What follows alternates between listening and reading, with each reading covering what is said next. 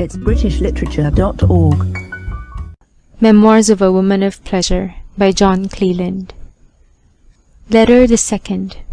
Madam,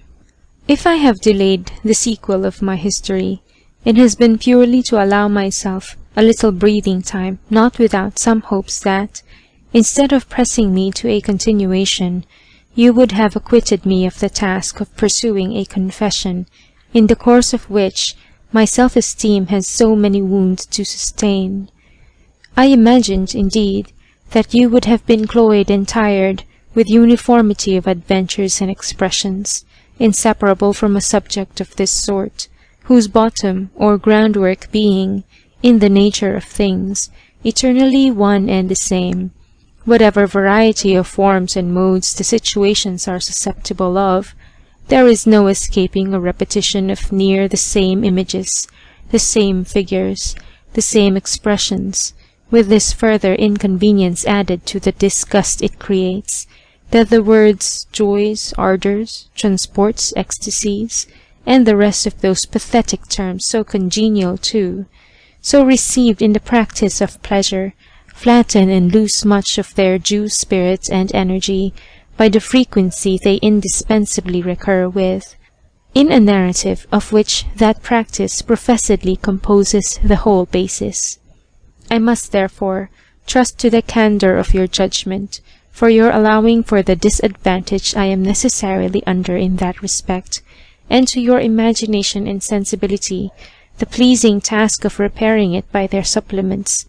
Where my descriptions flag or fail, the one will readily place the pictures I present before your eyes, the other give life to the colours where they are dull or worn with too frequent handling. What you say, besides, by way of encouragement, concerning the extreme difficulty of continuing so long in one strain, in a mean tempered with taste, between the revoltingness of gross, rank, and vulgar expressions, and the ridicule of mincing metaphors and affected circumlocutions, is so sensible as well as good-natured, that you greatly justify me to myself for my compliance with a curiosity that is to be satisfied so extremely at my expense. Resuming now where I broke off in my last, I am in my way to remark to you that it was late in the evening before I arrived at my new lodgings, and Mrs. Cole, after helping me to range and secure my things, spent the whole evening with me in my apartment, where we supped together in giving me the best advice and instruction with regard to this new stage of my profession I was now to enter upon, and passing thus from a private devotee to pleasure into a public one, to become a more general good, with all the advantages requisite to put my person out to use, either for interest or pleasure, or both. But then she observed, as I was a kind of new face upon the town, that it was an established rule and part of trade for me to pass for a maid and dispose of myself as such on the first good occasion, without prejudice, however, to such diversions as I might have a mind to in the interim, for that nobody could be a greater enemy than she was to the losing of time, that she would, in the meantime, do her best to find out a proper person, and would undertake to manage this nice point for me, if I would accept of her aid and advice to such good purpose that, in the loss of a fictitious maidenhead, I should reap all the advantage of a native one. Though such a delicacy of sentiments did not extremely belong to my character at that time, I confess against myself that I perhaps too readily closed with a proposal which my candour and ingenuity gave me some repugnance to, but not enough to contradict the intention of one to whom I had now thoroughly abandoned the direction of all my steps. For Mrs. Cole had, I do not know how, unless by one of those unaccountable invincible sympathies that, nevertheless, form the strongest links, especially of female friendship, won and got entire possession of me. On her side, she pretended that a strict resemblance she fancied she saw in me to an only daughter whom she had lost at my age was the first motive of her taking to me so affectionately as she did. It might be so, there exist a slender motives of attachment that, gathering force from habit and liking, have proved often more solid and durable than those founded on much stronger reasons. But this I know, that though I had no other acquaintance with her than seeing her at my lodgings when I lived with Mr. H., where she had made errands to sell me some millinery ware, she had by degrees insinuated herself so far into my confidence that I threw myself blindly into her hands, and came at length to regard, love, and obey her implicitly. And to do her justice, I never experienced at her hands other than a sincerity of tenderness and care for my interest, hardly heard of in those of her profession. We parted that night, after having settled a perfect unreserved agreement, and the next morning Mrs. Cole came and took me with her to her house for the first time. Here, at the first sight of things, I found everything breathed an air of decency, modesty, and order. In the outer parlour, or rather shop, sat 3 young women, very demurely employed on millinery work, which was the cover of a traffic in more precious commodities. But 3 beautifuller creatures could hardly be seen. 2 of them were extremely fair, the eldest not above 19, and the third, much about that age, was a piquant brunette, whose black sparkling eyes and perfect harmony of features and shape left her nothing to envy in her fairer companions. Their dress too had the more design in it, the less it appeared to have, being in a taste of uniform correct neatness and elegant simplicity. These were the girls that composed the small domestic flock which my governess trained up with surprising order and management, considering the giddy wildness of young girls once got upon the loose. But then she never continued any in her house whom, after a due novitiate, she found untractable or unwilling to comply with the rules of it. Thus had she insensibly formed a little family of love, in which the members found so sensibly their account, in a rare alliance of pleasure with interest, and of a necessary outward decency with unbounded secret liberty, that Mrs. Cole, who had picked them as much for their temper as their beauty, governed them with ease to herself and them too. To these pupils then of hers, whom she had prepared, she presented me as a new boarder, and one that was to be immediately admitted to all the intimacies of the house,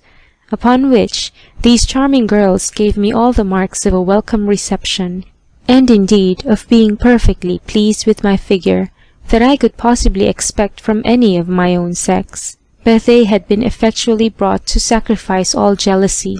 or competition of charms to a common interest, and considered me a partner that was bringing no despicable stock of goods into the trade of the house. They gathered round me, viewed me on all sides, and as my admission into this joyous troop made a little holiday, the show of work was laid aside, and Mrs. Cole, giving me up with special recommendation to their caresses and entertainment, went about her ordinary business of the house. The sameness of our sex, age, profession, and views soon created as unreserved a freedom and intimacy as if we had been for years acquainted. They took and showed me the house, their respective apartments, which were furnished with every article of conveniency and luxury, and above all, a spacious drawing-room, where a select revelling band usually met in general parties of pleasure,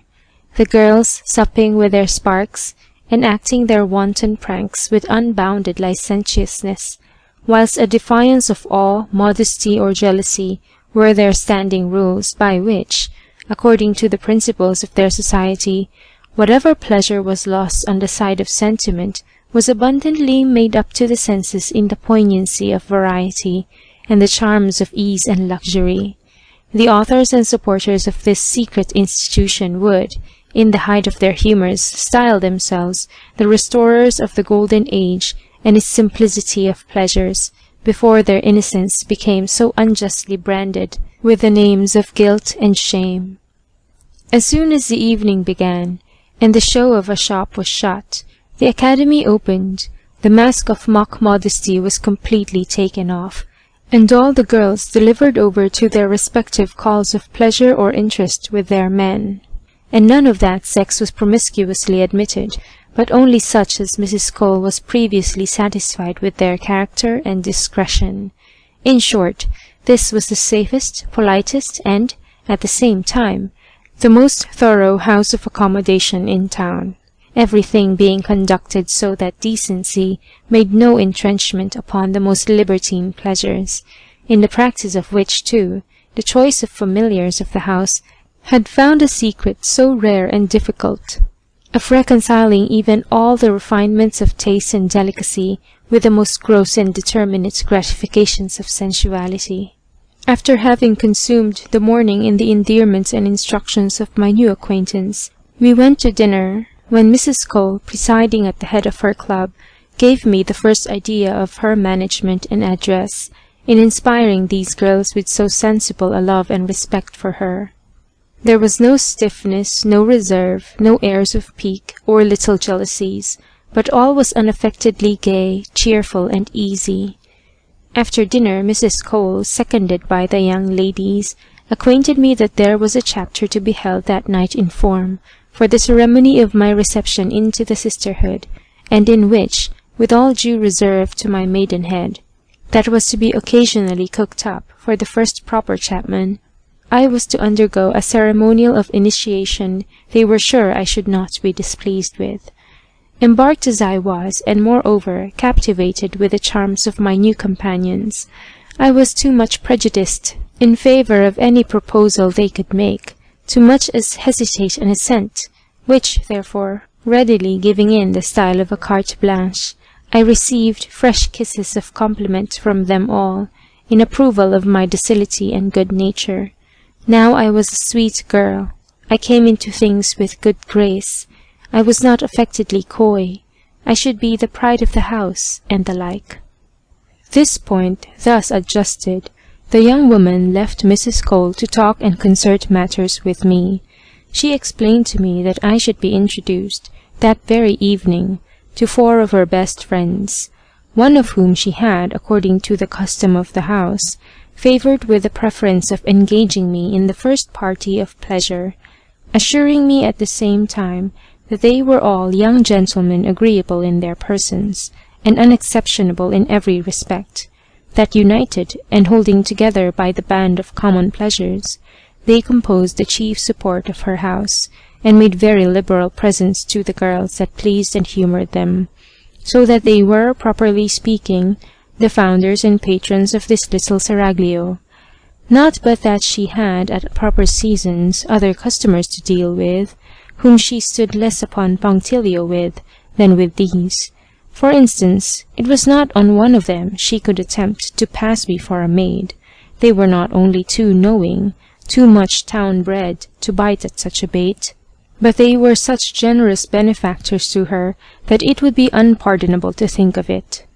Amidst all the flutter and emotion which this promise of pleasure, for such I conceived it, stirred up in me, I preserved so much of the woman as to feign just reluctance enough, to make some merit of sacrificing it to the influence of my patroness, whom I likewise, still in character, reminded of it perhaps being right for me to go home and dress, in favour of my first impressions. But Mrs. Cole, in opposition to this, assured me that the gentlemen I should be presented to were, by their rank and taste of things, infinitely superior to the being touched with any glare of dress or ornaments, such as silly women rather confound and overlay than set off their beauty with, that these veteran voluptuaries knew better than not to hold them in the highest contempt, they with whom the pure native charms alone could pass current, and who would at any time leave a sallow, washy, painted duchess on her own hands, for a ruddy, healthy, firm-fleshed country maid. And as for my part, that nature had done enough for me to set me above owing the least favour to art, concluding withal that for the instant occasion there was no dress like an undress. I thought my governess too good a judge of these matters not to be easily overruled by her, after which she went on preaching very pathetically the doctrine of passive obedience and not resistance to all those arbitrary tastes of pleasure, which are by some styled the refinements, and by others the deprivations of it,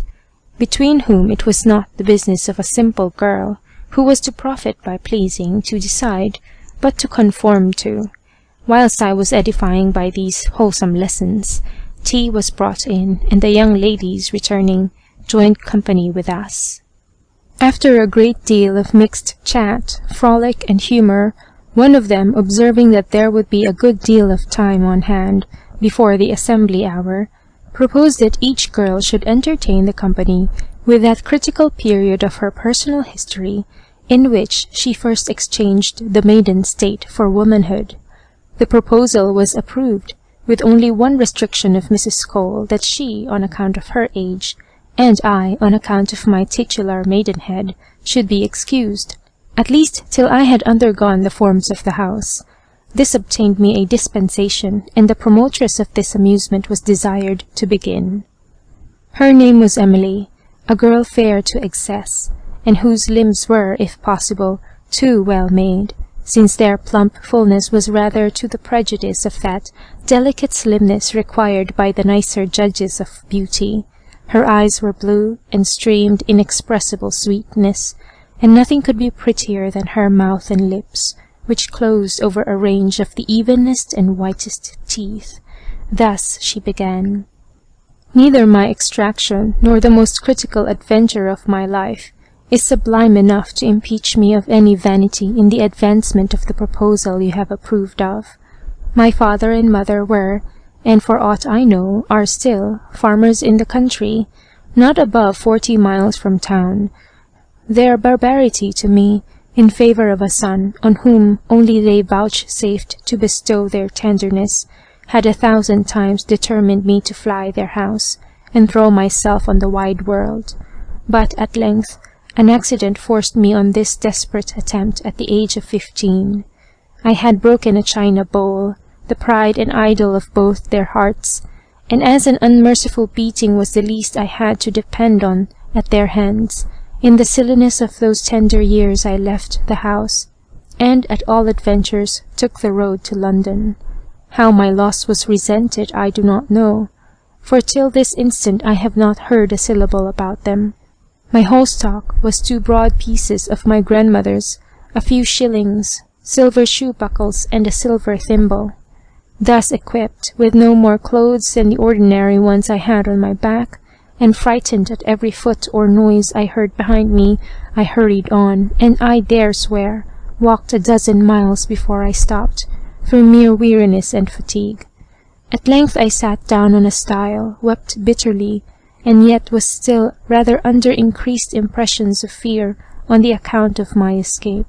which made dread worse than death, the going back to face my unnatural parents. Refreshed by this little repose, and relieved by my tears, I was proceeding onward, when I was overtaken by a sturdy country lad, who was going to London to see what he could do for himself there, and, like me, had given his friends the slip. He could not be above 17, was ruddy, well-featured enough, with uncombed flaxen hair, a little flapped hat, jersey frock, yarn stockings, in short, a perfect ploughboy. I saw him come whistling behind me, with a bundle tied to the end of a stick, his travelling equipage. We walked by one another for some time without speaking. At length we joined company, and agreed to keep together till we got to our journey's end. What his designs or ideas were, I know not. The innocence of mine I can solemnly protest. As night drew on, it became us to look out for some inn or shelter, to which perplexity another was added, and that was, what we should say for ourselves if we were questioned. After some puzzle, the young fellow started a proposal, which I thought the finest that could be. And what was that? Why, that we should pass for husband and wife. I never once dreamed of consequences. We came presently, after having agreed on this notable expedient, to one of those hedge accommodations for foot passengers, at the door to which stood an old crazy beldam, who, seeing us trudge by, invited us to lodge there.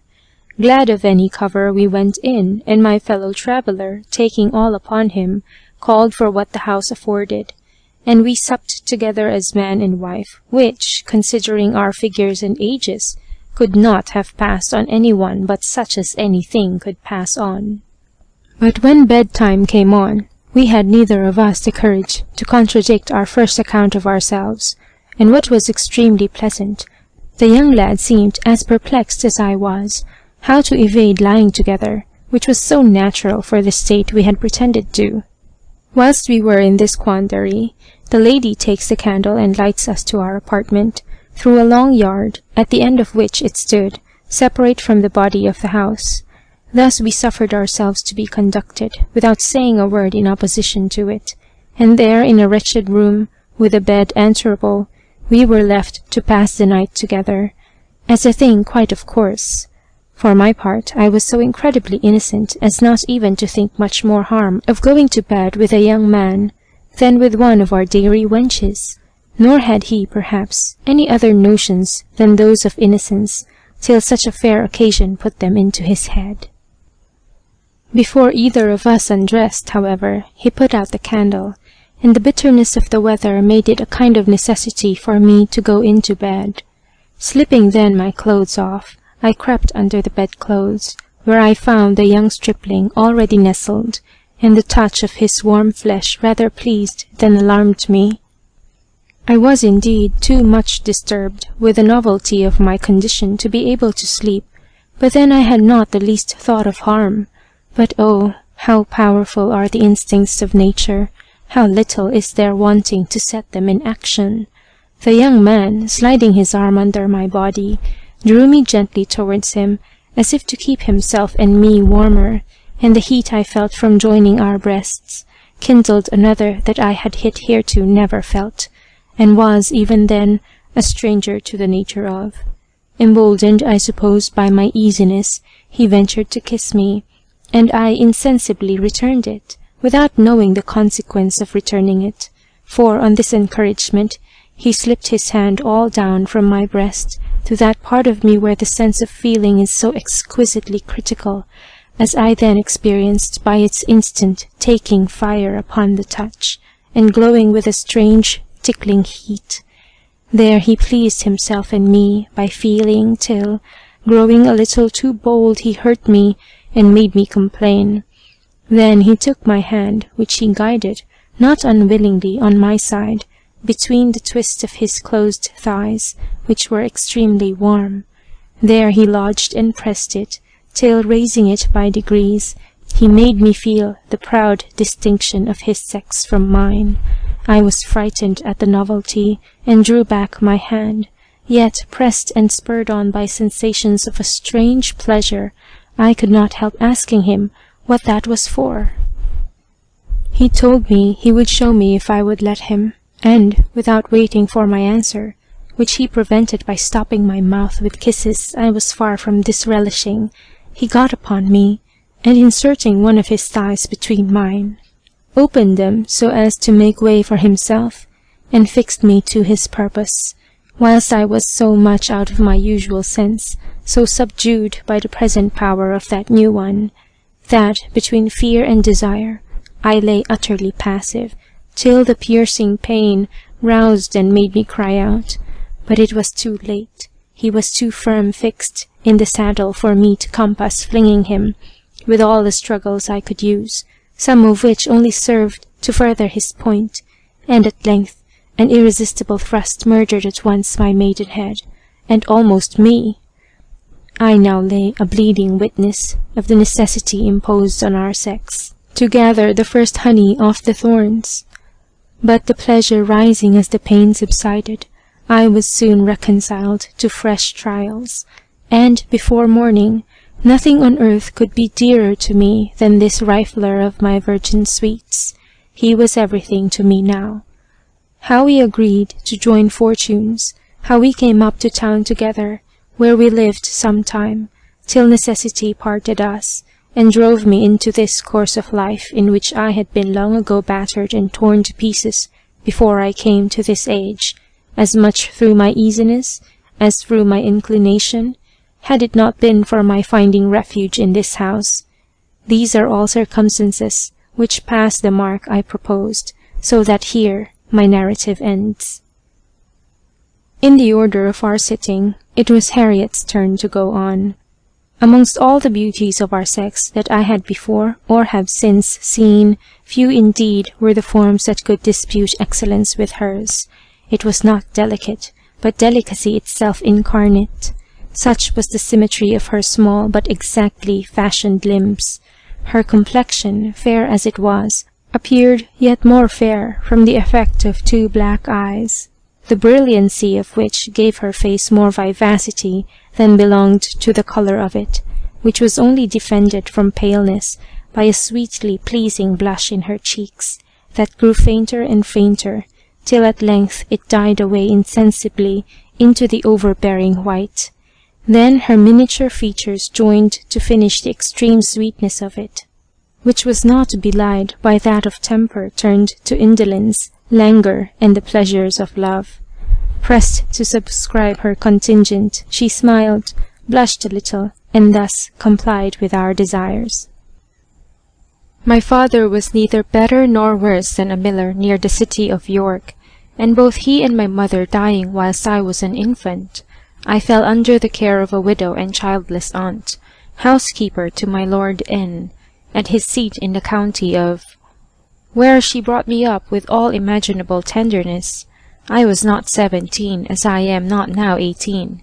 Before I had, on account of my person purely, for fortune I had notoriously none, several advantageous proposals. But whether nature was slow in making me sensible in her favourite passion, or that I had not seen any of the other sex who had stirred up the least emotion or curiosity to be better acquainted with it, I had, till that age, preserved a perfect innocence, even of thought, whilst my fears of I did not well know what, made me no more desirous of marrying than of dying.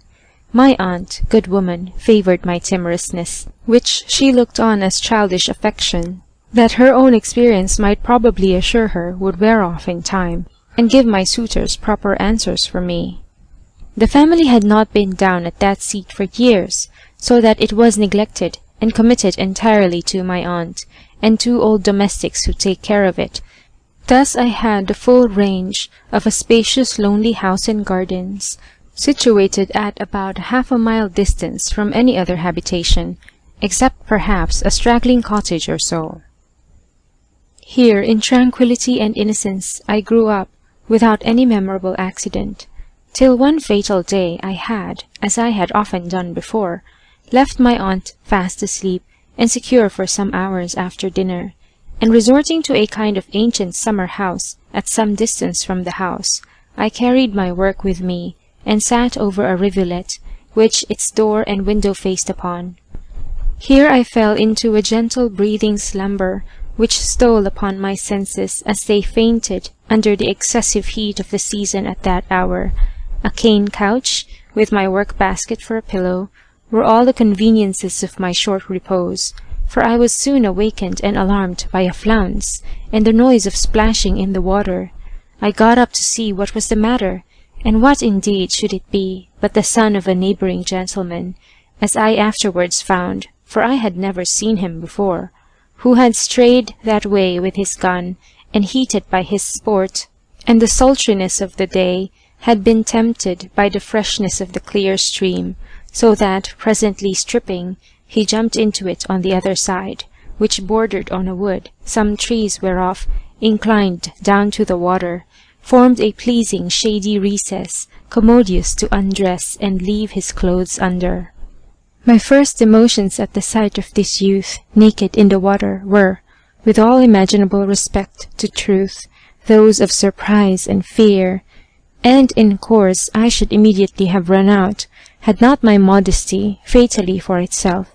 interposed the objection of the door and window being so situated that it was scarce possible to get out, and make my way along the bank to the house, without his seeing me, which I could not bear the thought of, so much ashamed and confounded was I at having seen him. Condemned then to stay till his departure should release me, I was greatly embarrassed how to dispose of myself. I kept some time betwixt terror and modesty, even from looking through the window, which, being an old-fashioned casement, without any light behind me, could hardly betray anyone's being there to him from within. Then, the door being so secure that without violence or my own consent, there was no opening it from without. But now, by my own experience, I found it too true that objects which affright us, when we cannot get from them, draw out eyes as forcibly as those that please us. I could not long withstand that nameless impulse which, without any desire of this novel sight, compelled me towards it. Emboldened too by my certainty of being at once unseen and safe, I ventured by degrees to cast my eyes on an object so terrible and alarming to my virgin modesty as a naked man. But as I snatched a look, the first gleam that struck me in general was the dewy lustre of the whitest skin imaginable, which the sun, playing upon, made the reflection of it perfectly beamy. His face, in the confusion I was in, I could not well distinguish the lineaments of. Any farther than that, there was a great deal of youth and freshness in it.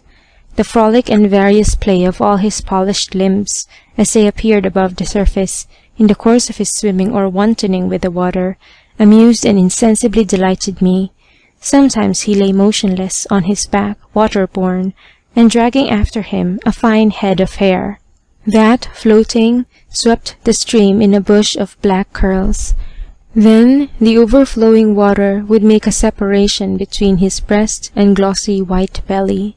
at the bottom of which I could not escape observing so remarkable a distinction as a black mossy tuft, out of which appeared to emerge a round, softish, limber, white something that played every way with ever the least motion or whirling eddy.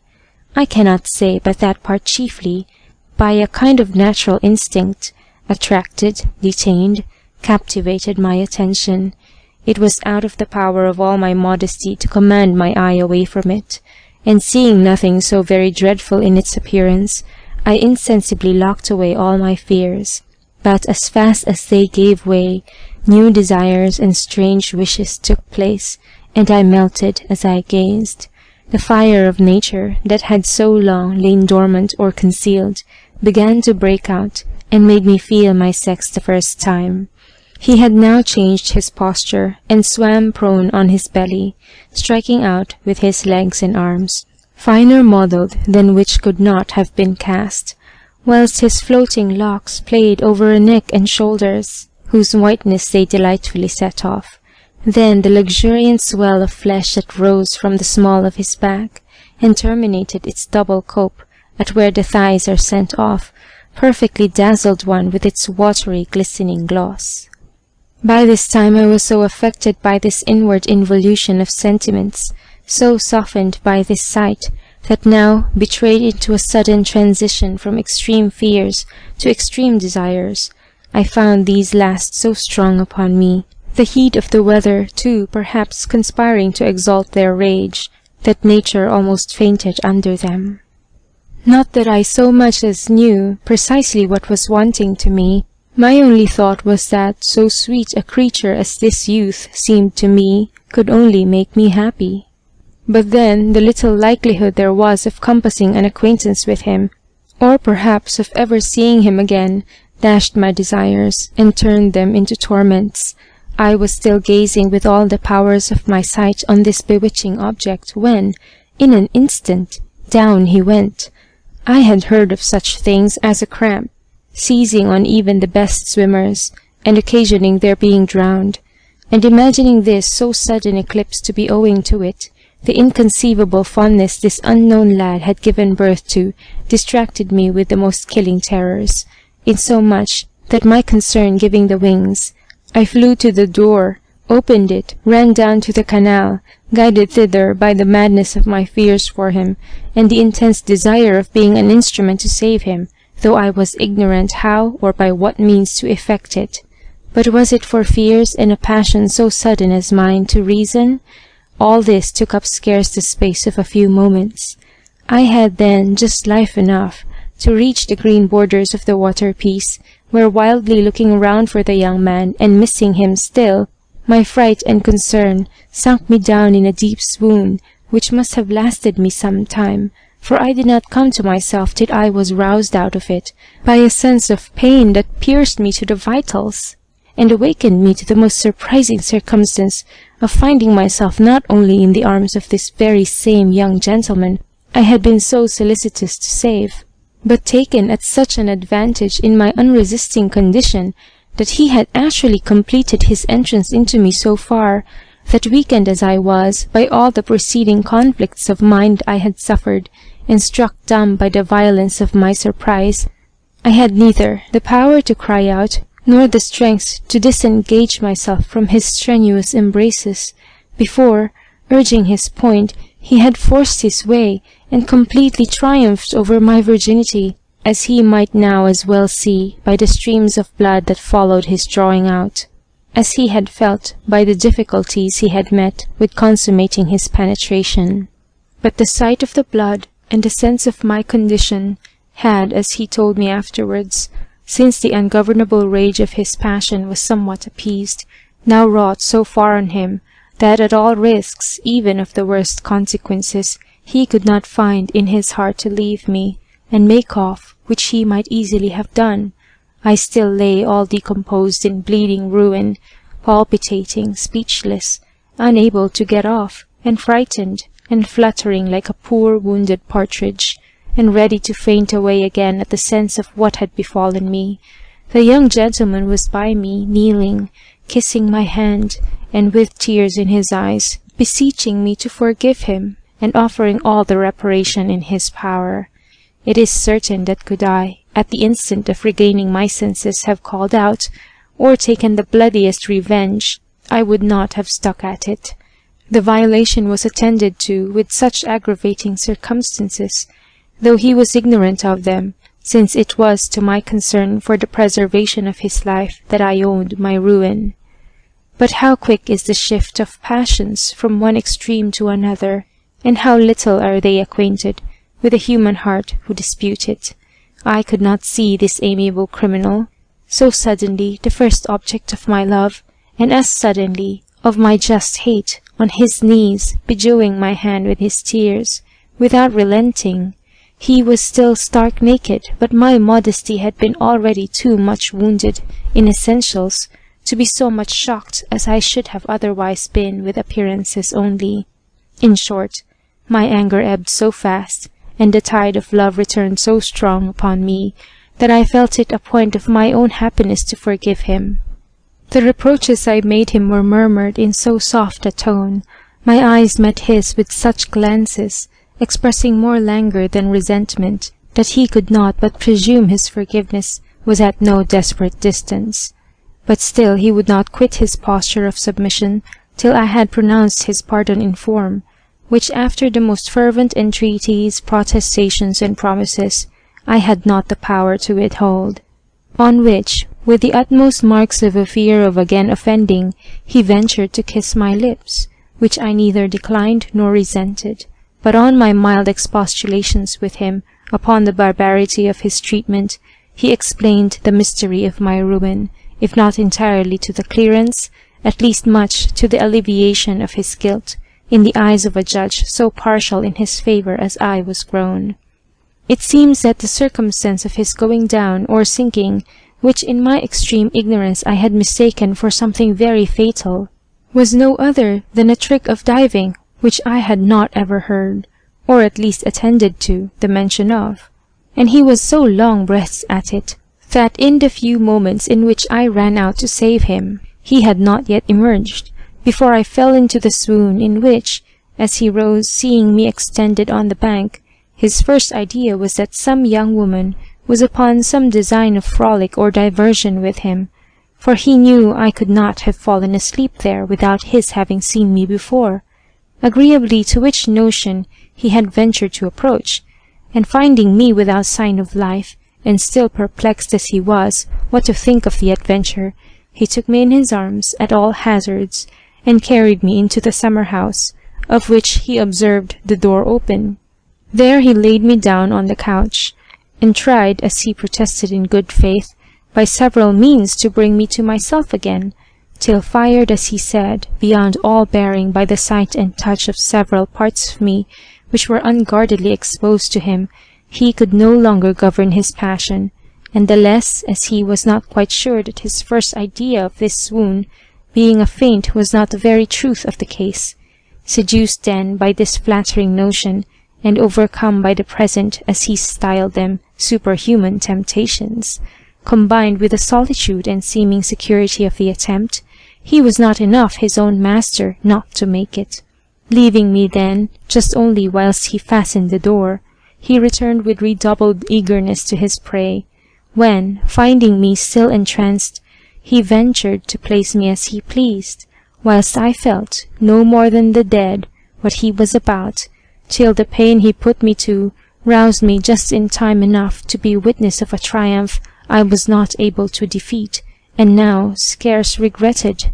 For as he talked, the tone of his voice sounded, methought, so sweetly in my ears, the sensible nearness of so new and interesting an object to me wrought so powerfully upon me, that, in the rising perception of things in a new and pleasing light, I lost all sense of the past injury. The young gentleman soon discerned the symptoms of a reconciliation in my softened looks, and hastening to receive the seal of it from my lips, pressed them tenderly to pass his pardon in the return of a kiss so melting fiery, that the impression of it being carried to my heart, and thence to my new discovered sphere of Venus, I was melted into a softness that could refuse him nothing. When now he managed his caresses and endearments so artfully as to insinuate the most soothing consolations for the past pain, and the most pleasing expectations of future pleasure, but whilst mere modesty kept my eyes from seeing his and rather declined them, I had a glimpse of that instrument of the mischief which was now, obviously even to me, who had scarce had snatches of a comparative observation of it, resuming its capacity to renew it, and grew greatly alarming with its increase of size, as he bore it, no doubt designedly, hard and stiff against one of my hands carelessly dropped. But then he employed such tender prefacing, such winning progressions, that my returning passion of desire, being now so strongly prompted by the engaging circumstances of the sight and incendiary touch of his naked glowing beauties, I yielded at length at the force of the present impressions,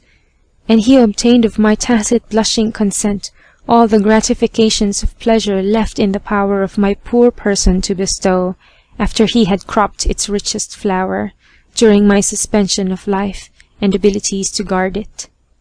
Here, according to the rule laid down, I should stop, but I am so much in motion that I could not if I would. I shall only add, however, that I got home without the least discovery or suspicion of what had happened. I met my young ravisher several times after, whom I now passionately loved, and who, though not of age to claim a small but independent fortune, would have married me, but as the accidents that prevented it, and their consequences which threw me on the public, contain matters too moving and serious to introduce at present, I cut short here. Louisa, the brunette whom I mentioned at first, now took her turn to treat the company with her history. I have already hinted to you the graces of her person, than which nothing could be more exquisitely touching. I repeat, touching, as a just distinction from striking, which is ever a less lasting effect, and more generally belongs to the fair complexions. But leaving that decision to every one's taste, I proceed to give you Louisa's narrative as follows.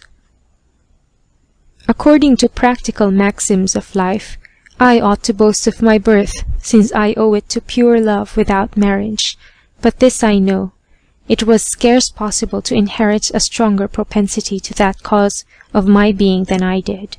I was the rare production of the first essay of a journeyman cabinet-maker on his master's maid, the consequence of which was a big belly and the loss of a place. He was not in circumstances to do much for her, and yet, after all this blemish, she found means, after she had dropped her burden, and disposed of me to a poor relation's in the country, to repair it by marrying a pastry cook here in London, in thriving business, on whom she soon, under favour of the complete ascendant he had given her over him, passed me for a child she had by her first husband. I had, on that footing, been taken home, and was not 6 years old when this stepfather died, and left my mother in tolerable circumstances, and without any children by him. As to my natural father, he had betaken himself to the sea, where, when the truth of things came out, I was told that he died, not immensely rich, you may think, since he was no more than a common sailor. As I grew up, under the eyes of my mother who kept on the business, I could not but see, in her severe watchfulness, the marks of a slip which she did not care should be hereditary. But we no more choose our passions than our features or complexion, and the bent of mine was so strong to the forbidden pleasure, that it got the better at length of all her care and precaution. I was scarce 12 years old before that part which she wanted so much to keep out of harm's way made me feel its impatience to be taken notice of, and come into play. Already it had put forth the signs of forwardness in the sprout of a soft down over it, which had often flattered, and I might also say, grown under my constant touch and visitation, so pleased was I with what I took to be a kind of title to womanhood, that state I pined to be entered of, for the pleasures I conceived were annexed to it, and now the growing importance of that part to me, and the new sensations in it, demolished at once all my girlish playthings and amusements. Nature now pointed me strongly to more solid diversions, while all the stings of desire settled so fiercely in that little centre of them, that I could not mistake the spot I wanted a playfellow in. I now shunned all company in which there was no hopes of coming at that object of my longings, and used to shut myself up, to indulge in solitude some tender meditation of the pleasures I strongly perceived the overture of, in feeling and examining what nature assured me must be the chosen avenue, the gates for unknown bliss to enter at, that I panted after. But these meditations only increased my disorder, and blew the fire that consumed me. I was yet worse when, yielding at length to the insupportable irritations of the little fairy charm that tormented me, I seized it with my fingers, teasing it to no end. Sometimes, in the furious excitations of desire, I threw myself on the bed, spread my thighs abroad, and lay as it were, expecting the longed-for relief, till, finding my illusion, I shut and squeezed them together again, burning and fretting.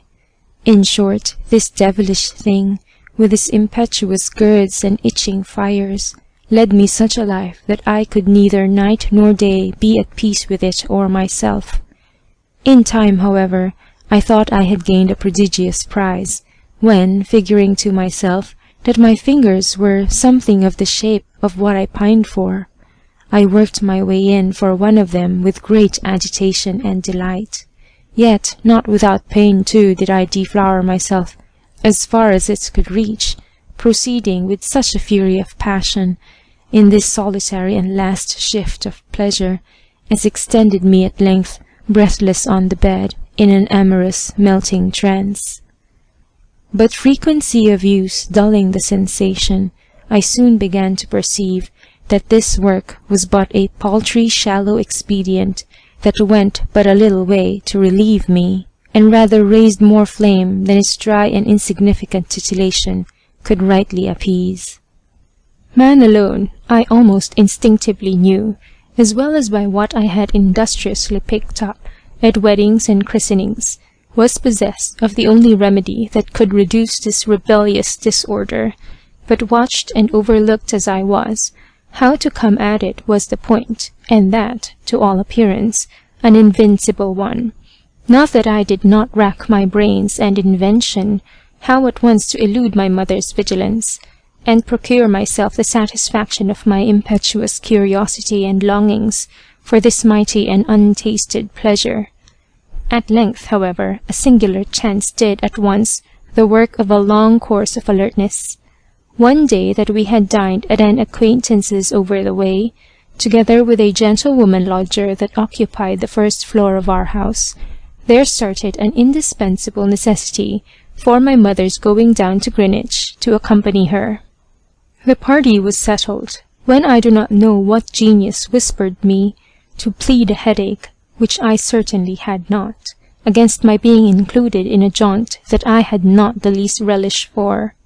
The pretext, however, passed, and my mother, with much reluctance, prevailed with herself to go without me, but took particular care to see me safe home, where she consigned me into the hands of an old trusty maid-servant, who served in the shop, for we had not a male creature in the house. As soon as she was gone, I told the maid I would go up and lie down in our lodger's bed, mine not being made, with a charge to her at the same time not to disturb me, as it was only rest I wanted. This injunction probably proved of eminent service to me. As soon as I was got into the bedchamber, I unlaced my stays, and threw myself on the outside of the bedclothes, in all the loosest undress.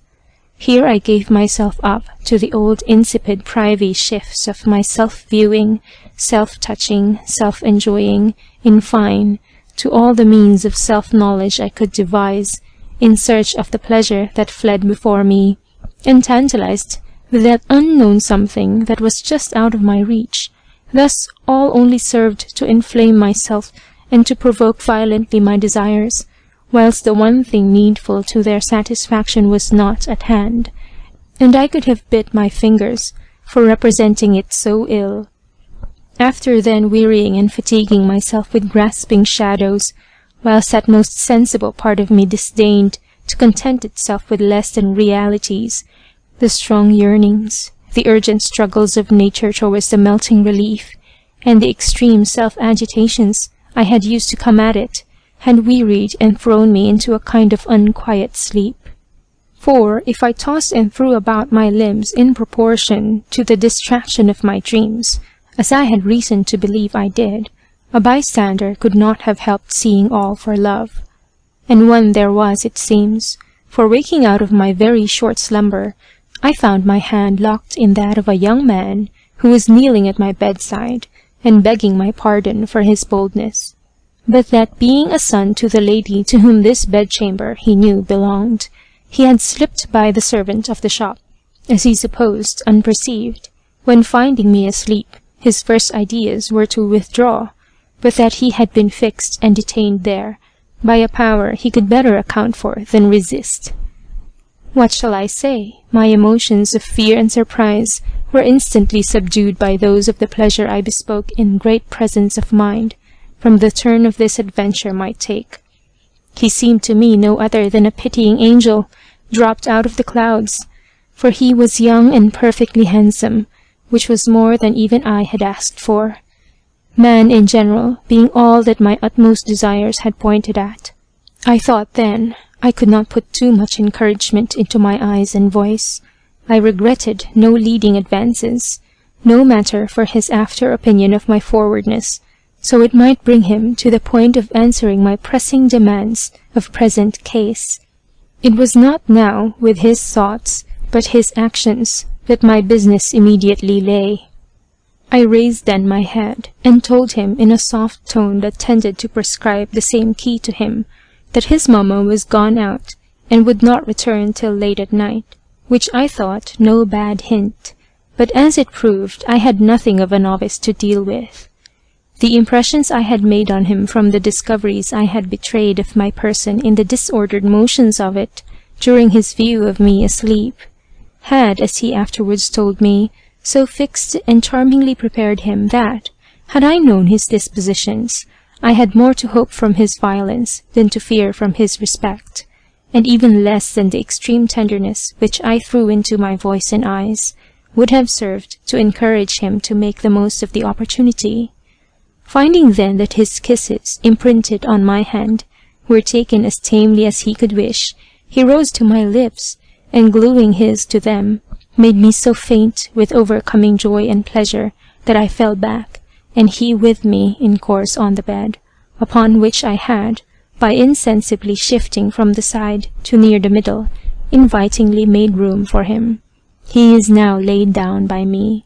and the minutes being too precious to consume in untimely ceremony or dalliance, my youth proceeds immediately to those extremities which all my looks, flushing, and palpitations had assured him he might attempt without the fear of repulse. Those rogues, the men, read us admirably on these occasions. I lay then at length panting for the imminent attack, with wishes far beyond my fears, and for which it was scarce possible for a girl, barely 13, but all and well grown, to have better dispositions. He threw up my petticoat and shift, whilst my thighs were, by an instinct of nature, unfolded to their best, and my desires had so thoroughly destroyed all modesty in me, that even their being now naked and all laid open to him was part of the prelude that pleasure deepened my blushes at, more than shame. But when his hand and touches, naturally attracted to their centre, made me feel all their wantonness and warmth in, and round it, oh, how immensely different a sense of things did I perceive there, than when under my own insipid handling. And now his waistcoat was unbuttoned, and the confinement of the breeches burst through, when out started to view the amazing, pleasing object of all my wishes, all my dreams, all my love, the king member indeed. I gazed at, I devoured it, at length and breadth, with my eyes intently directed to it, till his getting upon me, and placing it between my thighs, took from me the enjoyment of its sight, to give me a far more grateful one in its touch, in that part where its touch is so exquisitely affecting.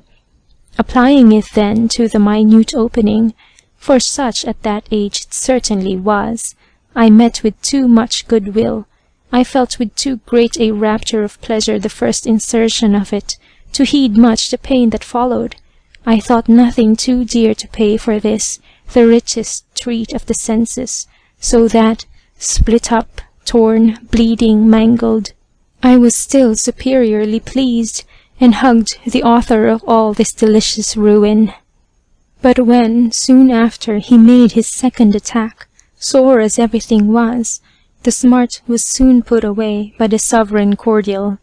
All my soft complainings were silenced, and the pain melting fast away into pleasure, I abandoned myself over to all its transports, and gave it the full possession of my whole body and soul. For now all thought was at an end with me. I lived but in what I felt only, and who could describe those feelings, those agitations? Yet exalted by the charm of their novelty and surprise, when that part of me which had so long hungered for the dear morsel that now so delightfully crammed it, forced all my vital sensations to fix their home there, during the stay of my beloved guest, who too soon paid me for his hearty welcome in a dissolvent, richer far than I have heard of some queen treating her paramour with, in liquefied pearl, and ravishingly poured into me, where, now myself too much melted to give it a dry reception, I hailed it with the warmest confluence on my side, amidst all these ecstatic raptures, not unfamiliar, I presume, to this good company. Thus, however, I arrived at the very top of all my wishes, by an accident unexpected indeed, but not so wonderful, for this young gentleman was just arrived in town from college, and came familiarly to his mother at her apartment, where he had once before been, though by mere chance. I had not seen him, so that we knew one another by hearsay only, and finding me stretched on his mother's bed, he readily concluded from her description who it was. The rest you know.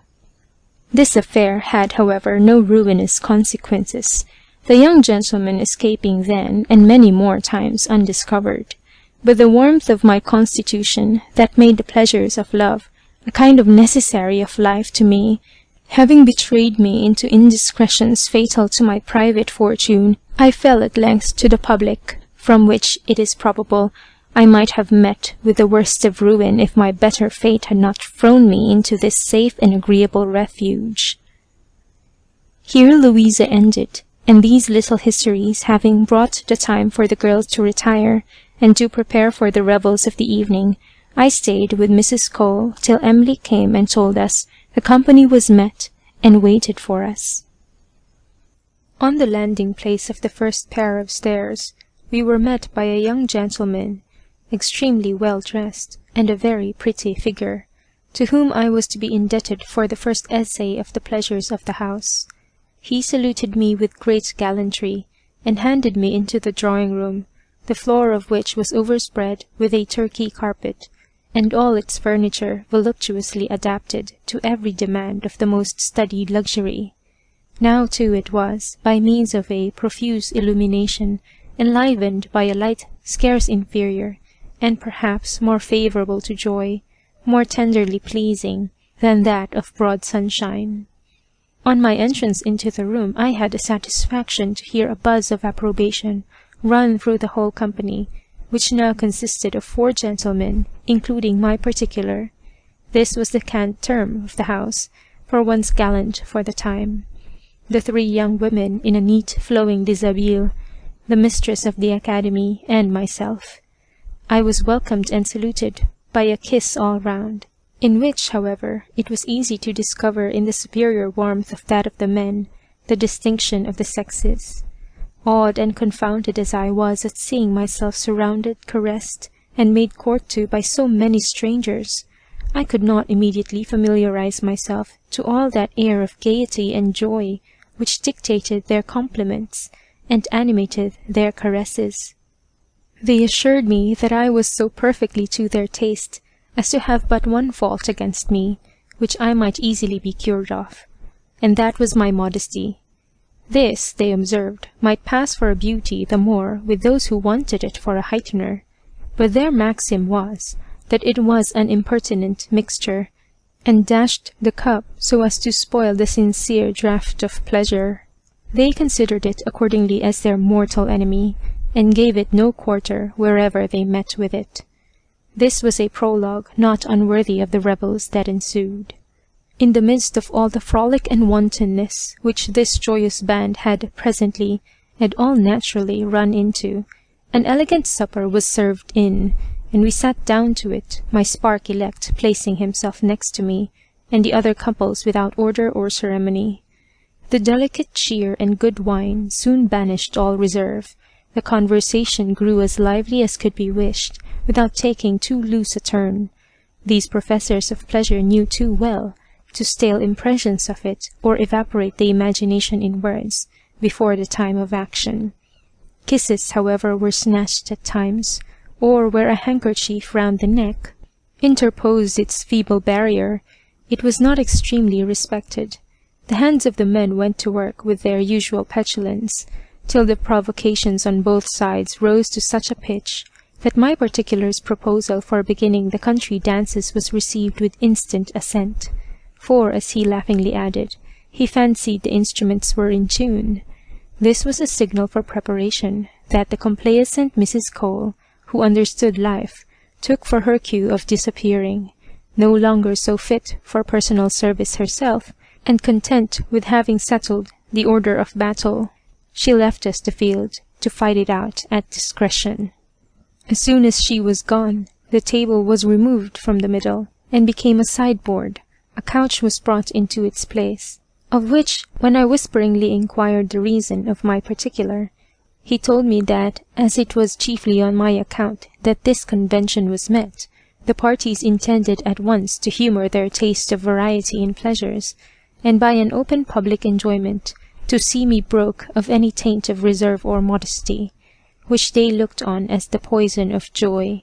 that though they occasionally preached pleasure and lived up to the text, they did not enthusiastically set up for missionaries, and only indulged themselves in the delights of a practical instruction of all the pretty women they liked well enough to bestow it upon, and who fell properly in the way of it, but that as such a proposal might be too violent, too shocking for a young beginner, the old standers were to set an example, which he hoped I would not be averse to follow, since it was to him I was devolved in favour of the first experiment, but that still I was perfectly at my liberty to refuse the party, which, being in its nature one of pleasure, supposed an exclusion of all force or constraint. My countenance expressed, no doubt, my surprise, as my silence did my acquiescence. I was now embarked, and thoroughly determined on any voyage the company would take me on. The first that stood up to open the ball were a cornet of a horse, and that sweetest of olive beauties, the soft and amorous Louisa. He led her to the couch, nothing loath,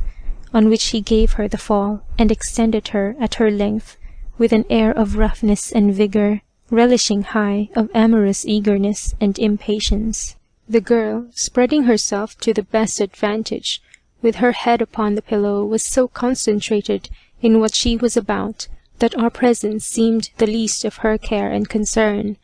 Her petticoats, thrown up with her shift, discovered to the company the finest turned legs and thighs that could be imagined, and in broad display that gave us a full view of that delicious cleft of flesh, into which the pleasing hair-grown mount over it parted and presented a most inviting entrance between two close hedges,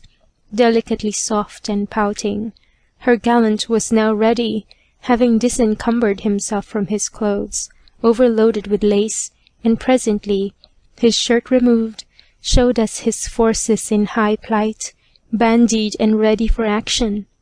But giving us no time to consider the dimensions, he threw himself instantly over his charming antagonist, who received him as he pushed at once, dead at mark like a heroine, without flinching. For surely never was girl constitutionally truer to the taste of joy, or sincerer in the expressions of its sensations than she was. We could observe pleasure lighten in her eyes as he introduced his plenipotentiary instrument into her,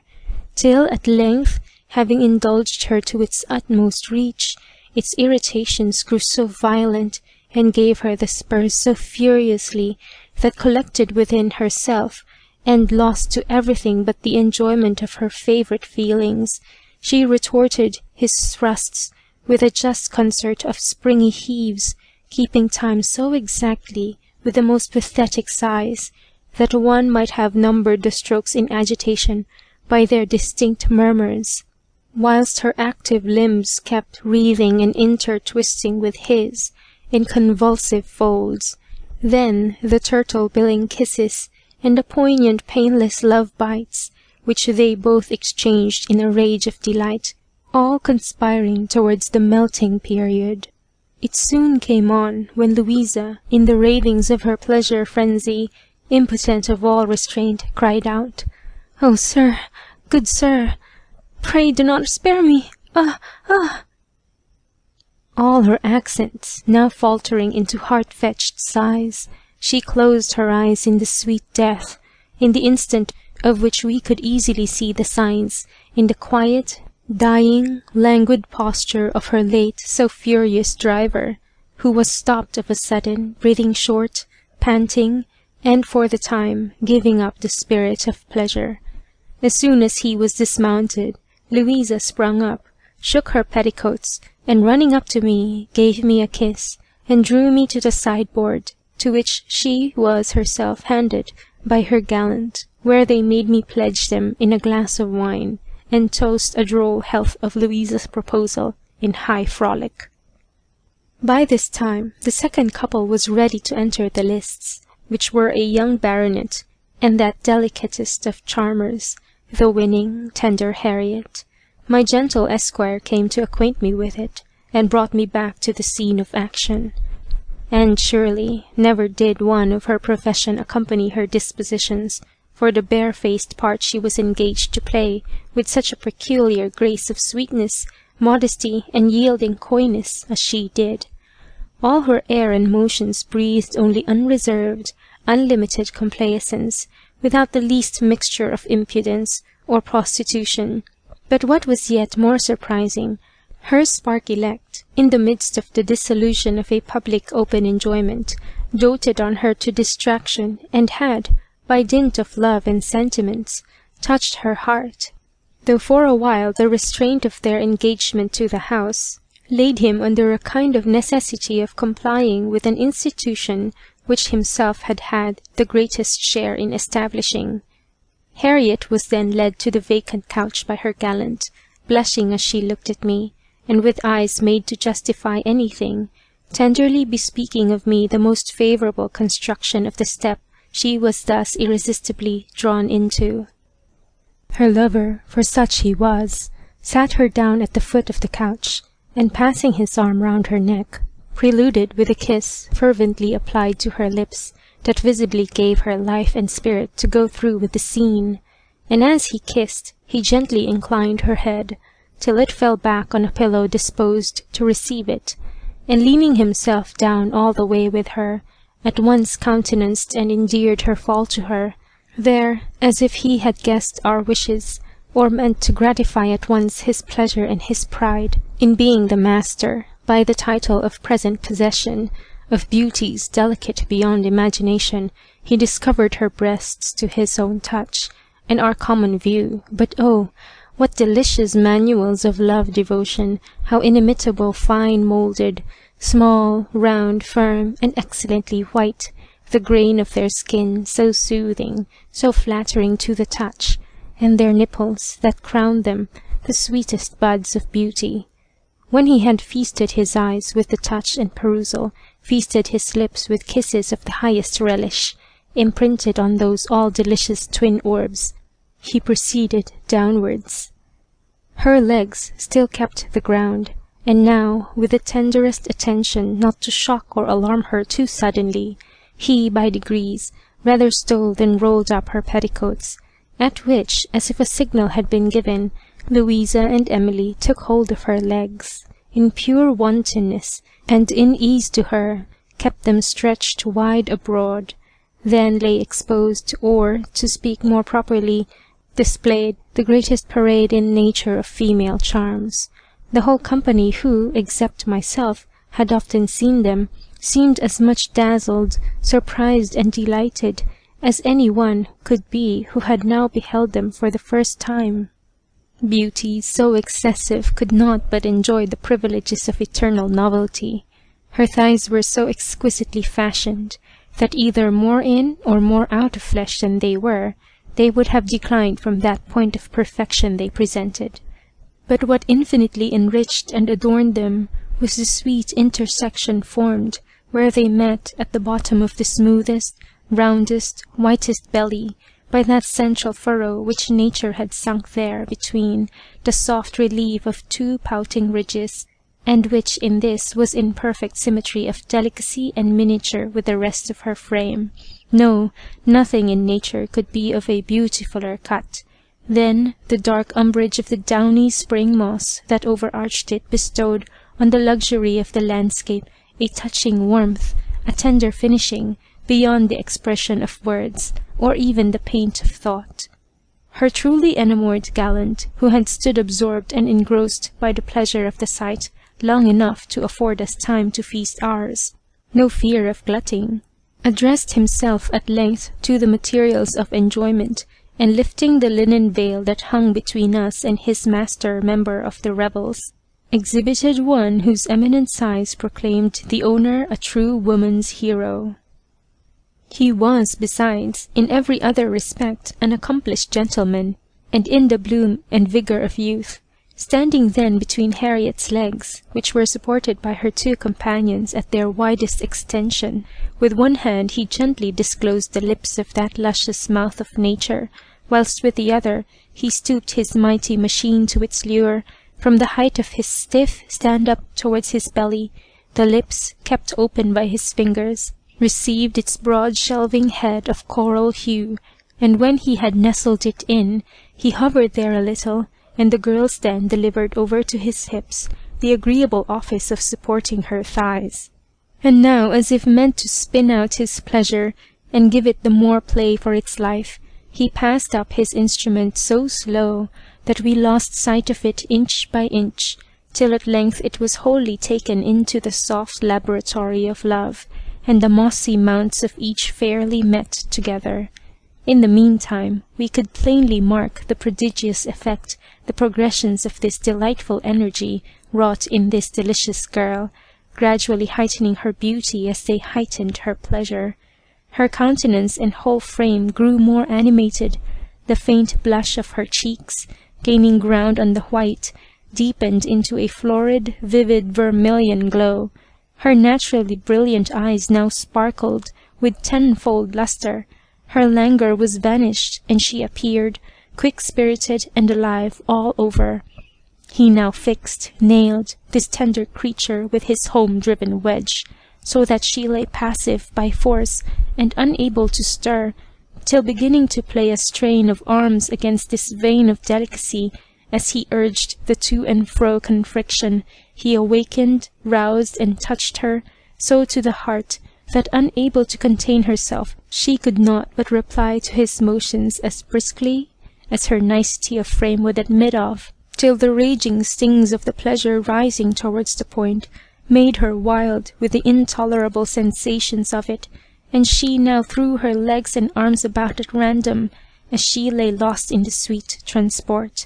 which on his side declared itself by quicker, eager thrusts, convulsive gasps, burning sighs, swift laborious breathings, eyes darting humid fires, all faithful tokens of the imminent approaches of the last gasp of joy. It came on at length. The baronet led the ecstasy, which she critically joined in, as she felt the melting symptoms from him, in the nick of which, gluing more ardently than ever his lips to hers, he showed all the signs of that agony of bliss being strong upon him, in which he gave her the finishing titillation, inly thrilled with which, we saw plainly that she answered it down with all effusion of spirit and matter she was mistress of, whilst a general soft shudder ran through all her limbs, which she gave a stretch out of, and lay motionless, breathless, dying with dear delight, and in the height of its expression, showing through the nearly closed lids of her eyes just the edges of their black, the rest being rolled strongly upwards in their ecstasy. Then her sweet mouth appeared languishingly open, with the tip of her tongue leaning negligently towards the lower range of her white teeth, whilst the natural ruby colour of her lips glowed with heightened life.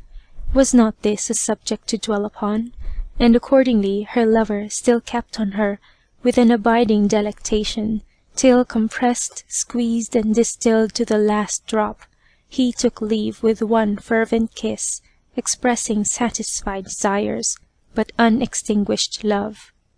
As soon as he was off, I ran to her, and sitting down on the couch by her, raised her head, which she declined gently, and hung on my bosom, to hide her blushes and confusion at what had passed, till by degrees she recomposed herself and accepted of a restorative glass of wine from my spark, who had left me to fetch it her, whilst her own was readjusting his affairs and buttoning up, after which he led her, leaning languishingly upon him, to our stand of view round the couch. And now Emily's partner had taken her out for her share in the dance, when this transcendently fair and sweet-tempered creature readily stood up, and if a complexion to put the rose and lily out of countenance, extreme pretty features, and that florid health and bloom for which the country girls are so lovely, might pass her for a beauty, this she certainly was, and one of the most striking of the fair ones. Her gallant began first, as she stood, to disengage her breasts, and restore them to the liberty of nature, from the easy confinement of no more than a pair of jumps. But on their coming out to view, we thought a new light was added to the room, so superiorly shining was their whiteness. Then they rose in so happy as well as to compose her a well-formed fullness of bosom, that had such an effect on the eye, as to seem flesh hardening into marble, of which it emulated the polished gloss, and far surpassed even the whitest in the life and lustre of its colours, white veined with blue. Refrain who could from such provoking enticements to it in reach. He touched her breasts, first lightly, when the glossy smoothness of the skin eluded his hand, and made it slip along the surface. He pressed them, and the springy flesh that filled them thus pitted by force, rose again reboundingly with his hand, and on the instant effaced the pressure, and alike indeed was the consistence of all those parts of her body throughout, where the fullness of flesh compacts and constitutes all that fine firmness which the touch is so highly attached to. When he had thus largely pleased himself with this branch of dalliance and delight, he trussed up her petticoat and shift in a wisp to her waist, where being tucked in she stood fairly naked on every side. A blush at this overspread her lovely face, and her eyes, downcast to the ground, seemed to be for quarter, when she had so great a right to triumph in all the treasures of youth and beauty that she now so victoriously displayed. Her legs were perfectly well-shaped, and her thighs, which she kept pretty close, showed so white, so round, so substantial and abounding in firm flesh, that nothing could offer a stronger recommendation to the luxury of the touch, which he accordingly did not fail to indulge himself in. Then gently removing her hand, which in the first emotion of natural modesty she had carried thither, he gave us rather a glimpse than a view of that soft, narrow chink, running its little length downwards and hiding the remains of it between her thighs.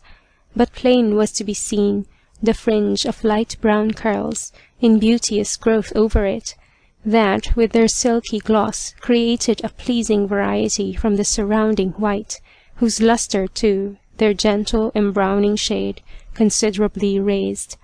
Her spark then endeavoured, as she stood, by disclosing her thighs, to gain us a completer sight of that central charm of attraction. But not obtaining it so conveniently in that attitude, he led her to the foot of the couch, and bringing to it one of the pillows, gently inclined her head down, so that as she leaned with it over her crossed hands, straddling with her thighs wide spread, and jutting her body out, she presented a full back view of her person, naked to the waist. Her posteriors, plump, smooth, and prominent, formed luxuriant tracts of animated snow, that splendidly filled the eye,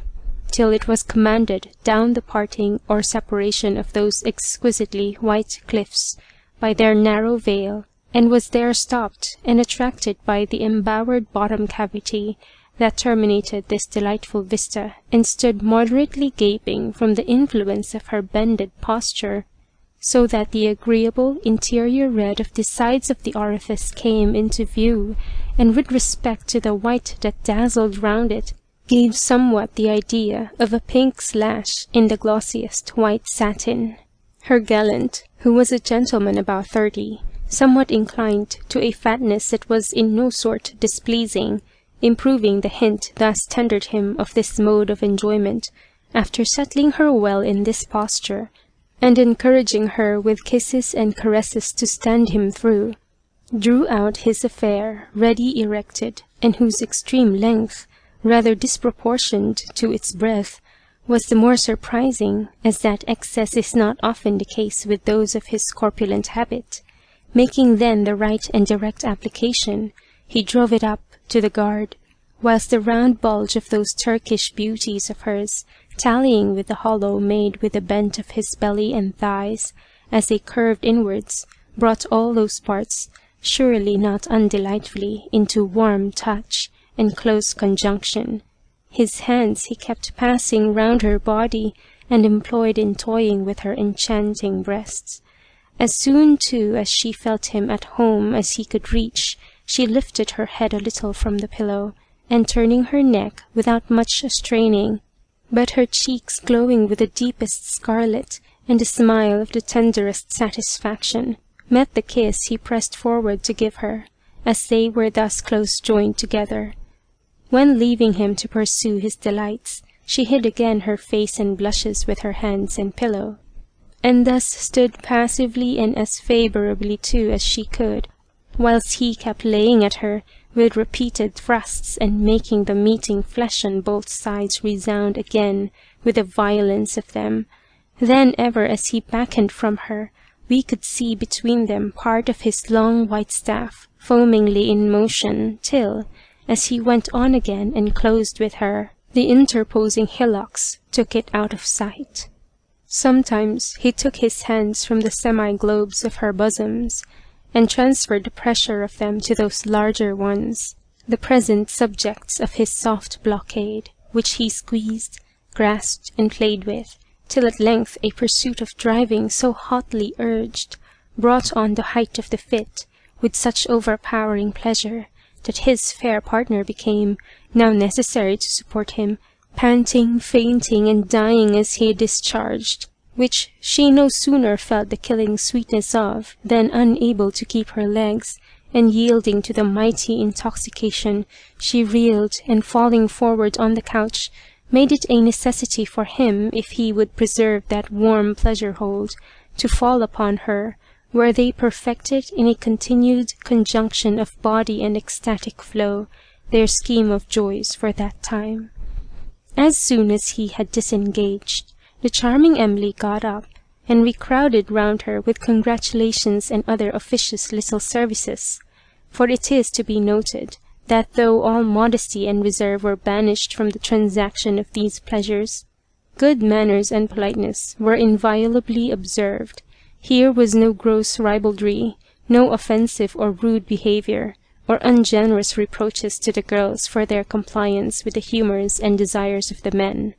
On the contrary, nothing was wanting to soothe, encourage, and soften the sense of their condition to them. Men know not, in general, how much they destroy of their own pleasure, when they break through the respect and tenderness due to our sex, and even to those of it who live only by pleasing them.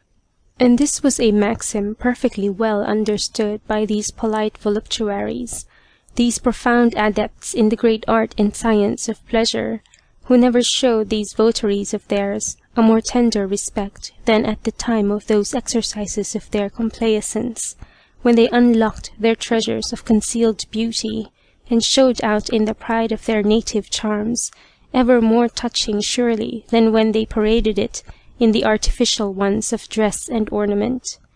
The frolic was now come round to me, and it being my turn of subscription to the will and pleasure of my particular elect, as well as to that of the company, he came to me, and saluting me very tenderly, with a flattering eagerness, put me in mind of the compliances my presence there authorized the hopes of, and at the same time repeated to me that if all this force of example had not surmounted any repugnance, I might have to concur with the humours and desires of the company, that though the play was bespoke for my benefit, and great as his own private disappointment might be, he would suffer anything sooner than be the instrument of imposing a disagreeable task. To this I answered, without the least hesitation or mincing grimace, that I had not even contracted a kind of engagement to be at his disposal without the least reserve. The example of such agreeable companions would alone determine me, and that I was in no pain about anything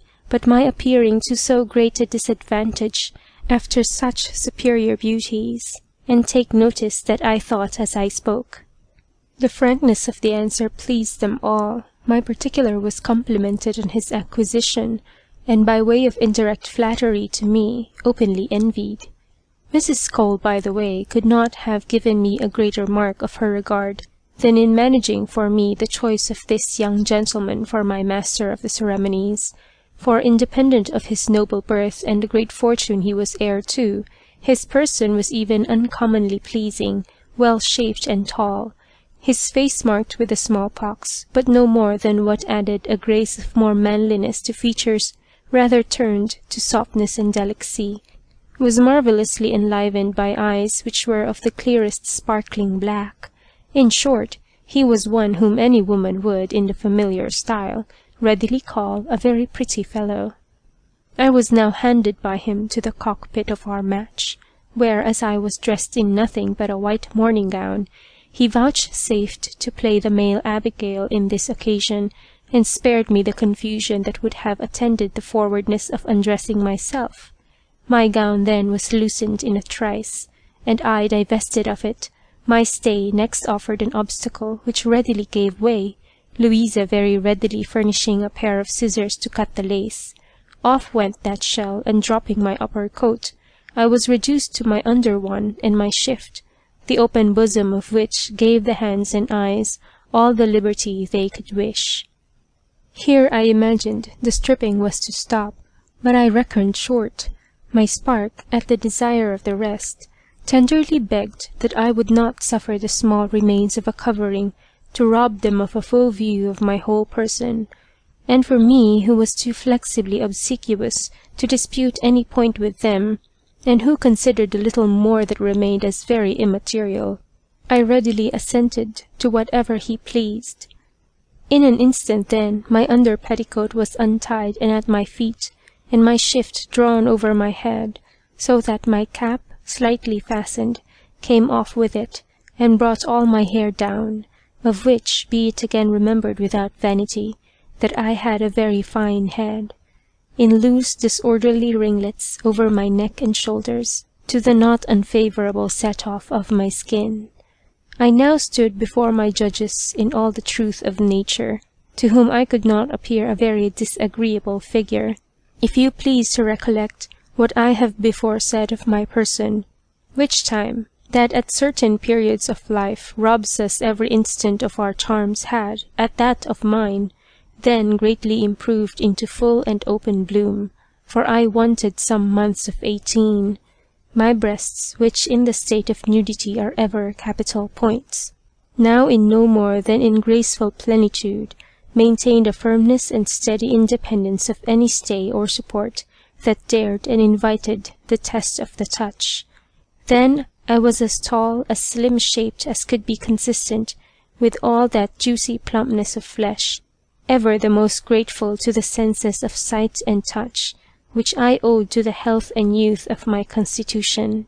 I had not, however, so thoroughly renounced all innate shame, as not to suffer great confusion at the state I saw myself in, but the whole troop round me, men and women, relieved me with every mark of applause and satisfaction, every flattering attention to raise and inspire me with even sentiments of pride on the figure I made, which, my friend gallantly protested, infinitely outshone all other birthday finery whatever, so that had I leave to set down, for sincere, all the compliments these connoisseurs overwhelmed me with upon this occasion, I might flatter myself with having passed my examination with the approbation of the learned. My friend, however, who for this time had alone the disposal of me, humoured their curiosity, and perhaps his own, so far that he placed me in all the variety of postures and lights imaginable,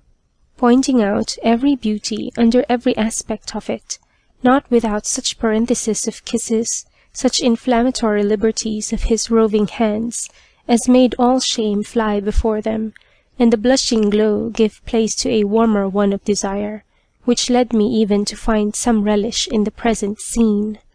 But in this general survey, you may be sure, the most material spot of me was not excused the strictest visitation, nor was it but agreed, that I had not the least reason to be diffident of passing even for a maid, on occasion. So inconsiderable a flaw had my preceding adventures created there, and so soon had the blemish of an overstretch been repaired and worn out at my age, and in my naturally small make in that part. Now, whether my partner had exhausted all the modes of regaling the touch or sight, or whether he was now ungovernably wound up to strike, I know not, but briskly throwing off his clothes, the prodigious heat bred by a close room, a great fire, numerous candles, and even the inflammatory warmth of these scenes, induced him to lay aside his shirt too,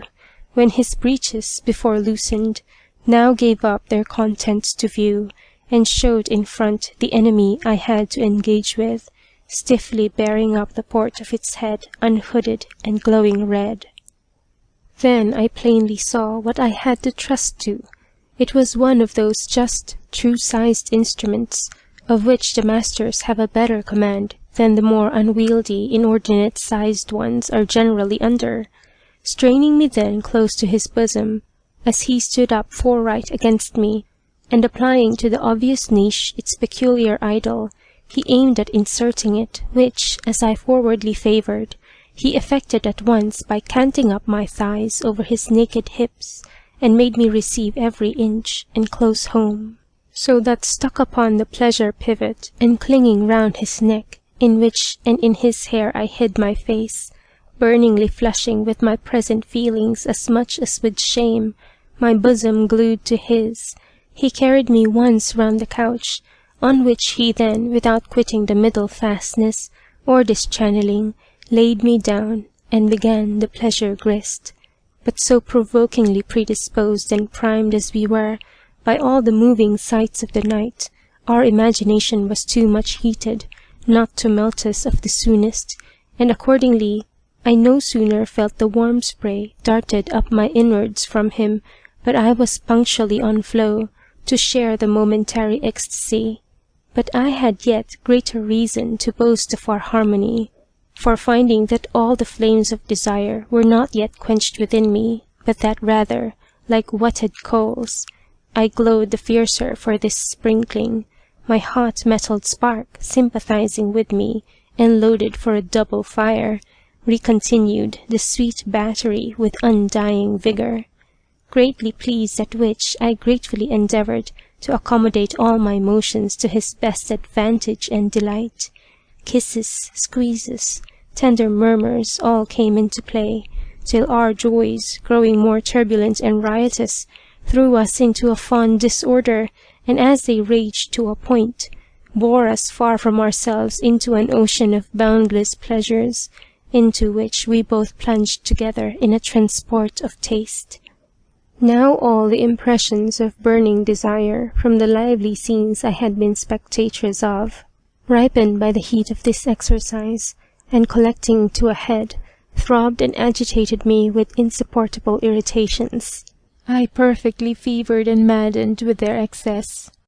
I did not now enjoy a calm of reason enough to perceive, but I ecstatically, indeed, felt the power of such rare and exquisite provocatives, as the examples of the night had proved towards thus exalting our pleasures, which, with great joy, I sensibly found my gallant shared in, by his nervous and home expressions of it, his eyes flashing eloquent flames, his action infuriated with the stings of it, all conspiring to rise my delight by assuring me of his. Lifted then to the utmost pitch of joy that human life can bear, undestroyed by excess, I touched that sweetly critical point, whence, scarce prevented by the injection from my partner, I dissolved, and breaking out into a deep-drawn sigh, sent my whole sensitive soul down to that passage where escape was denied it by its being so deliciously plugged and choked up. Thus we lay a few blissful instants, overpowered still and languid, till, as the sense of pleasure stagnated, we recovered from our trance, and he slipped out of me, not however before he had protested his extreme satisfaction by the tenderest kiss and embrace, as well as by the most cordial expressions. The company, who had stood round us in a profound silence when all was over, helped me to hurry on my clothes in an instant, and complimented me on the sincere homage they could not escape observing had been done, as they termed it, to the sovereignty of my charms, in my receiving a double payment of tribute at one juncture. But my partner, now dressed again, signalized, above all, a fondness unabated by the circumstance of recent enjoyment. The girls, too, kissed and embraced me, assuring me that for that time, or indeed any other, unless I pleased, I was to go through no further public trials, and that I was now consummatedly initiated and one of them, as it was an inviolable law for every gallant to keep to his partner, for the night especially, and even till he relinquished possession over to the community, in order to preserve a pleasing property, and to avoid the disgusts and indelicacy of another arrangement. The company, after a short refection of biscuits and wine, tea and chocolate, served in at now about 1 in the morning, broke up and went off in pairs. Mrs. Cole had prepared my spark and me an occasional field bed, to which we retired, and there ended the night in one continued strain of pleasure, sprightly and uncloyed enough for us not to have formed one wish for its ever knowing an end.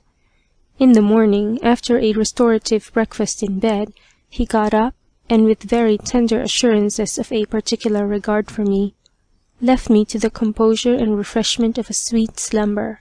waking out of which, and getting up to dress before Mrs. Cole should come in, I found in one of my pockets a purse of guineas, which he had slipped there, and just as I was musing on a liberality I had certainly not expected, Mrs. Cole came in, to whom I immediately communicated a present, and naturally offered her whatever share she pleased.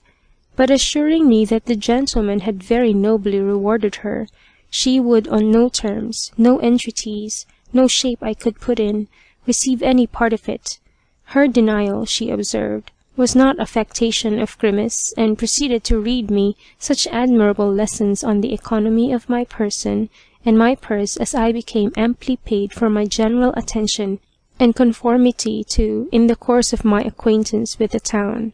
After which, changing the discourse, she fell on the pleasures of the preceding night, where I learned, without much surprise as I began to enter on her character, that she had seen everything that had passed, from a convenient place managed solely for that purpose, and of which she readily made me the confidant.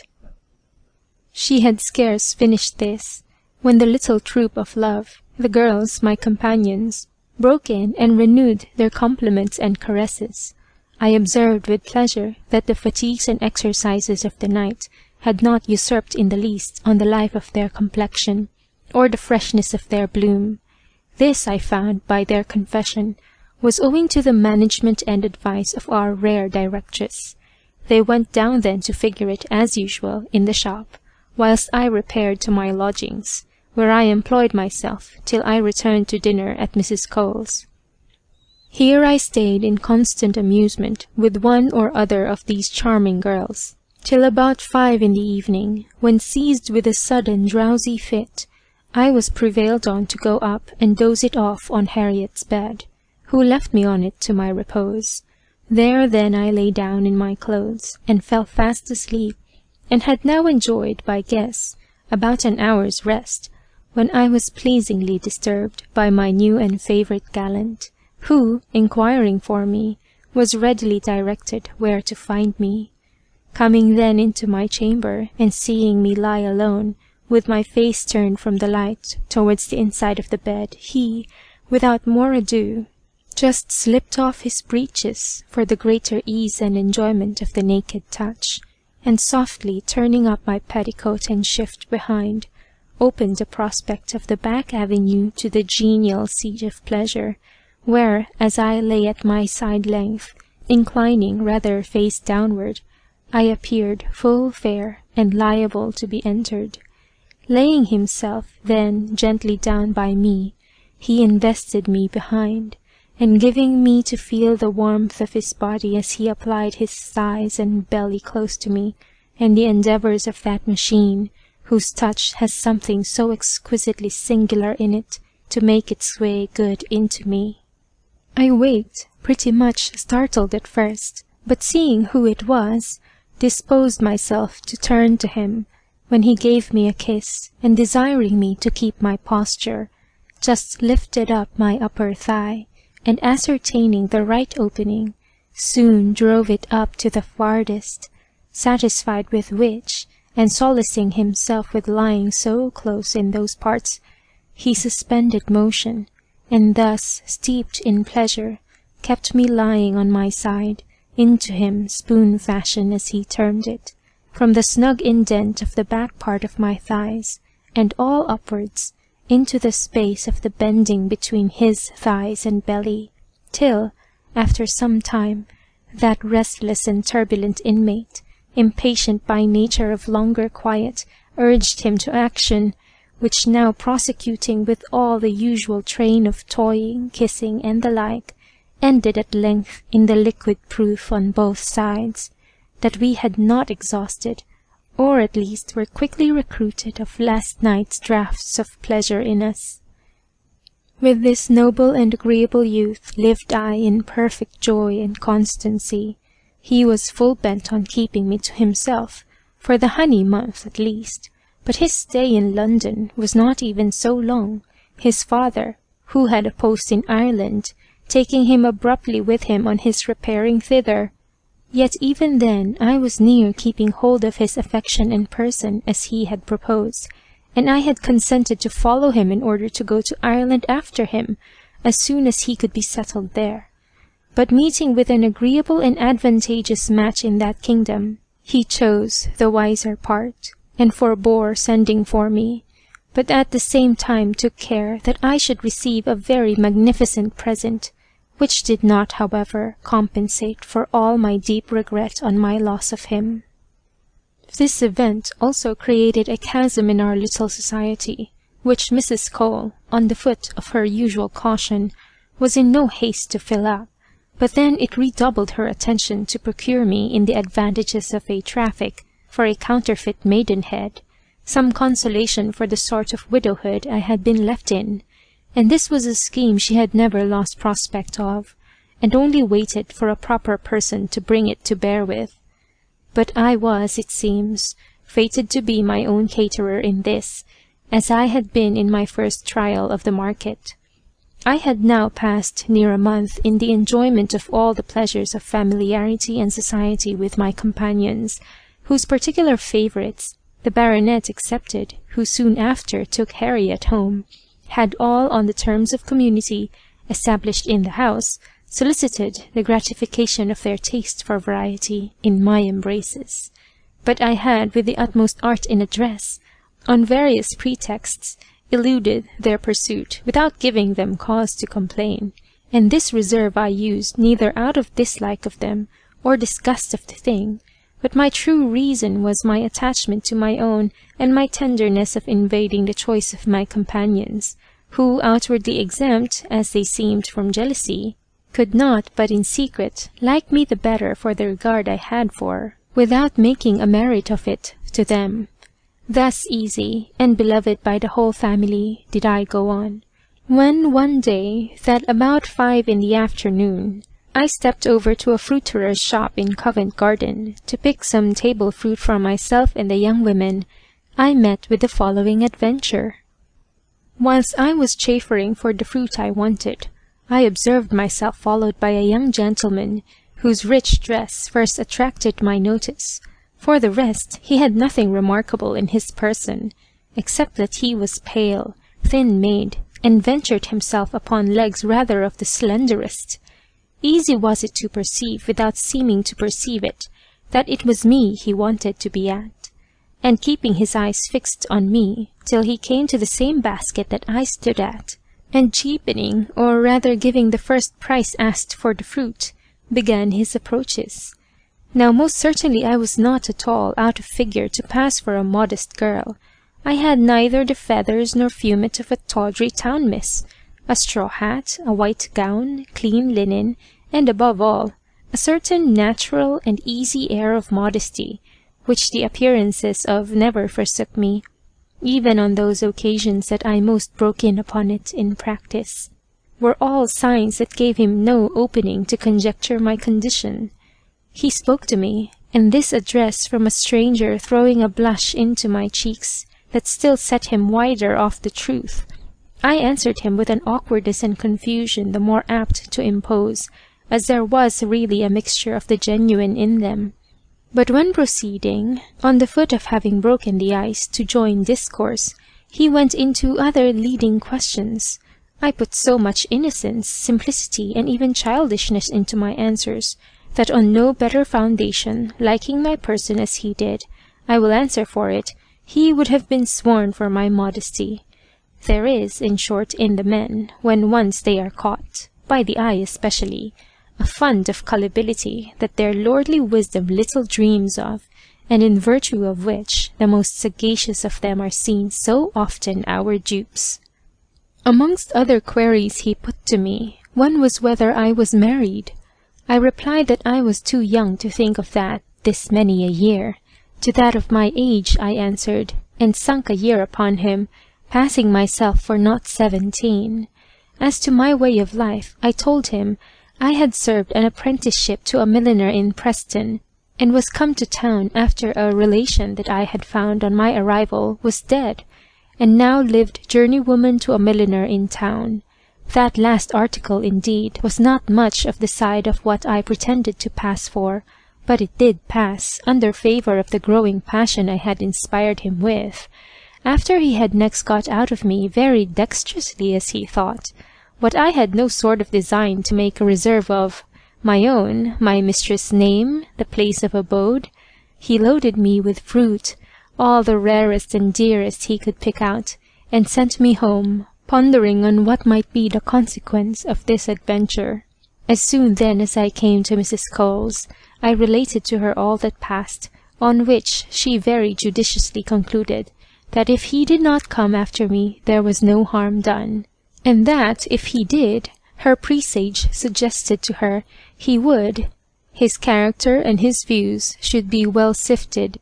so as to know whether the game was worth the springs, that in the meantime nothing was easier than my part in it, since no more rested on me than to follow her cue and promptership throughout to the last act. The next morning, after an evening spent on his side, as we afterwards learnt, in perquisitions into Mrs. Cole's character in the neighbourhood, than which nothing could be more favourable to her design upon him, my gentleman came in his chariot to the shop, where Mrs. Cole alone had an inkling of his errand. Asking then for her, he easily made a beginning of acquaintance by bespeaking some millinery ware, when, as I sat without lifting up my eyes, and pursuing the hem of a ruffle with the utmost composure and simplicity of industry, Mrs. Cole took notice that the first impressions I made on him ran no risk of being destroyed by those of Louisa and Emily, who were then sitting at work by me. After vainly endeavouring to catch my eyes in re-encounter with his, as I held my head down, affecting a kind of consciousness of guilt for having, by speaking to him, given him encouragement and means of following me, and after giving Mrs. Cole direction when to bring the things home herself, and the time he should expect them, he went out, taking with him some goods that he paid for liberally, for the better grace of his introduction. The girls all this time did not in the least smoke the mystery of this new customer, but Mrs. Cole, as soon as we were conveniently alone, assured me, in virtue of her long experience in these matters, that for this bout my charms had not missed fire, for that by his eagerness, his manner and looks, she was sure he had it. The only point now in doubt was his character and circumstances, which her knowledge of the town would soon gain her sufficient acquaintance with to take her measures upon. And effectively in a few hours her intelligence served her so well that she learned that this conquest of mine was no other than Mr. Norbert, a gentleman originally of great fortune, which, with a constitution naturally not the best, he had vastly impaired by his over-violent pursuit of the vices of the town, in the course of which, having worn out and stalled all the more common modes of debauchery, he had fallen into a taste of maiden hunting, in which case he had ruined a number of girls, sparing no expense to compass his ends, and generally using them till well tired, or cooled by enjoyment, or springing a new phase, he could with more ease disembarrass himself of the old ones, and resign them to their fate, as his sphere of achievements of that sort lay only among such as he could proceed with by way of bargain and sale.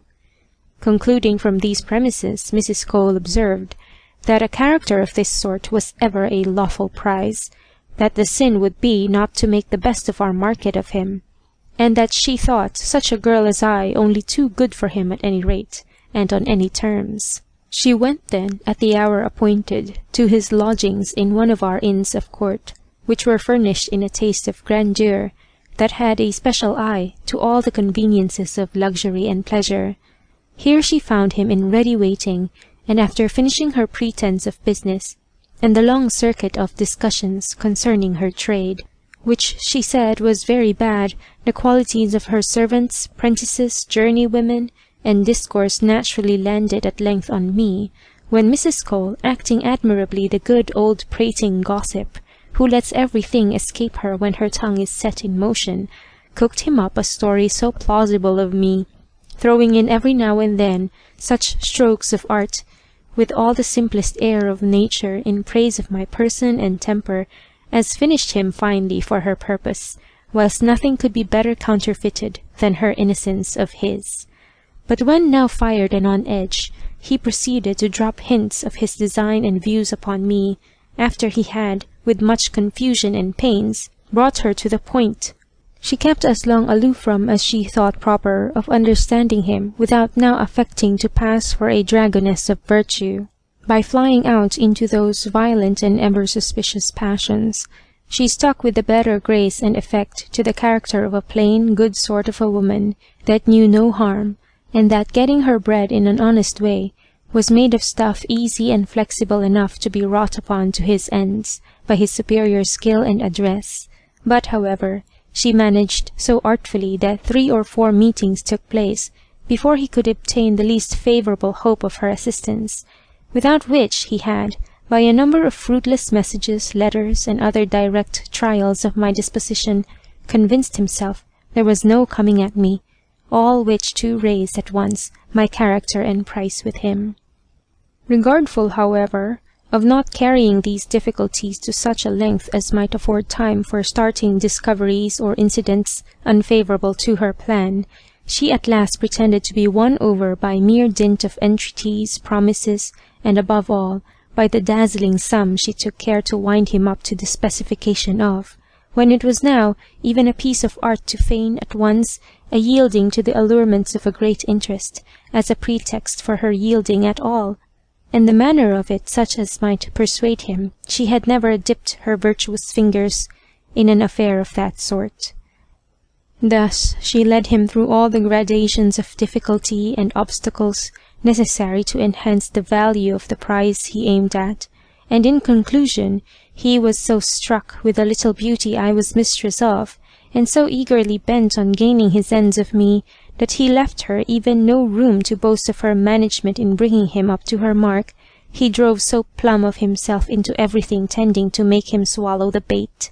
No, but in other respects Mr. Norbert was not clear-sighted enough, or that he did not perfectly know the town, and even by experience the very branch of imposition now in practice upon him.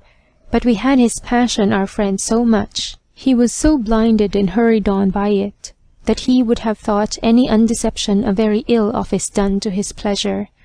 Thus concurring, even precipitately, to the point she wanted him at, Mrs. Cole brought him at last to hug himself on the cheap bargain he considered the purchase of my imaginary jewel was to him, at no more than 300 guineas to myself, and 100 to the brokeress, being a slender recompense for all her pains, and all the scruples of conscience she had now sacrificed to him for this the first time of her life, which sums were to be paid down on the nail upon livery of my person, exclusive of some no inconsiderable presents that had been made in the course of the negotiation, during which I had occasionally but sparingly been introduced into his company at proper times and hours, in which it is incredible how little it seemed necessary to strain my natural disposition to modesty higher, in order to pass it upon him for that of a very maid, all my looks and gestures ever breathing nothing but that innocence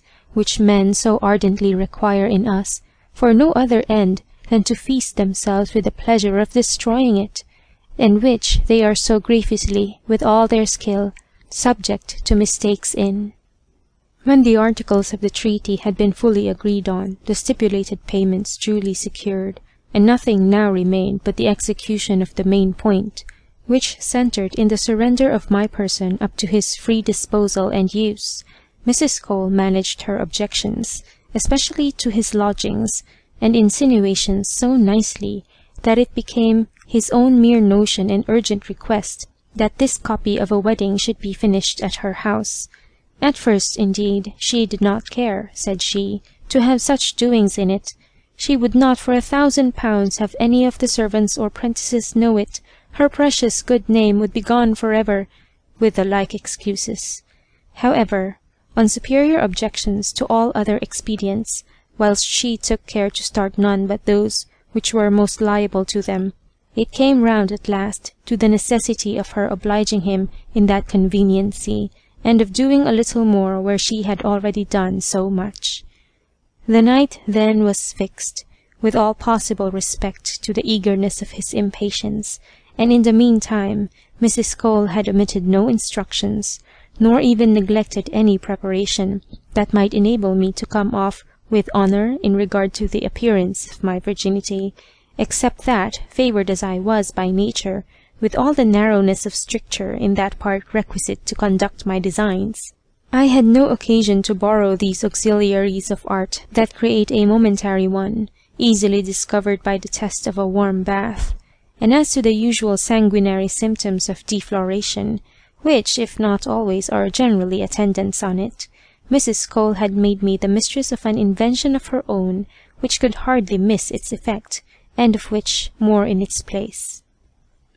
Everything then being disposed and fixed for Mr. Norbert's reception, he was, at the hour of 11 at night, with all the mysteries of silence and secrecy, let in by Mrs. Cole herself, and introduced into her bedchamber, where, in an old-fashioned bed of hers, I lay, fully undressed and panting, if not with the fears of a real maid, at least with those perhaps greater of a dissembled one, which gave me an air of confusion and bashfulness that maiden modesty had all the honour of, and was indeed scarce distinguishable from it, even by less partial eyes than those of my lover. So let me call him, for I ever thought the term cully too cruel a reproach to the men for their abused weakness for us.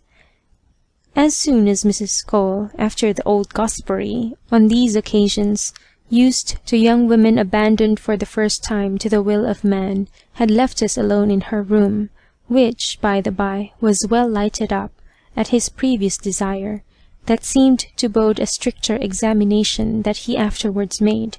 Mr. Norbert, still dressed, sprung towards the bed, where I got my head under the clothes, and defended them a good while before he could even get at my lips to kiss them. So true it is that a false virtue, on this occasion, even makes a greater rout and resistance than a true one. From thence he descended to my breasts. The feel I disputed tooth and nail with him till, tired with my resistance, and thinking probably to give a better account of me when got into bed with me, the hurried his clothes off in an instant and came into bed. Meanwhile, by the glimpse I stole of him, I could easily discover a person far from promising any such doughty performances as the storming of maidenheads generally requires, and whose flimsy consumptive texture gave him more the air of an invalid that was pressed than of a volunteer on such hot service. At scarce 30 he had already reduced his strength of appetite down to a wretched dependence on forced provocatives, very little seconded by the natural power of a body jaded and racked off to the lees by constant repeated overdrafts of pleasure, which had done the work of 60 winters on his springs of life, leaving him at the same time all the fire and heat of youth in his imagination, which served at once to torment and spur him down the precipice. As soon as he was in bed, he threw off the bedclothes, which I suffered him to force from my hold, and I now lay as exposed as he could wish, not only to his attacks, but his visitation of the sheets, where in the various agitations of the body, through my endeavours to defend myself, he could easily assure himself there was no preparation, though, to do him justice, he seemed a less strict examinant than I had apprehended from so experienced a practitioner. My shift then he fairly tore open, finding I made too much use of it to barricade my breasts, as well as the more important avenue. Yet in everything else he proceeded with all the marks of tenderness and regard to me, whilst the art of my play was to show none for him. I acted then all the niceties, apprehensions, and terrors supposable for a girl perfectly innocent to feel at so great a novelty as a naked man in bed with her for the first time. He scarce even obtained a kiss but what he ravished. I put his hand away 20 times from my breasts, where he had satisfied himself of their hardness and consistence, with passing for hitherto unhandled goods. But when grown impatient for the main point, he now threw himself upon me, and first trying to examine me with his finger, sought to make himself further way. I complained of his usage bitterly. I thought he would not have served a body so. I was ruined. I did not know what I had done. I would get up, so I would, and at the same time kept my thighs so fast locked that it was not for strength like his to force them open or do any good. Finding thus my advantages, and that I had both my own and his motions at command, the deceiving him came so easy that it was perfectly playing upon velvet. In the meantime his machine, which was one of those sizes that slip in and out without being minded, kept pretty stiffly bearing against that part, which the shutting my thighs barred access to, but finding at length he could do no good by mere dint of bodily strength, he resorted to entreaties and arguments, to which I only answered with a tone of shame and timidity, that I was afraid he would kill me. Lord, I would not be served so. I was never so used in all my born days. I wondered he was not ashamed of himself, so I did, with such silly infantile moods of repulse and complaint as I judged best adapted to express the character of innocence and affright. Pretending, however, to yield at length to the vehemence of his insistence, in action and words, I sparingly disclosed my thighs, so that he could just touch the cloven inlet with the tip of his instrument. But as he fatigued and toiled to get it in, a twist of my body, so as to receive it obliquely, not only thwarted his admission, but giving a scream as if he had pierced me to the heart, I shook him off me with such violence that he could not with all his might to it keep the saddle. Vexed indeed at this he seemed, but not in the style of any displeasure with me for my skittishness. On the contrary, I dare swear he held me the dearer, and hugged himself for the difficulties that even hurt his instant pleasure. Fired now, however, beyond all bearance of delay, he remounts and begged of me to have patience, stroking and soothing me to it by all the tenderest endearments and protestations of what he would moreover do for me, at which, feigning to be something softened, and abating of the anger that I had shown at his hurting me so prodigiously, I suffered him to lay my thighs aside, and make way for a new trial. But I watched the directions and management of his point so well, that no sooner was the orifice in the least open to it, but I gave such a timely jerk as seemed to proceed, not from the evasion of his entry, but from the pain his efforts at it put me to, a circumstance, too, that I did not fail to accompany with proper gestures, sighs, and cries of complaint, of which that he had hurt me, he killed me, I should die, were the most frequent interjections. But now, after repeated attempts, in which he had not made the least impression towards gaining his point, at least for that time, the pleasure rose so fast upon him, that he could not check or delay it, and in the vigour and fury which the approaches of the height of it inspired him, he made one fierce thrust that had almost put me by my guard, and lodged it so far that I could feel the warm inspersion just within the exterior orifice, which I had the cruelty not to let him finish there, but threw him out again, not without a most piercing loud exclamation, as if the pain had put me beyond all regard of being overheard. It was easy then to observe that he was more satisfied, more highly pleased with the supposed motives of his bulk of consummation, than he would have been at the full attainment of it. It was on this foot that I solved to myself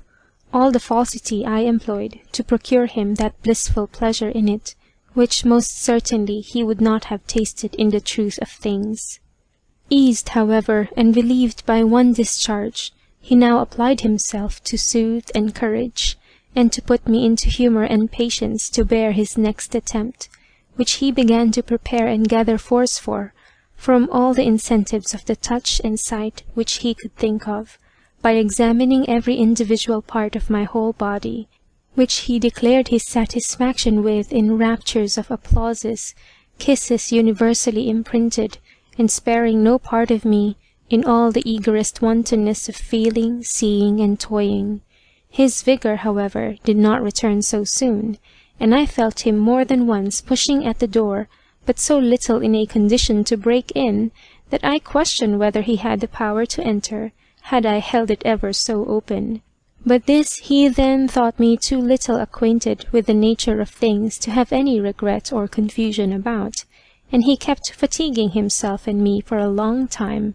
before he was in any state to resume his attacks with any prospect of success. And then I breathed him so warmly, and kept him so at bay, that before he had made any sensible progress in the point of penetration, he was deliciously sweated and wearied out indeed, so that it was deep in the morning before he achieved his second let-go, about half-way of entrance, I all the while crying and complaining of his prodigious vigour, and the immensity of what I appeared to suffer splitting up with.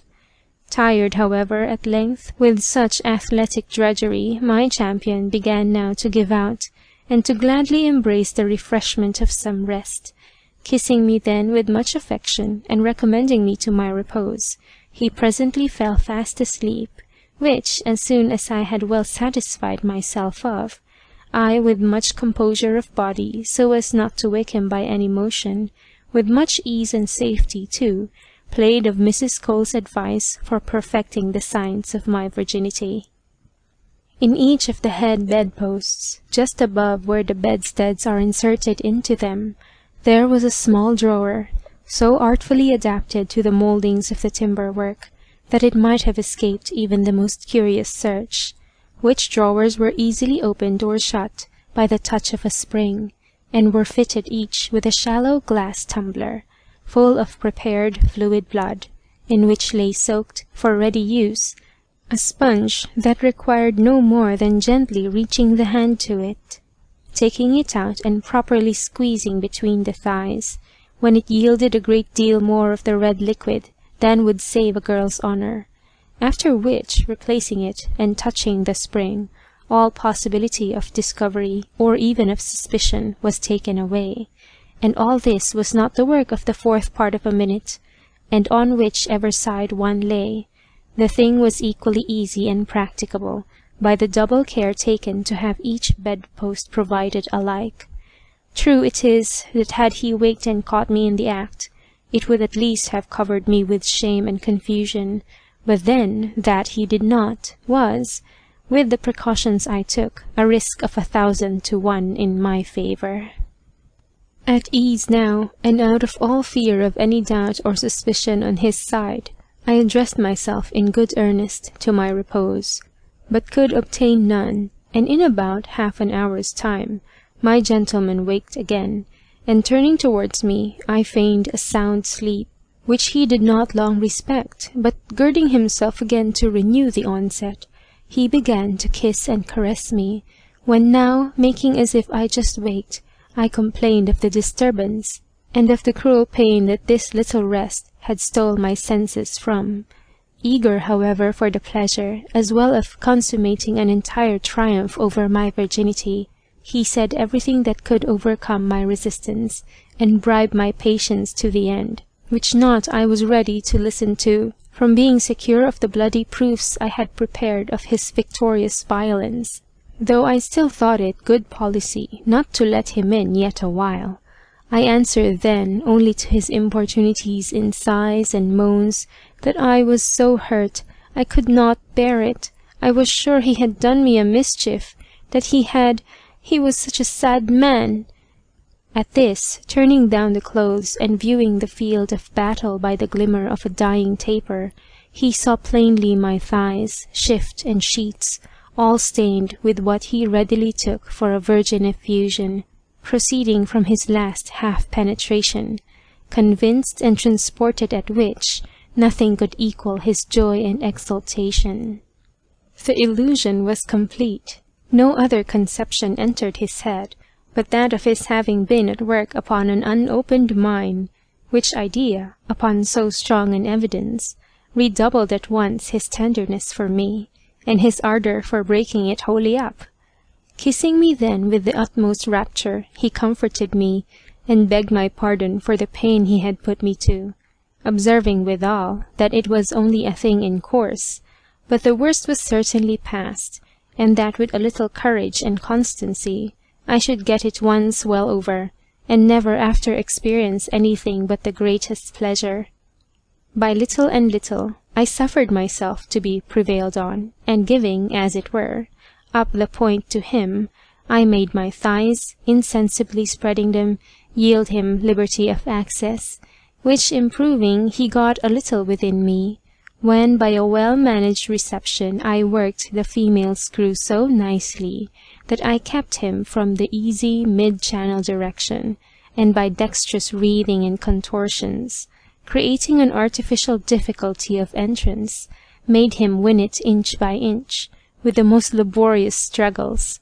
I all the while sorely complaining, till at length, with might and main, winding his way in, he got it completely home, and, giving my virginity, as he thought, the coup de grace, furnished me with the cue of setting up a terrible outcry, whilst he, triumphant and, like a cock clapping his wings over his down-trod mistress, pursued his pleasure,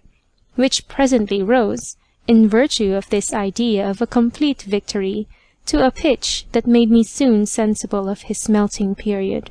whilst I now lay acting the deep-wounded, breathless, frightened, undone, no longer maid. You would ask me, perhaps, whether all this time I enjoyed any perception of pleasure? I assure you, little or none,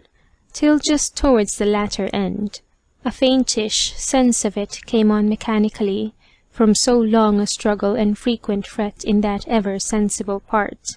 But, in the first place, I had no taste for the person I was suffering the embraces of, on a pure mercenary account, and then I was not entirely delighted with myself for the jade's part I was playing, whatever excuses I might have to plead for my being brought into it. But then this insensibility kept me so much the mistress of my mind and motions, that I could the better manage so close a counterfeit through the whole scene of deception. Recovered at length to a more show of life, by his tender condolences, kisses, and embraces, I upbraided him, and reproached him with my ruin, in such natural terms as added to his satisfaction with himself for having accomplished it,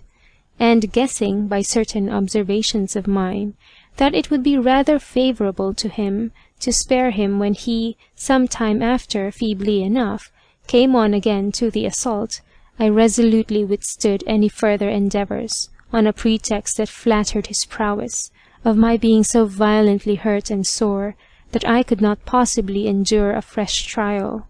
He then graciously granted me a respite, and the next morning soon after advancing, I got rid of further importunity, till Mrs. Cole, being rang for by him, came in and was made acquainted, in terms of the utmost joy and rapture, with his triumphant certainty of my virtue, and the finishing stroke he had given it in the course of the night, of which, he added, she would see proof enough in bloody characters on the sheets.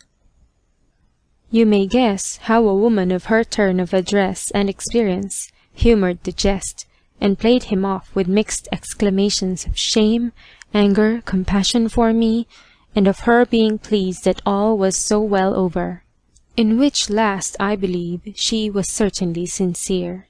And now, as the objection which she had represented as an invincible one, to my lying the first night at his lodgings, which were studiously calculated for freedom of intrigues, on the account of my maiden fears and terrors at the thoughts of going to a gentleman's chambers, and being alone with him in bed, was surmounted, she pretended to persuade me in favour to him that I should go there to him whenever he pleased, and still keep up all the necessary appearances of working with her, that I might not lose with my character the prospect of getting a good husband, and at the same time her house would be kept the safer from scandal.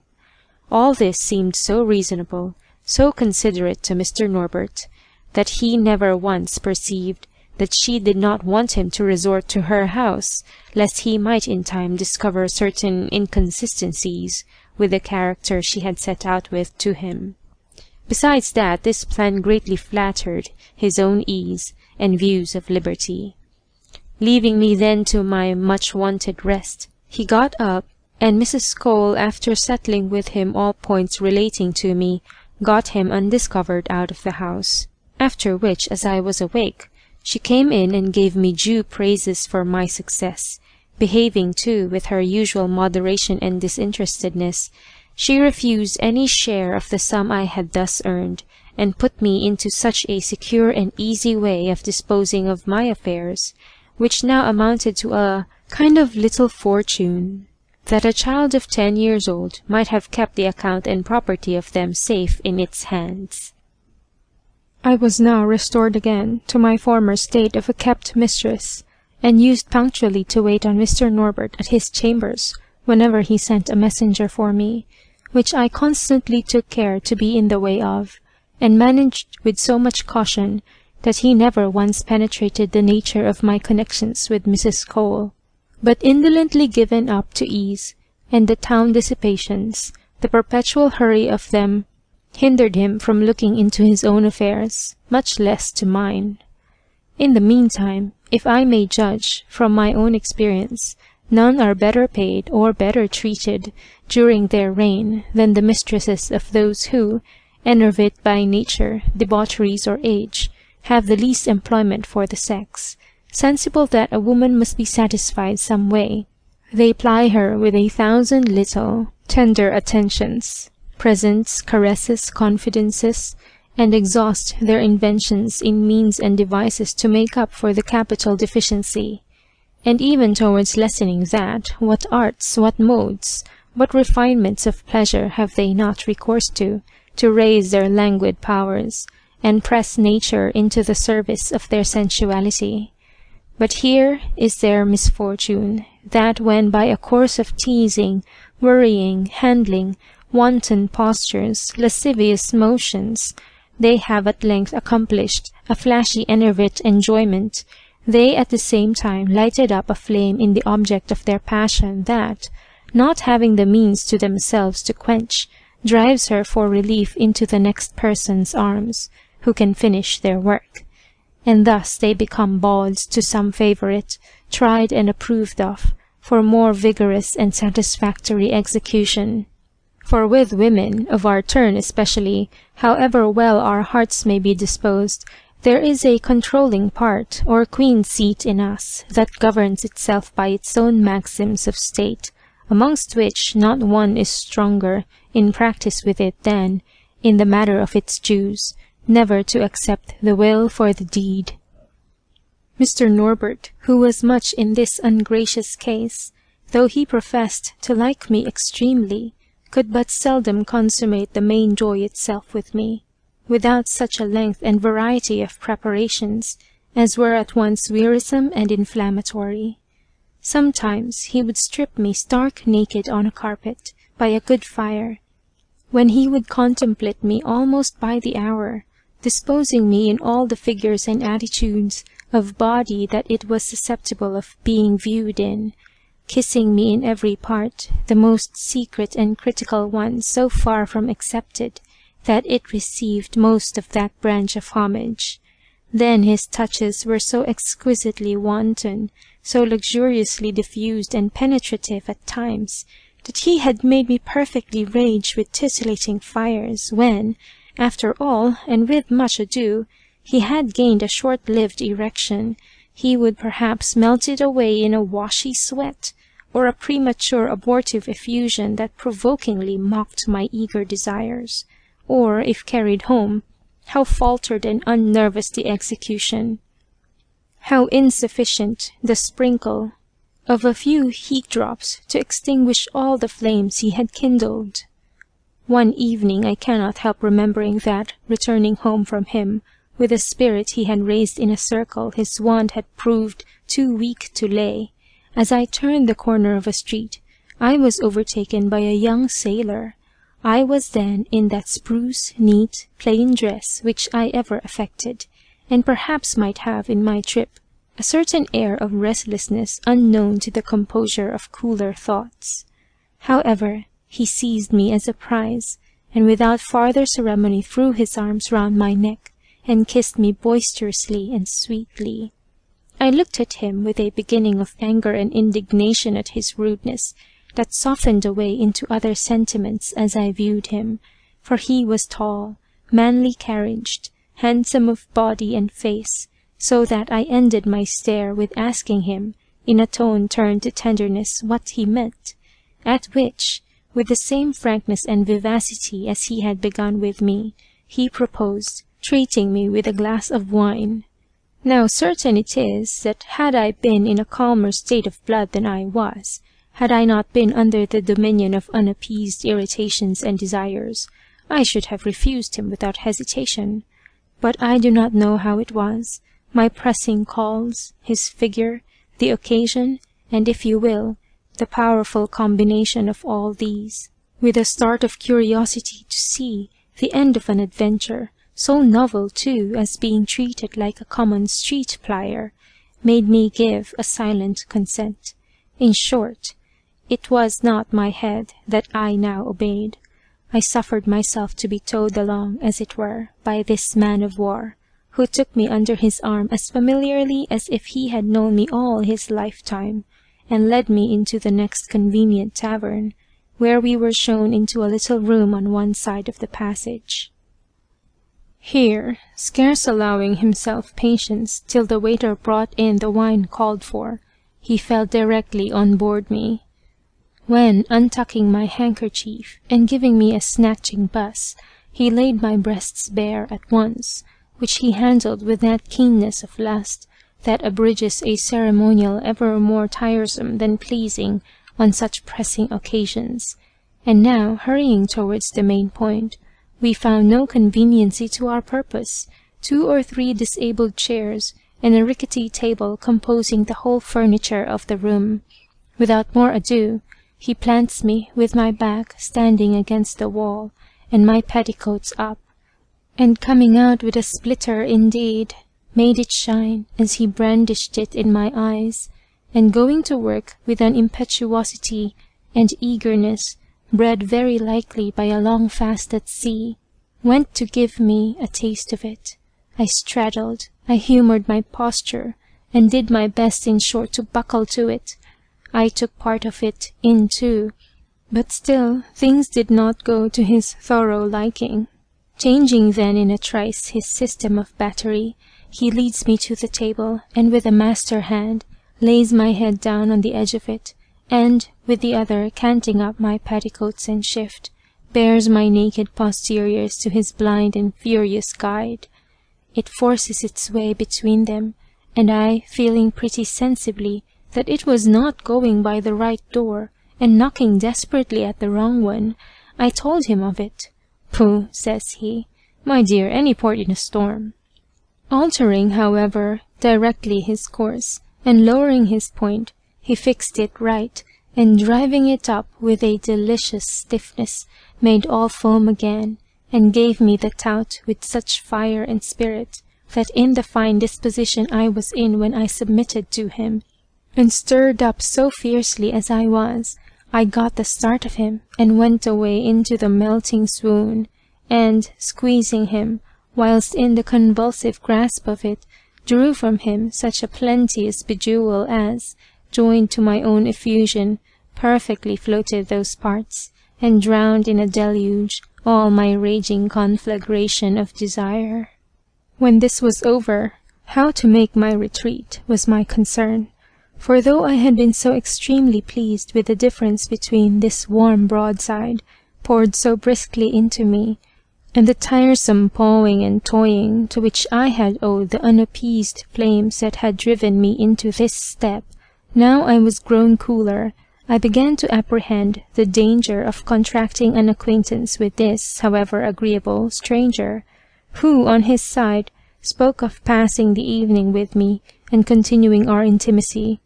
with an air of determination that made me afraid of its being not so easy to get away from him as I could wish. In the meantime, I carefully concealed my uneasiness, and readily pretended to consent to stay with him, telling him I should only step to my lodgings, to leave a necessary direction, and then instantly return. This he very glibly swallowed, on the notion of my being one of those unhappy street-errants who devote themselves to the pleasure of the first ruffian that will stoop to pick them up, and, of course, that I would scarce bilk myself of my hire by my not returning to make the most of the job. Thus he parted with me, not before, however, he had ordered in my hearing a supper, which I had the barbarity to disappoint him of my company to. But when I got home and told Mrs. Cole my adventure, she represented so strongly to me the nature and dangerous consequences of my folly, particularly the risks to my health, in being so open-legged and free, that I not only took resolutions never to venture so rashly again, which I inviolably preserved, but passed a good many days in continual uneasiness lest I should have met with other reasons, besides the pleasure of that encounter, to remember it. But these fears wronged my pretty sailor, for which I gladly make him this reparation. I had now lived with Mr. Norbert near a quarter of a year, in which space I circulated my time very pleasantly between my amusements at Mrs. Cole's, and a proper attendance on that gentleman, who paid me profusely for the unlimited complaisance with which I passively humoured every caprice of pleasure, and which had won upon him so greatly, that finding, as he said, all that variety in me alone, which he had sought for in a number of women, I had made him lose his taste for inconstancy and new faces. But what was yet at least agreeable, as well as more flattering, the love I had inspired him with bred a deference to me that was of great service to his health, for having by degrees and with most pathetic representations brought him to some husbandry of it, and to ensure the duration of his pleasures by moderating their use, and correcting those excesses in them he was so addicted to, and which had shattered his constitution and destroyed his powers of life in the very point for which he seemed chiefly desirous to live. He was grown more delicate, more temperate, and in course more healthy, his gratitude for which was taking a turn very favourable for my fortune, when once more the caprice of it dashed the cup from my lips. His sister, Lady L., from whom he had a great affection, desiring him to accompany her down to Bath for her health, he could not refuse her such a favour, and accordingly, though he counted on staying away from me no more than a week at farthest, he took his leave of me with an ominous heaviness of heart, and left me a sum far above the state of his fortune, and very inconsistent with the intended shortness of his journey. But it ended in the longest that can be, and is never but once taken, for, arrived at Bath, he was not there 2 days before he fell into a debauch of drinking with some gentleman, that threw him into a high fever, and carried him off in 4 days' time, never once out of a delirium. Had he been in his senses to make a will, perhaps he might have made favourable mention of me in it. Thus, however, I lost him, and as no condition of life is more subject to revolutions than that of a woman of pleasure, I soon recovered my cheerfulness, and now beheld myself once more struck off the list of kept mistresses, and returned into the bosom of the community, from which I had been in some manner taken. Mrs. Cole, still continuing her friendship, offered me her assistance and advice towards another choice, but I was now in ease and affluence enough to look about me at leisure, and as to any constitutional calls of pleasure, their pressure or sensibility was greatly lessened by a consciousness of the ease with which they were to be satisfied at Mrs. Cole's house, where Louisa and Emily still continued in the old way, and by great favourite Harriet used often to come and see me and entertain me, with her head and heart full of the happiness she enjoyed with her dear baronet, whom she loved with tenderness and constancy, even though he was her keeper, and what is yet more, had made her independent by a handsome provision for her and hers. I was then in this vacancy from any regular employ of my person, in my way of business, when one day Mrs. Cole, in the course of the constant confidence we lived in, acquainted me that there was one Mr. Barville, who used her house, just come to town, whom she was not a little perplexed about providing a suitable companion for, which was indeed a point of difficulty, as he was under the tyranny of a cruel taste, that of an ardent desire, not only of being unmercifully whipped himself, but of whipping others, in such sort that though he paid extravagantly those who had the courage and complaisance to submit to his humour, there were few, delicate as he was in the choice of his subjects, who would exchange turns with him so terrible at the expense of their skin. But what yet increased the oddity of this strange fancy was the gentleman being young, whereas it generally attacks, it seems, such as are through age obliged to have recourse to this experiment for quickening the circulation of their sluggish juices, and determining a conflux of the spirits of pleasure towards these flagging shrivelly parts, that rise to life only by virtue of those titillating ardours created by the discipline of their opposites, with which they have so surprising a consent. This Mrs. Cole could not well acquaint me with in any expectation of my offering my service, for, sufficiently easy as I was in my circumstances, it must have been the temptation of an immense interest indeed that could have induced me to embrace such a job. Neither had I ever expressed, nor indeed felt, the least impulse or curiosity to know more of a taste that promised so much more pain than pleasure to those that stood in no need of such violent goads. What then should move me to subscribe myself voluntarily to a party of pain for knowing it such? Why, to tell the plain truth, it was a sudden caprice, a gust of fancy for trying a new experiment, mixed with the vanity of proving my personal courage to Mrs. Cole, that determined me, at all risks, to propose myself to her and relieve her from any farther lookout. Accordingly, I at once pleased and surprised her with a frank and unreserved tender of my person to her, and her friend's absolute disposal on this occasion. My good temporal mother was, however, so kind as to use all the arguments she could imagine to dissuade me, but as I found they only turned on a motive of tenderness to me, I persisted in my resolution, and thereby acquitted my offer of any suspicion of its not having been sincerely made, or out of compliment only. Acquiescing then thankfully in it, Mrs. Cole assured me that bating the pain I should be put to, she had no scruple to engage me to this party, which she assured me I should be liberally paid for, and which the secrecy of the transaction preserved safe from the ridicule that otherwise vulgarly attended it, that for her part she considered pleasure, of one sort or other, as the universal port of destination, and every wind that blew thither a good one, provided it blew nobody any harm, that she rather compassionated than blamed those unhappy persons who are under a subjection they cannot shake off,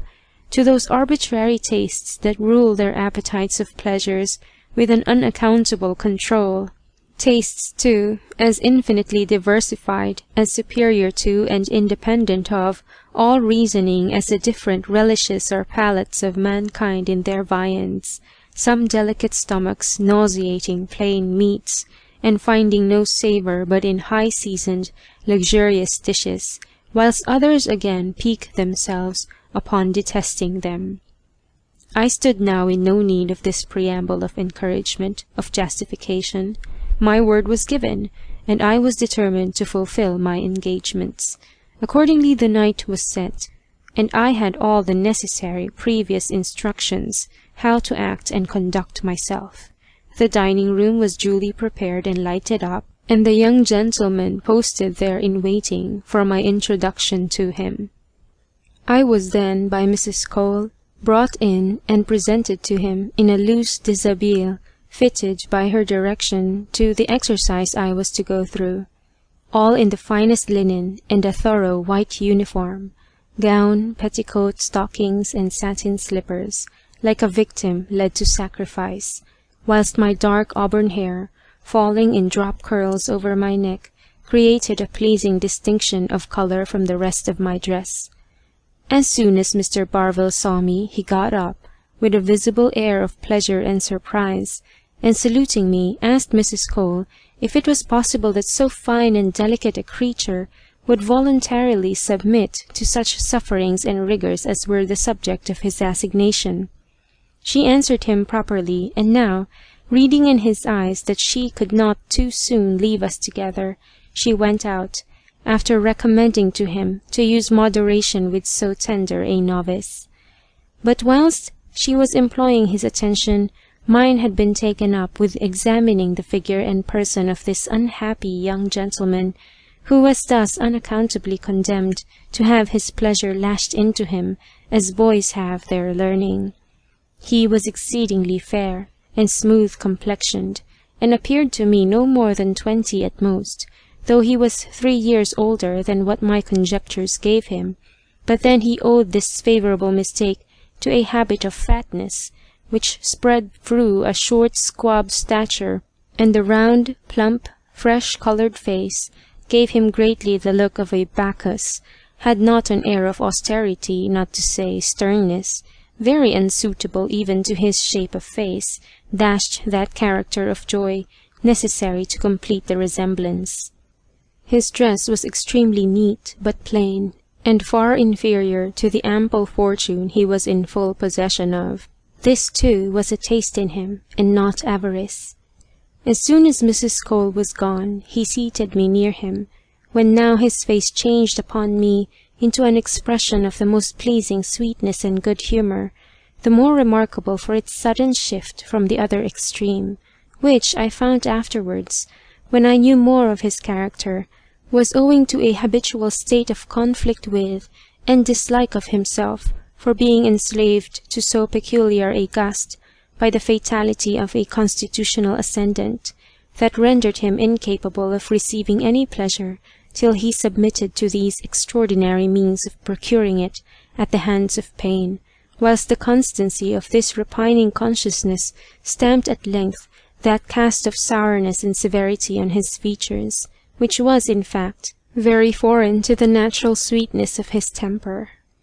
After a competent preparation by apologies, and encouragement to go through my part with spirit and constancy, he stood up near the fire, whilst I went to fetch the instruments of discipline out of a closet hard by. These were several rods, made each of 2 or 3 strong twigs of birch tied together, which he took, handled, and viewed with as much pleasure as I did with a kind of shuddering presage. Now we took from the side of the room a long broad bench, made easy to lie at length on by a soft cushion in a calico cover, and everything being now ready, he took his coat and waistcoat off, and at his motion and desire I unbuttoned his breeches, and rolling up his shirt rather above his waist, tucked it in securely there,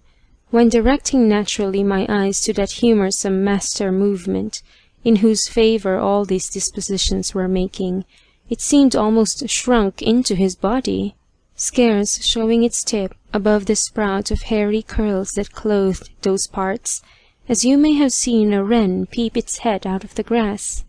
Stooping then to untie his garters, he gave them me for the use of tying him down to the legs of the bench, a circumstance no farther necessary than, as I suppose, it made part of the humour of the thing, since he prescribed it to himself amongst the rest of the ceremonial. I led him then to the bench, and according to my cue, played at forcing him to lie down, which, after some little show of reluctance for form's sake, he submitted to. He was straightway extended flat upon his belly, on the bench, with a pillow under his face, and as he thus tamely lay, I tied him slightly hand and foot to the legs of it. Which done, his shirt remaining trussed up over the small of his back, I drew his breeches quite down to his knees, and now he lay in all the fairest, broadest display of that part of the back view, in which a pair of chubby, smooth-cheeked, and passing white posteriors rose cushioning upwards from 2 stout, fleshful thighs, and ending their cleft, or separation by an union, at the small of the back, presented a bold mark, that swelled as it were to meet the scourge.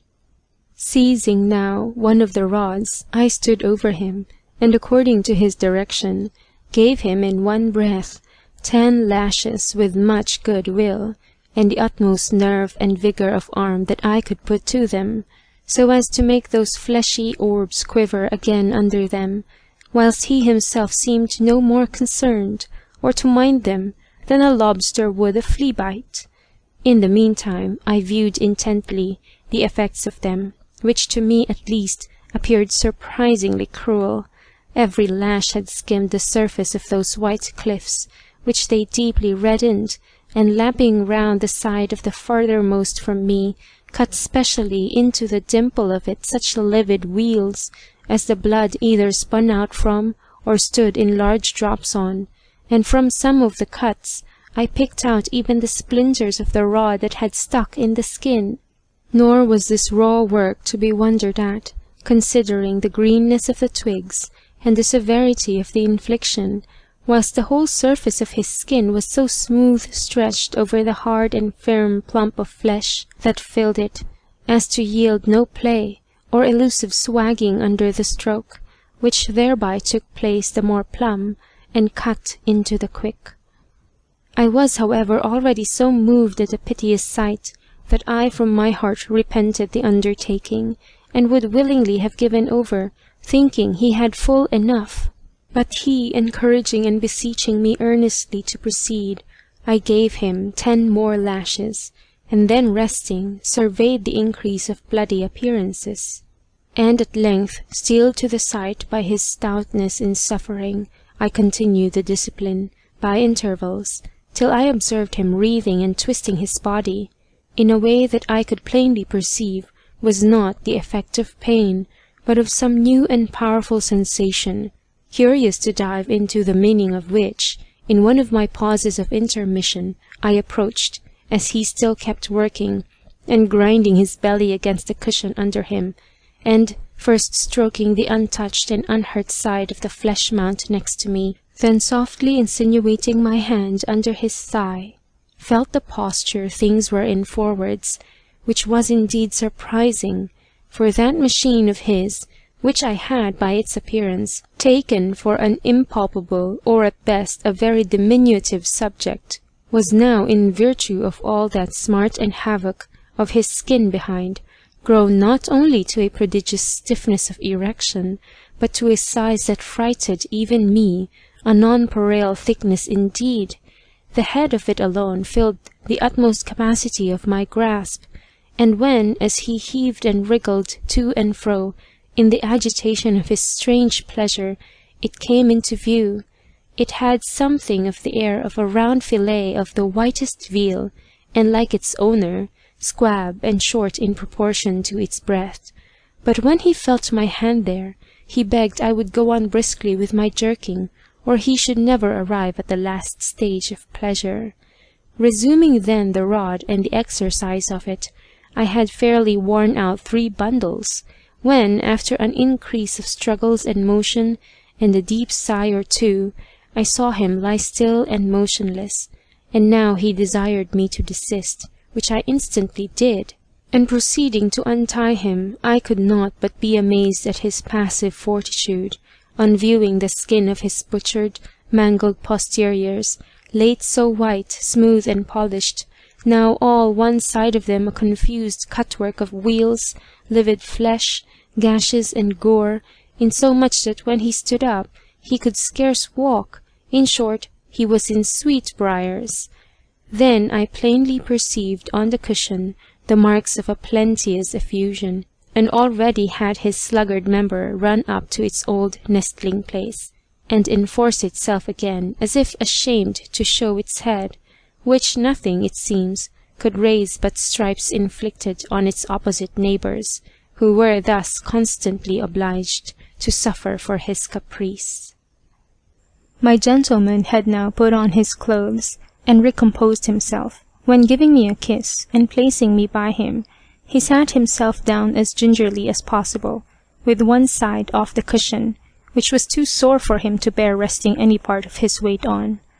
Here he thanked me for the extreme pleasure I had procured him, and seeing, perhaps, some marks in my countenance of terror and apprehension of retaliation on my own skin, for what I had been the instrument of his suffering in his, he assured me that he was ready to give up to me any engagement I might deem myself under to stand him, as he had done me, but if that proceeded in my consent to it, he would consider the difference of my sex, its greater delicacy and incapacity to undergo pain.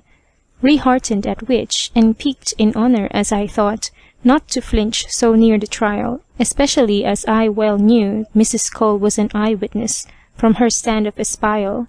to the whole of our transactions, I was now less afraid of my skin than of his not furnishing me with an opportunity of signalizing my resolution.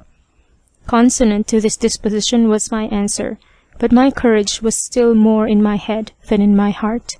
and as cowards rush into the danger they fear, in order to be the sooner rid of the pain of that sensation, I was entirely pleased with his hastening matters into execution. He had then little to do but to unloose the strings of my petticoats, and lift them, together with my shift, navel high, where he just tucked them up, loosely girt, and might be slipped up higher at pleasure. Then viewing me round with great seeming delight, he laid me at length on my face upon the bench, and when I expected he would tie me, as I had done him, and held out my hands, not without fear and a little trembling, he told me he would by no means terrify me unnecessarily with such a confinement, for that, though he meant to put my constancy to some trial, the standing it was to be completely voluntary on my side, and therefore I might be at full liberty to get up whenever I found the pain too much for me. You cannot imagine how much I thought myself bound by being thus allowed to remain loose, and how much spirit this confidence in me gave me, so that I was even from my heart careless how much my flesh might suffer in honour of it. All my back parts, naked half-way up, were now fully at his mercy, and first he stood at a convenient distance, delighting himself with a gloating survey of the attitude I lay in, and of all the secret stores I thus exposed to him in fair display. Then, springing eagerly towards me, he covered all those naked parts with a fond profusion of kisses, and now, taking hold of the rod, rather wantoned with me in gentle inflictions on those tender trembling masses of my flesh behind, than in any way hurt them, till by degrees he began to tingle them with smarter lashes, so as to provoke a red colour into them, which I knew as well by the flagrant glow I felt there, as by his telling me they now emulated the native roses of my other cheeks. When he had thus amused himself with admiring and toying with them, he went on to strike harder and more hard, so that I needed all my patience not to cry out, or complain at least.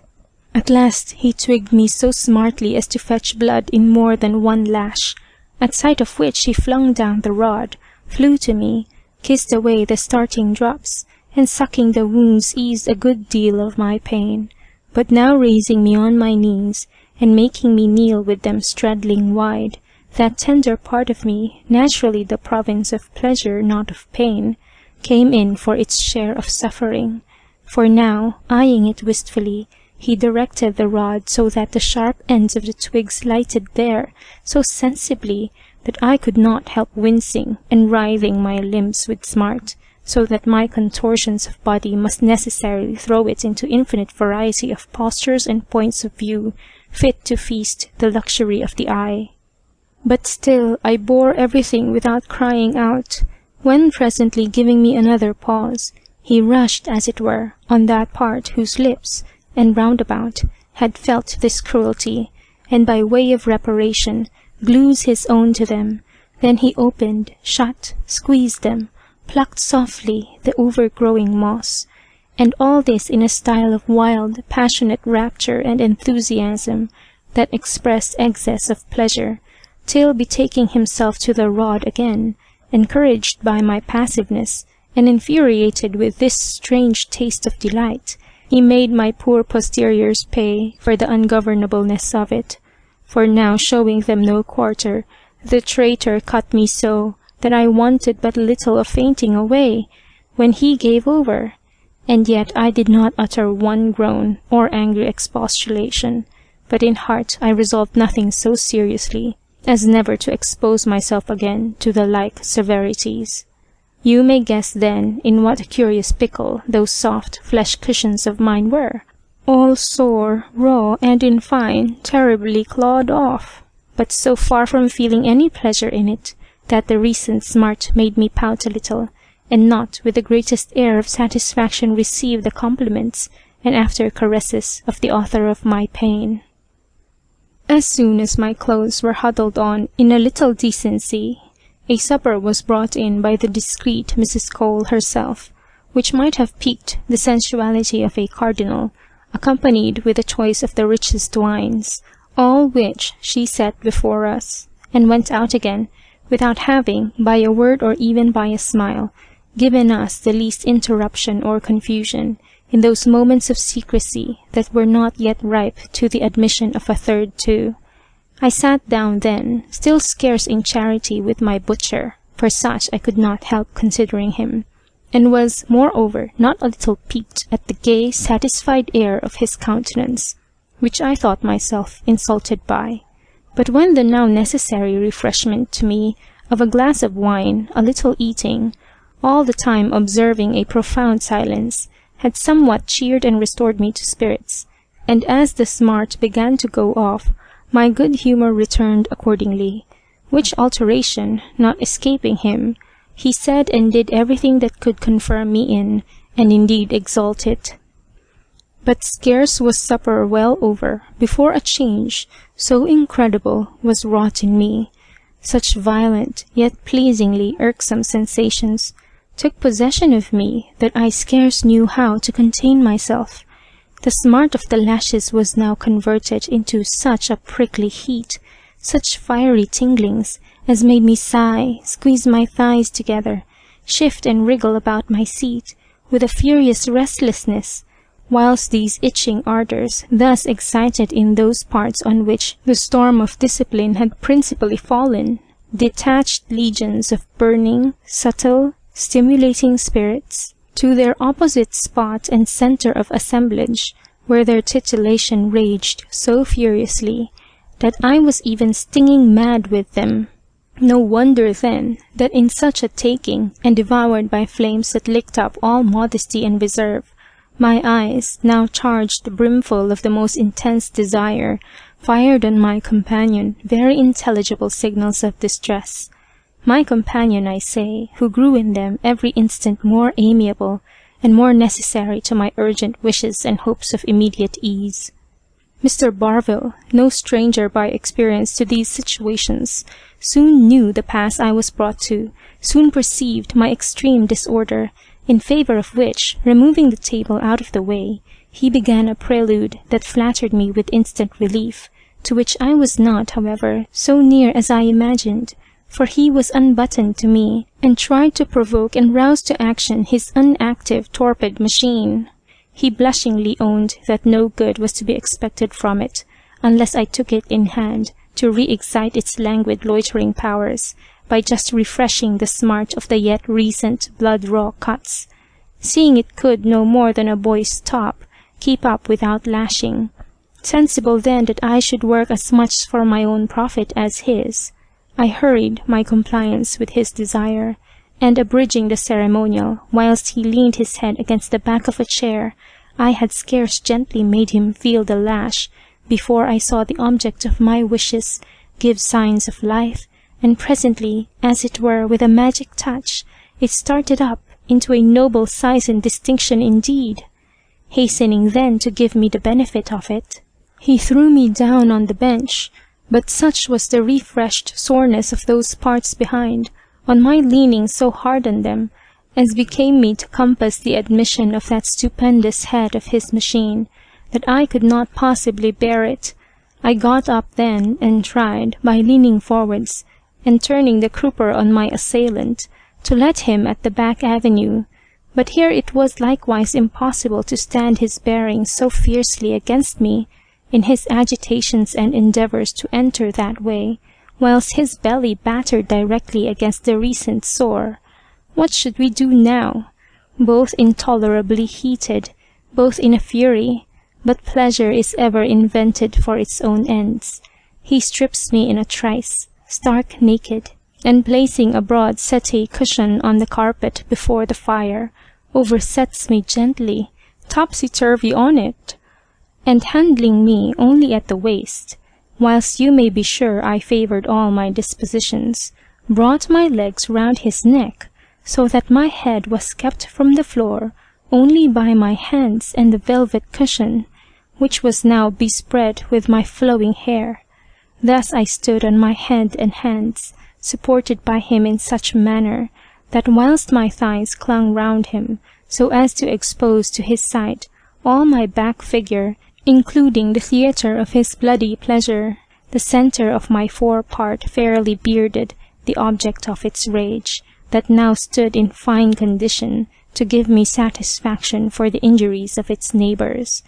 But as this posture was certainly not the easiest, and our imaginations, wound up to the height, could suffer no delay, he first, with the utmost eagerness and effort, just lip-lodged that broad acorn-fashioned head of his instrument, and still frenzied by the fury with which he had made that impression, he soon stuffed in the rest, when now, with a pursuit of thrusts, fiercely urged, he absolutely overpowered and absorbed all sense of pain and uneasiness, whether from my wounds behind, my most untoward posture, or the oversize of his stretcher, in an infinitely predominant delight, when now all my whole spirits of life and sensation, rushing impetuously to the cockpit, where the prize of pleasure was hotly in dispute, and clustering to a point there, I soon received the dear relief of nature from these over-violent strains and provocations of it, harmonizing with which my gallant spouted into me such a potent overflow of the balsamic injection as softened and unedged all those irritating stings of a new species of titillation, which I had been so intolerably maddened with, and restored the ferment of my senses to some degree of composure. I had now achieved this rare adventure ultimately much more to my satisfaction than I had bespoken the nature of it to turn out, nor was it much lessened, you may think, by my Spark's lavish praises of my constancy and complaisance, which he gave weight to by a present that greatly surpassed my utmost expectation, besides his gratification to Mrs. Cole. I was not, however, at any time re-enticed to renew with him, or resort again to the violent expedient of lashing nature into more haste than good speed, which, by the way, I conceive acts somewhat in the manner of a dose of Spanish flies, with more pain perhaps, but less danger, and might be necessary to him, but was nothing less so than to me, whose appetite wanted the bridle more than the spur. Mrs. Cole, to whom this adventurous exploit had more and more endeared me, looked on me now as a girl after her own heart, afraid of nothing, and on a good account, hardly enough to find all the weapons of pleasure through, attentive then, in consequence of these favourable conceptions, to promote either my profit or pleasure. She had special regard for the first, in a new gallant of a very singular turn, that she procured for and introduced to me. This was a grave, staid, solemn, elderly gentleman, whose peculiar humour was a delight in combing fine tresses of hair, and as I was perfectly headed to his taste, he used to come constantly at my toilette hours, when I let down my hair as loose as nature, and abandoned it to him to do what he pleased with it, and accordingly he would keep me an hour or more in play with it, drawing the comb through it, winding the curls round his fingers, even kissing it as he smoothed it, and all this led to no other use of my person, or any other liberties whatever, any more than if a distinction of sexes had not existed. Another peculiarity of taste he had, which was to present me with a dozen pairs of the whitest kid gloves at a time. These he would divert himself with drawing on me, and then biting off the fingers' ends, all which fooleries of a sickly appetite the old gentleman paid more liberally for than most others did for more essential favours. This lasted till a violent cough, seizing and laying him up, delivered me from this most innocent and insipid trifler, for I never heard more of him after his first retreat. You may be sure a by-job of this sort interfered with no other pursuit or plan of life, which I led in truth, with a modesty and reserve that was less the work of virtue than of exhausted novelty, a glut of pleasure, and easy circumstances that made me indifferent to any engagements in which pleasure and profit were not eminently united, and such I could, with less impatience, wait for at the hands of time and fortune, as I was satisfied I could never mend my pennyworths, having evidently been served at the top of market, and even been pampered with dainties. Besides that, in the sacrifice of a few momentary impulses, I found a secret satisfaction in respecting myself, as well as preserving the life and freshness of my complexion. Louisa and Emily did not carry indeed their reserve so high as I did, but still they were far from cheap or abandoned, though two of their adventures seemed to contradict this general character, which, for their singularity, I shall give you in course, beginning first with Emily's. Louisa and she went one night to a ball, the first in the habit of a shepherdess, Emily in that of a shepherd. I saw them in their dresses before they went, and nothing in nature could represent a prettier boy than this last did.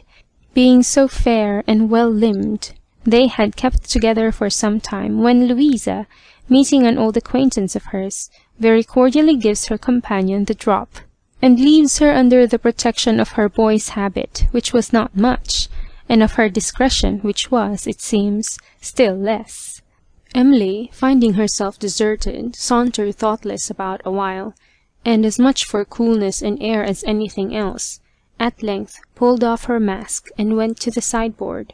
where, eyed and marked out by a gentleman in a very handsome domino, she was accosted by, and fell into chat with him. The domino, after a little discourse in which Emily doubtless distinguished her good nature and easiness more than her wit,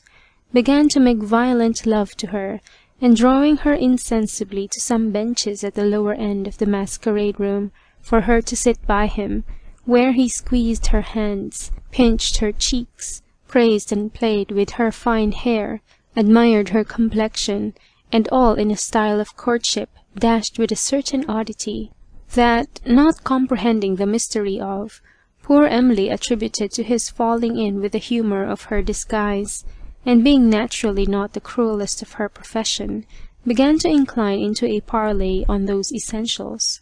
But here was the stress of the joke. He took her really for what she appeared to be, a smock-faced boy, and she, forgetting her dress, and of course ranging quite wide of his ideas, took all those addresses to be paid to herself as a woman, which she precisely owed to his not thinking her one. However, this double error was pushed to such a height on both sides, that Emily, who saw nothing in him but a gentleman of distinction, by those points of dress to which his disguise did not extend, warmed too by the wine he had plied her with, and the caresses he had lavished upon her, suffered herself to be persuaded to go to a bagnio with him, and thus, losing sight of Mrs. Cole's cautions, with a blind confidence put herself into his hands, to be carried wherever he pleased. For his part, equally blinded by his wishes, whilst her egregious simplicity favoured his deception more than the most exquisite art could have done. He supposed, no doubt, that he had lighted on some soft simpleton fit for his purpose, or some kept minion broken to his hand, who understood him perfectly well, and entered into his designs. But, be that as it would, he led her to a coach, went into it with her, and brought her to a very handsome apartment, with a bed in it. But whether it was a bagnio or not, she could not tell, having spoken to nobody but himself. But when they were alone together, and her enamorato began to proceed to those extremities which instantly discover the sex, she remarked that no description could paint up to the life the mixture of pique, confusion, and disappointment that appeared in his countenance, joined to the mournful exclamation, "By heavens, a woman!" This at once opened her eyes, which had hitherto been shut in downright stupidity. However, as if he had meant to retrieve that escape, he still continued to toy with and fondle her, but with so staring an alteration from extreme warmth into a chill and forced civility, that even Emily herself could not but take notice of it, and now began to wish she had paid more regard to Mrs. Cole's premonitions against ever engaging with a stranger. And now an excess of timidity succeeded to an excess of confidence, and she thought herself so much at his mercy and discretion that she stood passive throughout the whole progress of his prelude. For now, whether the impressions of so great a beauty had even made him forgive her sex, or whether her appearance in figure in that dress still humoured his first illusion, he recovered by degrees a good part of his first warmth, and keeping Emily with her breeches still unbuttoned, stripped them down to her knees, and gently impelling her to lean down, with her face against the bedside, placed her so that the double way, between the double rising behind, presented the choice fair to him, and he was so fairly set in a misdirection as to give the girl no small alarms for fear of losing a maidenhead she had not dreamt of. However, her complaints, and a resistance, gentle but firm, checked and brought him to himself again, so that turning his steed's head, he drove him at length in the right road, in which his imagination having probably made the most of those resemblances that flattered his taste, he got, with much ado, to his journey's end, after which he led her out himself, and walking with her 2 or 3 streets' length, got her a chair, when making her a present not anything inferior to what she could have expected, he left her, well recommended to the chairman, who, on her directions, brought her home. This she related to Mrs. Cole and me the same morning, not without the visible remains of the fear and confusion she had been in still stamped on her countenance. Mrs. Cole's remark was that her indiscretion proceeding from a constitutional facility, there were little hopes of anything curing her of it, but repeated severe experience.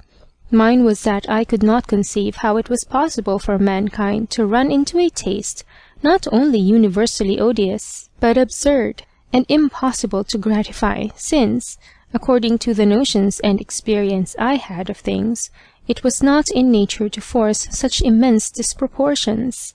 Mrs. Cole only smiled at my ignorance, and said nothing towards my undeception, which was not affected but by ocular demonstration some months after, which a most singular accident furnished me, and which I will here set down, that I may not return again to so disagreeable a subject.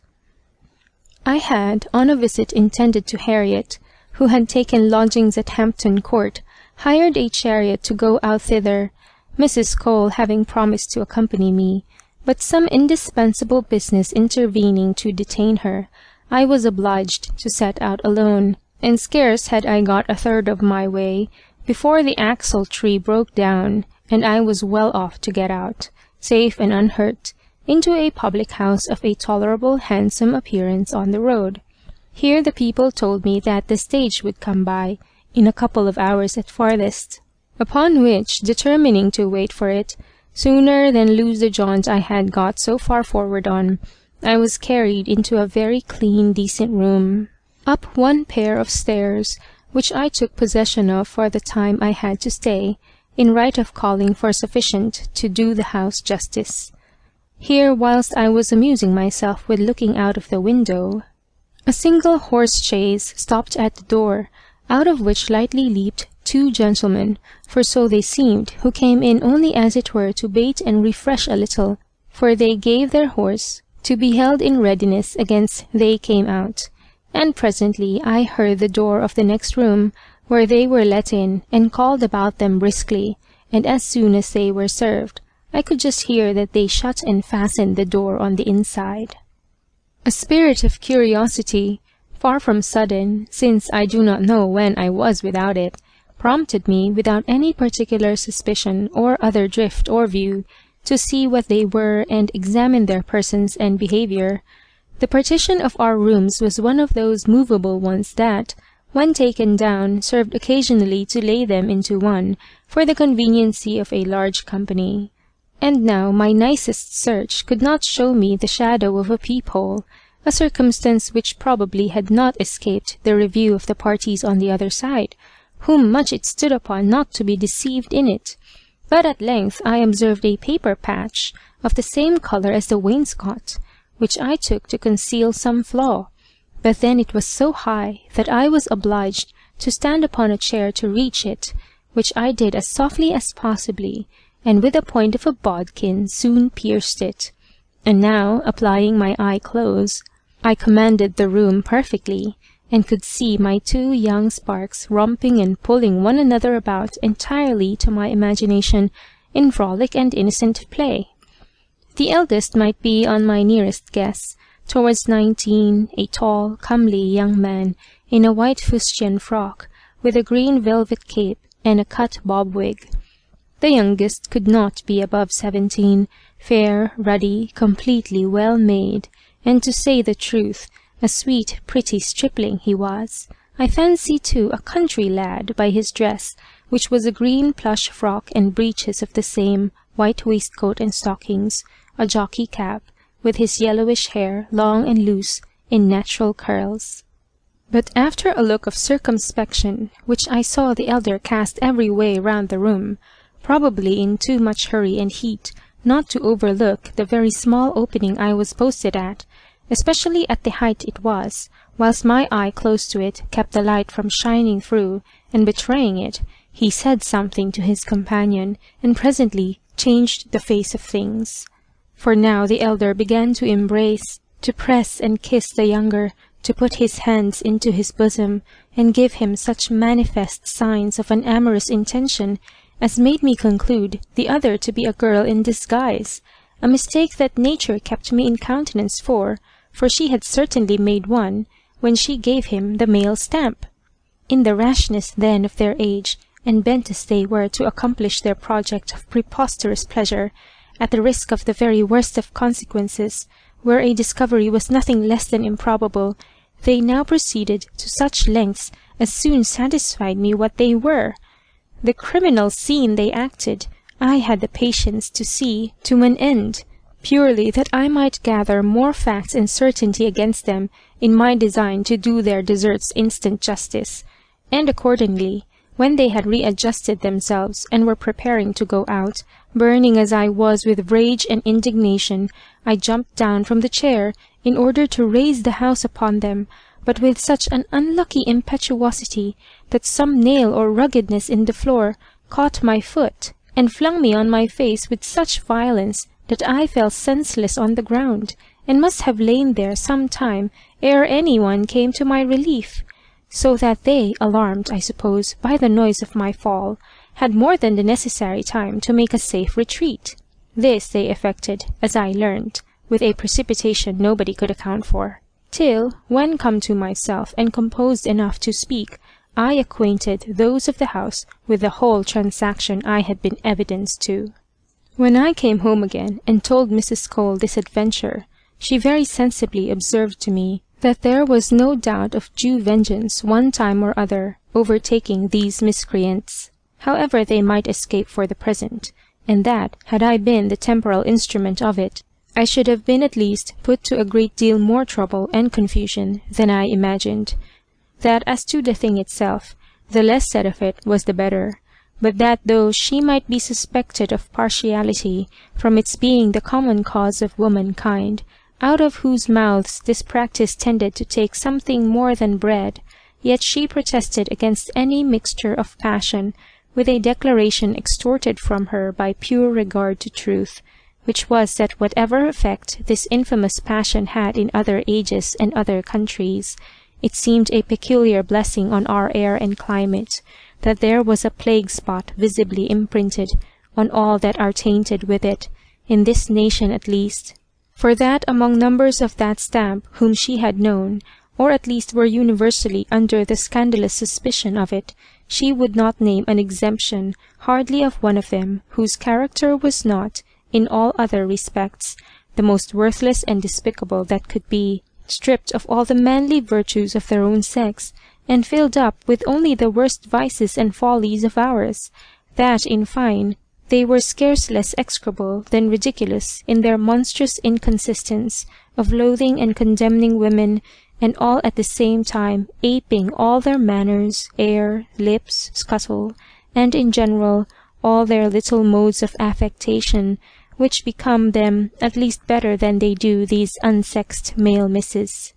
But here, washing my hands of them, I replunge into the stream of my history, into which I may very properly engraft a terrible sally of Louisa's, since I had some share in it myself, and have besides engaged myself to relate it, in point of countenance to poor Emily. It will add, too, one more example to thousands, in confirmation of the maxim, that when women get once out of compass, there are no lengths of licentiousness that they are not capable of running. One morning then that both Mrs. Cole and Emily were gone out for the day, and only Louisa and I, not to mention the housemaid, were left in charge of the house, whilst we were loitering away the time in looking through the shop windows, the son of a poor woman, who earned very hard bread indeed by mending stockings in a stall in the neighbourhood, offered us some nosegays, ringed round a small basket, by selling of which the poor boy eked out his mother's maintenance of them both. Nor was he fit for any other way of livelihood, since he was not only a perfect changeling or idiot, but stammered so that there was no understanding even those sounds his half-dozen, at most, animal ideas prompted him to utter. The boys and servants in the neighbourhood had given him the nickname of good-natured Dick, from the soft simpleton's doing everything he was bid at the first word, and from his naturally having no turn to mischief. Then, by the way, he was perfectly well made,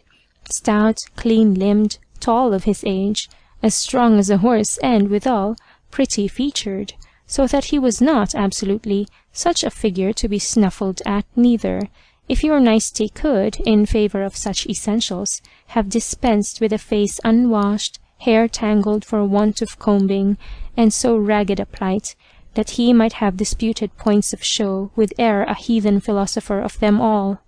This boy we had often seen, and bought his flowers out of pure compassion and nothing more, but just at this time as he stood presenting us his basket, a sudden whim, a start of wayward fancy, seized Louisa, and without consulting me she calls him in, and beginning to examine his nosegays, culls out two, one for herself, another for me, and pulling out half a crown, very currently gives it him to change, as if she had really expected he could have changed it.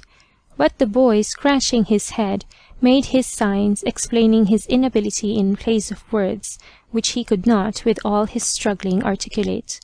Louisa at this says, "Well, my lad, come upstairs with me, and I will give you your due," winking at the same time to me, and beckoning me to accompany her, which I did, securing first the street door, that by this means, together with the shop, became wholly the care of the faithful housemaid. As we went up, Louisa whispered to me that she had conceived a strange longing to be satisfied, whether the general rule held good with regard to this changeling, and how far nature had made him amends, in her best bodily gifts, for her denial of the sublimer intellectual ones, begging at the same time my assistance in procuring her this satisfaction. A want of complaisance was never my vice, and I was so far from opposing this extravagant frolic, that now, bit with the same maggot, and my curiosity conspiring with hers, I entered plumb into it on my own account. Consequently, as soon as we came into Louisa's bedchamber, whilst she was amusing him with picking out his nosegays, I undertook the lead, and began the attack. As it was not then very material to keep much measures with a mere natural, I made presently very free with him, though at my first motion of meddling, his surprise and confusion made him receive my advances but awkwardly, nay, insomuch that he bashfully shied, and shied back a little, till encouraging him with my eyes, plucking him playfully by the hair, sleeking his cheeks, and forwarding my point by a number of little wantonnesses, I soon turned him familiar, and gave nature her sweetest alarm, so that, aroused and beginning to feel himself, we could, amidst all the innocent laugh and grin I had provoked him into, perceive the fire lighting in his eyes, and, diffusing over his cheeks, blend its glow with that of his blushes. The emotion, in short, of animal pleasure, glared distinctly in the simpleton's countenance. Yet, struck with the novelty of the scene, he did not know which way to look or move, but tame, passive, simpering, with his mouth half open in stupid rapture, stood and tractably suffered me to do what I pleased with him. His basket was dropped out of his hands, which Louisa took care of. I had now, through more than one rent, discovered and felt his thighs, the skin of which seemed the smoother and fairer for the coarseness and even dirt of his dress, as the teeth of negroes seem the whiter for the surrounding black, and poor indeed of habit, poor of understanding, he was, however, abundantly rich in personal treasures, such as the flesh, firm, plump, and replete with the juices of youth, and robust, well-knit limbs. My fingers, too, had now got within reach of the true, the genuine sensitive plant, which, instead of shrinking from the touch, joys to meet it, and swells and vegetates under it. Mine pleasingly informed me that matters were so ripe for the discovery we meditated, that they were too mighty for the confinement they were ready to break. A waistband that I unskewered, and a rag of a shirt that I removed, and which could not have covered a quarter of it, revealed the whole of the idiot's standard of distinction, erect, in full pride and display, but such a one! It was positively of so tremendous a size, that prepared as we were to see something extraordinary, it still, out of measure, surpassed our expectation, and astonished even me, who had not been used to trade in trifles.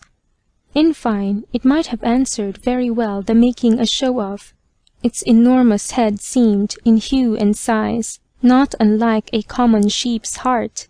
Then you might have trolled dice securely along the broad back of the body of it. The length of it, too, was prodigious. Then the rich appendage of the treasure bag beneath, large in proportion, gathered and crisped up round in shallow furrows, helped to fill the eye and complete the proof of his being a natural, not quite in vain, since it was full manifest that he inherited, and largely too, the prerogative of majesty which distinguishes that otherwise most unfortunate condition, and gives rise to the vulgar saying, a fool's bauble is a lady's playfellow. Not wholly without reason, for, generally speaking, it is in love as it is in war, where longest weapon carries it. Nature, in short, had done so much for him in those parts, that she perhaps held herself acquitted in doing so little for his head. For my part, who had sincerely no intention to push the joke further than simply satisfying my curiosity, with the sight of it alone, I was content, in spite of the temptation that stared me in the face,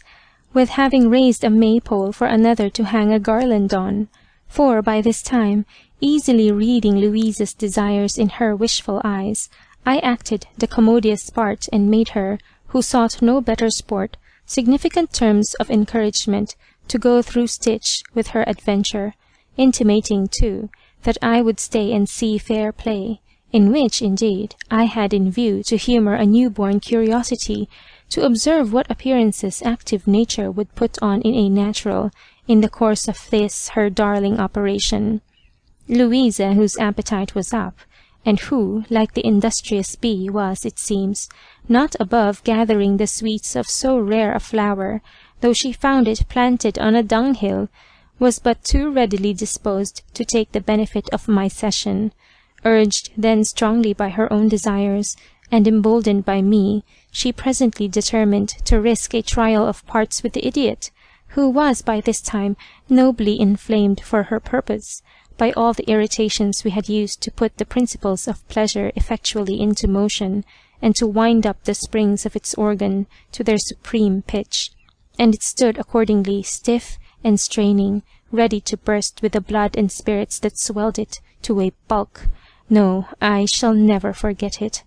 Louisa then, taking and holding the fine handle that so invitingly offered itself, led the ductile youth by that master tool of his, as she stepped backwards towards the bed, which he joyfully gave way to, under the incitations of instinct, and palpably delivered up to the goad of desire.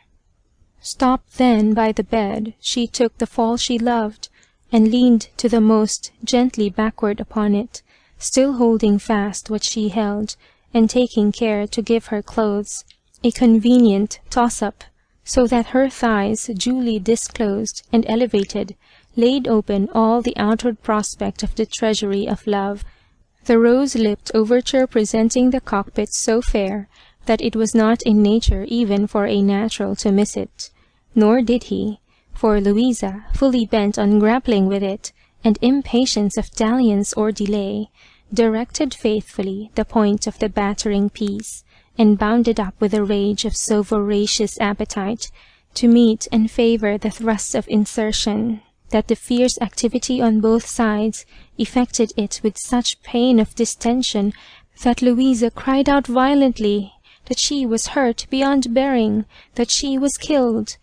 But it was too late. The storm was up, and force was on her to give way to it, for now the man-machine, strongly worked upon by the sensual passion, felt so manfully his advantages and superiority, felt withal the sting of pleasure so intolerable, that maddening with it, his joys began to assume a character of furiousness, which made me tremble for the too tender Louisa. He seemed, at this juncture, greater than himself. His countenance, before so void of meaning or expression,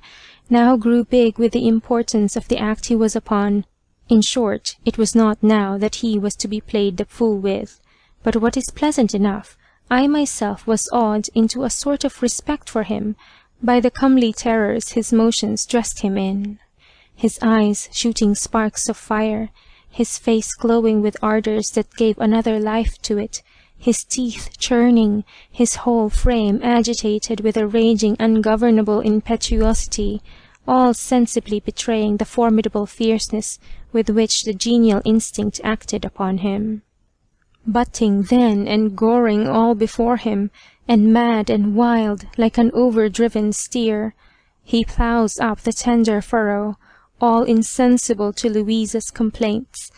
Nothing can stop, nothing can keep out a fury like this, with which, having once got its head in, its blind rage soon made way for the rest, piercing, rending, and breaking open all obstructions. The torn, split, wounded girl cries, struggles, invokes me to her rescue, and endeavours to get from under the young savage, or shake him off, but alas, in vain. Her breath might as soon have stilled or stemmed a storm in winter, as all her strength have quelled his rough assault, or put him out of his course. And indeed all her efforts and struggles were managed with such disorder that they served rather to entangle and fold her the faster in the twine of his boisterous arms, so that she was tied to the stake and obliged to fight the match out if she died for it.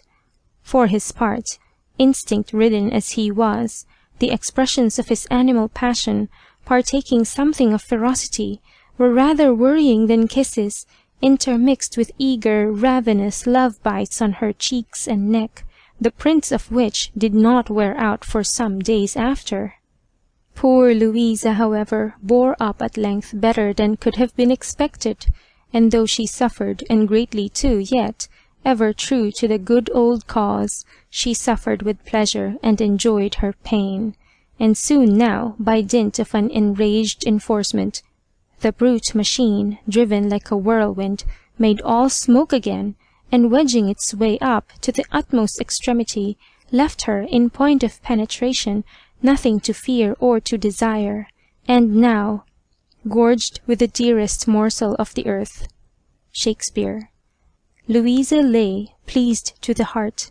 pleased to her utmost capacity of being so, with every fibre in those parts stretched almost to breaking, on a rack of joy, whilst the instrument of all this overfulness searched her senses with its sweet excess, till the pleasure gained upon her so, its point stung her so home, that catching at length the rage from her furious driver, and sharing the riot of his wild rapture, she went wholly out of her mind into that favourite part of her body,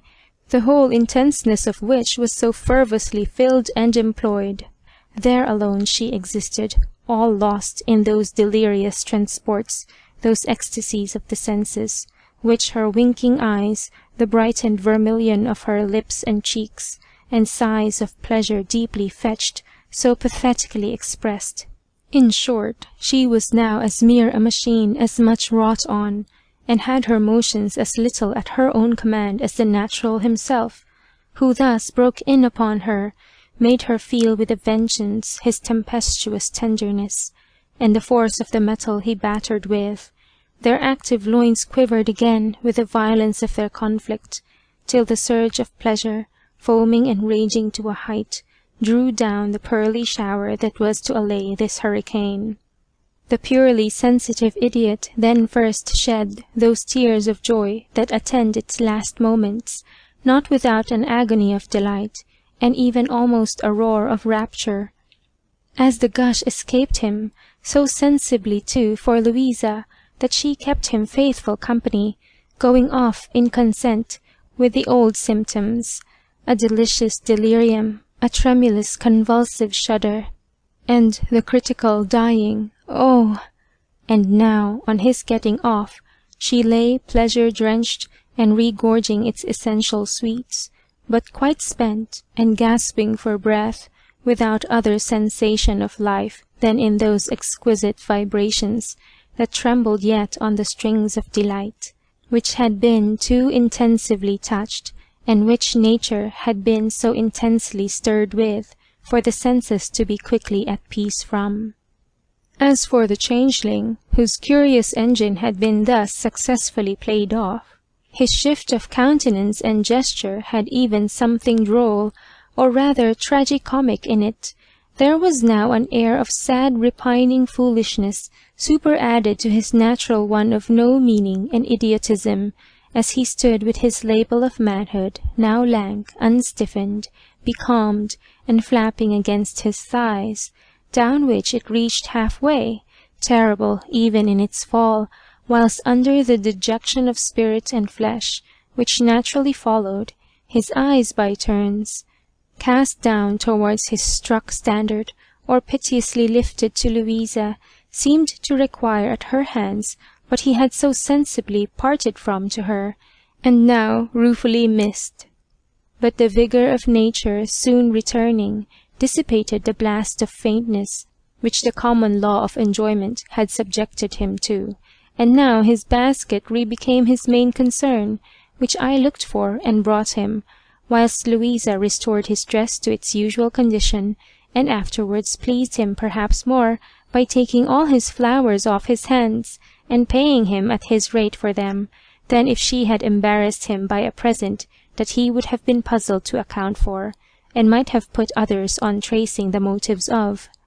Whether she ever returned to the attack I know not, and to say the truth I believe not. She had had her freak out, and had pretty plentifully drowned her curiosity in a glut of pleasure which, as it happened, had no other consequence than that the lad, who retained only a confused memory of the transaction, would, when he saw her, for some time after, express a grin of joy and familiarity, after his idiot manner, and soon forgot her in favour of the next woman, tempted, on the report of his parts, to take him in.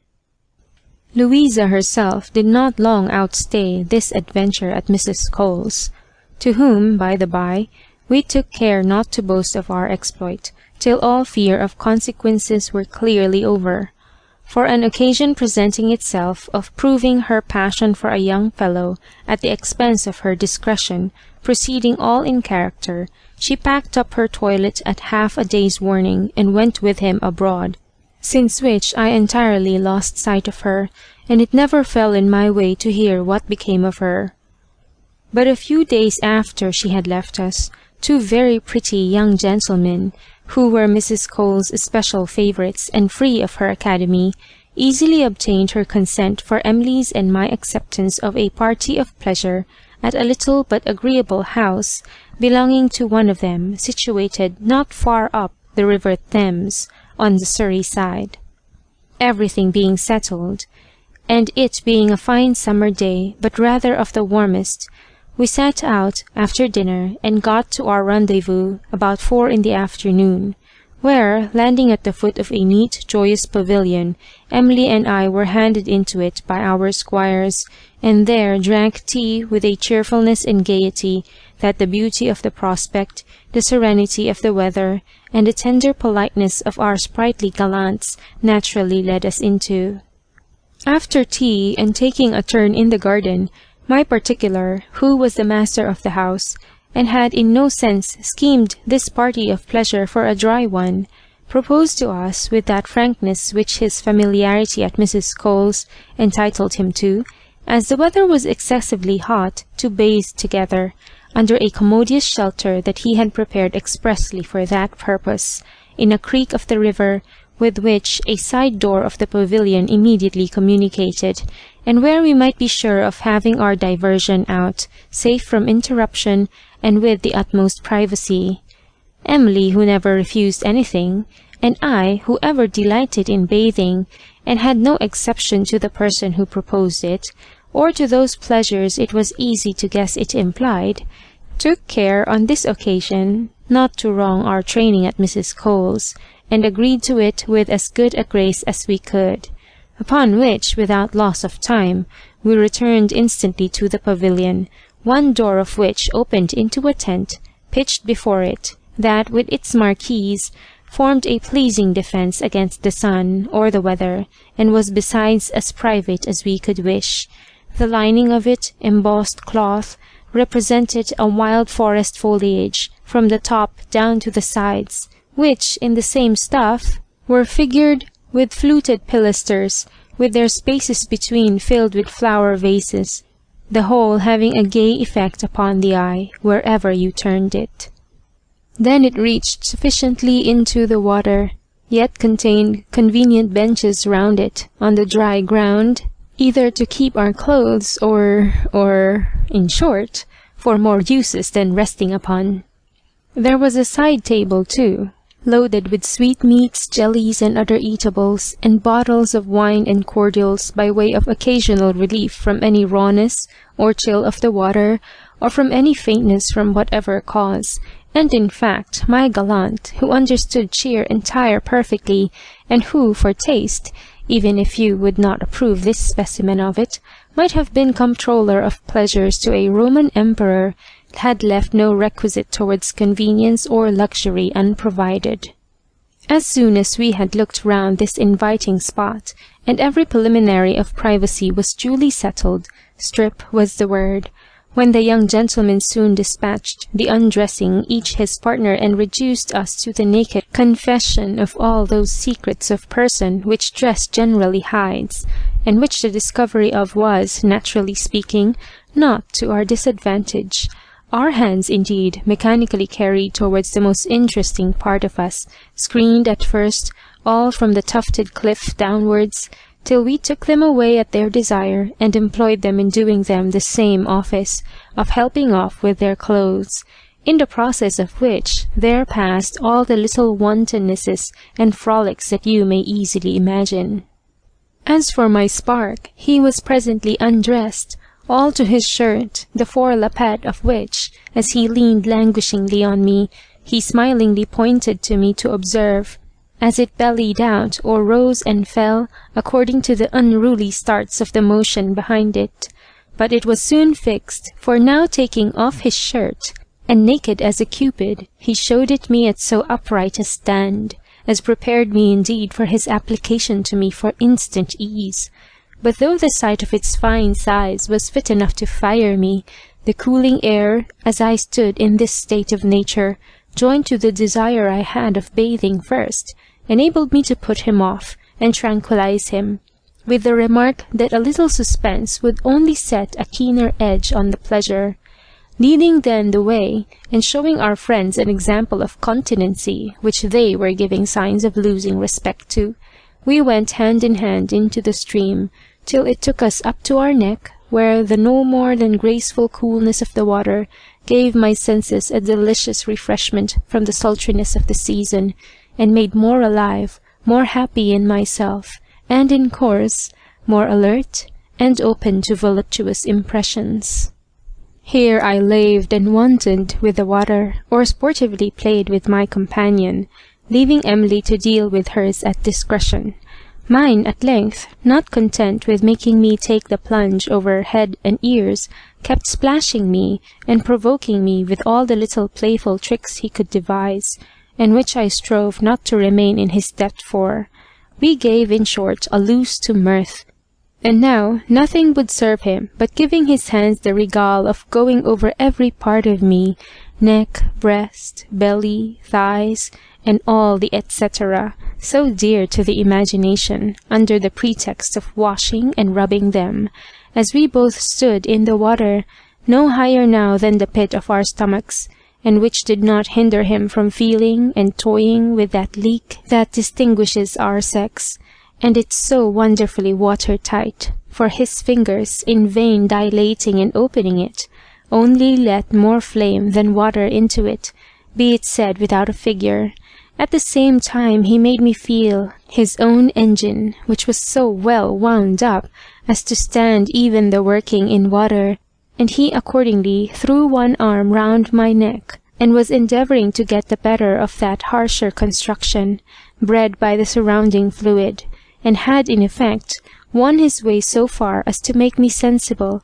of the pleasing stretch of those nether lips from the in-driving machine, when, independent of my not liking that awkward mode of enjoyment, I could not help interrupting him in order to become joint spectators of a plan of joy in hot operation between Emily and her partner, who, impatient of the fooleries and dalliance of the bath, had led his nymph to one of the benches on the green bank, where he was very cordially proceeding to teach her the difference betwixt jest and earnest.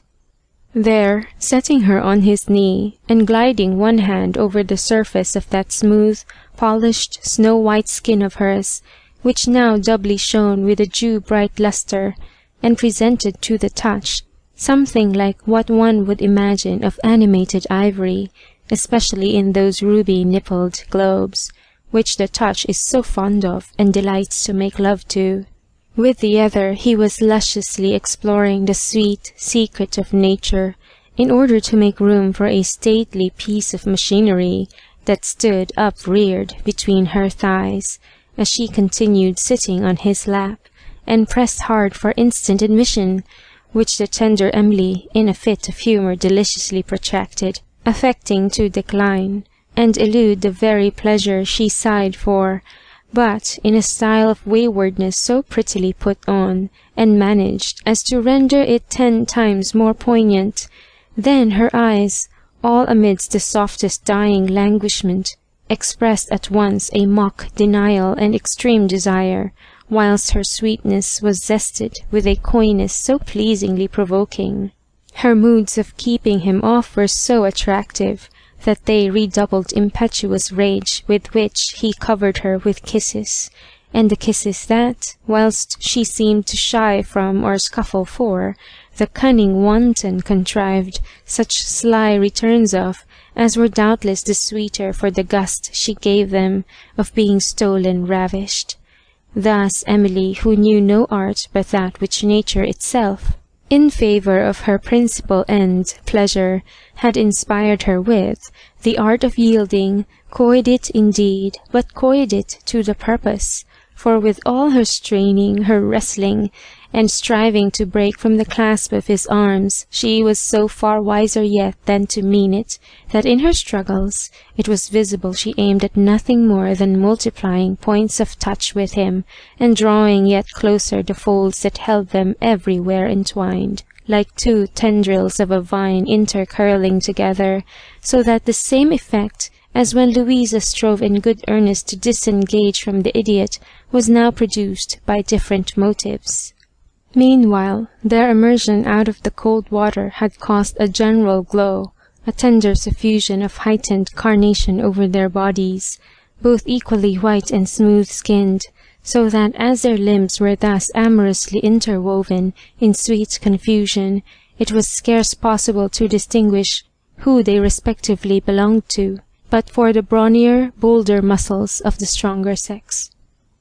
In a little time, however, the champion was fairly in with her, and had tied at all points the true lover's knot, when now, adieu all the little refinements of a finessed reluctance, adieu the friendly feint, she was presently driven forcibly out of the power of using any art, and indeed, what art must not give way, when nature, corresponding with her assailant, invaded in the heart of her capital, and carried by storm, lay at the mercy of the proud conqueror who had made his entry triumphantly and completely,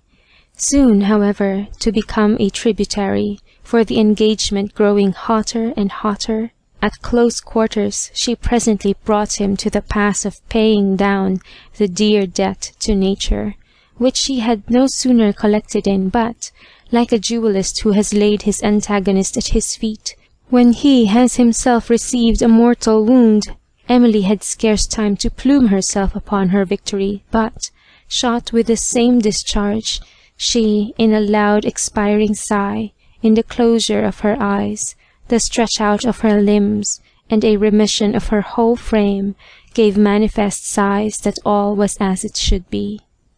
For my part, who had not, with the calmest patience, stood in the water all this time to view this warm action, I leaned tenderly on my gallant, and at the close of it, seemed to ask him with my eyes what he thought of it. But he, more eager to satisfy me by his actions than by his words or looks, as we shoaled the water towards the shore, showed me the staff of love so intensely set up, that had not even charity beginning at home in this case, urged me to our mutual relief, it would have been cruel indeed to have suffered the youth to burst with straining, when the remedy was so obvious and so near at hand. Accordingly, we took to a bench, whilst Emily and her spark, who belonged it seems to the sea, stood at a sideboard, drinking to our good voyage, for, as the last observed, we were well under way, with a fair wind up channel, and full freighted, nor indeed were we long before we finished our trip to Cythera, and unloaded in the old haven, but, as the circumstances did not admit of much variation, I shall spare you the description.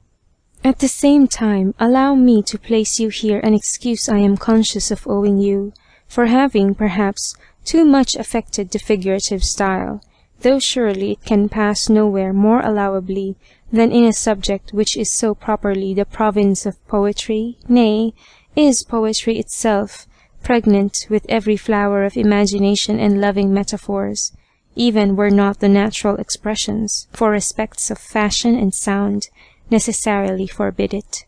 Resuming now my history, you may please to know that what with a competent number of repetitions, all in the same strain, and by the by we have a certain natural sense that those repetitions are very much to the taste,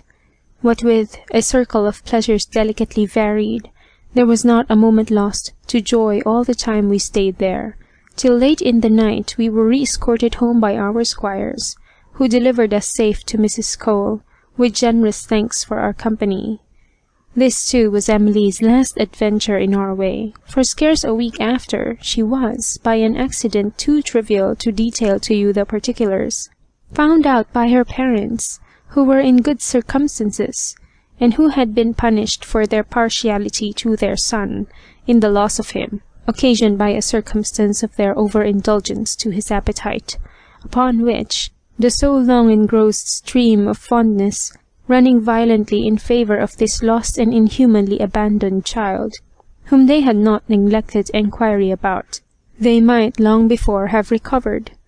They were now so overjoyed at the retrieval of her that, I presume, it made them much less strict in examining the bottom of things, for they seemed very glad to take for granted in the lump everything that the grave and decent Mrs. Cole was pleased to pass upon them, and soon afterwards sent her from the country a handsome acknowledgment. But it was not so easy to replace to our community the loss of so sweet a member of it, for, not to mention her beauty, she was one of those mild, pliant characters that if one does not entirely esteem, one can scarce help loving, which is not such a bad compensation neither. Owing all her weakness to good nature and an indolent facility that kept her too much at the mercy of first impressions, she had just sense enough to know that she wanted leading strings, and thought herself so much obliged to any who would take the pains to think for her and guide her, that with very little management she was capable of being made a most agreeable, nay, a most virtuous wife, for vice, it is probable, had never been her choice, or her fate, if it had not been for occasion or example, or had she not depended less upon herself than upon her circumstances. This presumption her conduct afterwards verified, for presently meeting with a match that was ready cut and dry for her, with a neighbour's son of her own rank, and a young man of sense and order, who took her as the widow of one lost at sea, for so it seems one of her gallants, whose name she had made free with, really was, she naturally struck into all the duties of their domestic life with as much constancy and regularity as if she had never swerved from a state of undebauched innocence from her youth. These desertions had, however, now so far thinned Mrs. Cole's brood, that she was left with only me, like a hen with one chicken. But though she was earnestly entreated and encouraged to recruit her corps, her growing infirmities, and, above all, the tortures of a stubborn hip-gout, which she found would yield to no remedy,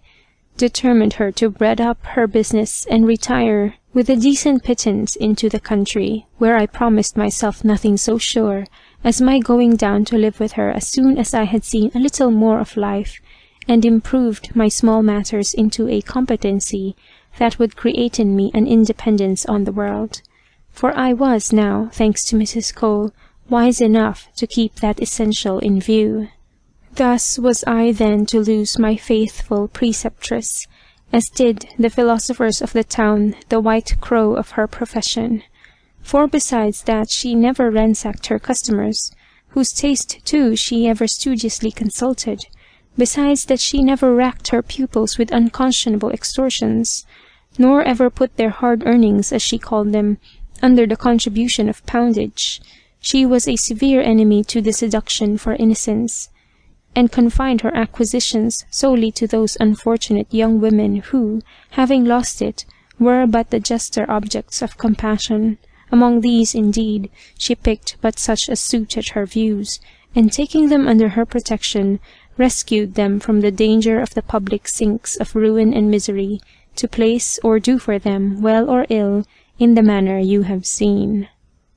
Having then settled her affairs, she set out on her journey, after taking the most tender leave of me, and at the end of some excellent instructions, recommending me to myself, with an anxiety perfectly maternal. In short, she affected me so much, that I was not presently reconciled to myself for suffering her at any rate to go without me, but fate had, it seems, otherwise disposed of me. I had, on my separation from Mrs. Cole, taken a pleasant, convenient house at Marylebone, but easy to rent and manage from its smallness, which I furnished neatly and modestly.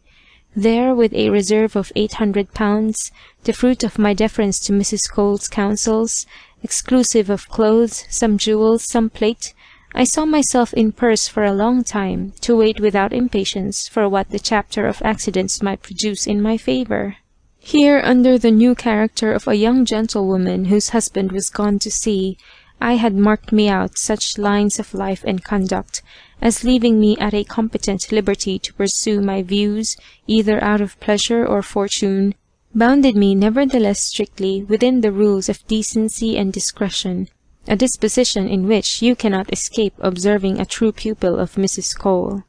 I was scarce, however, well warm in my new abode, when going out one morning pretty early to enjoy the freshness of it, in the pleasing outlet of the fields, accompanied only by a maid whom I had newly hired. As we were carelessly walking among the trees, we were alarmed with the noise of a violent coughing,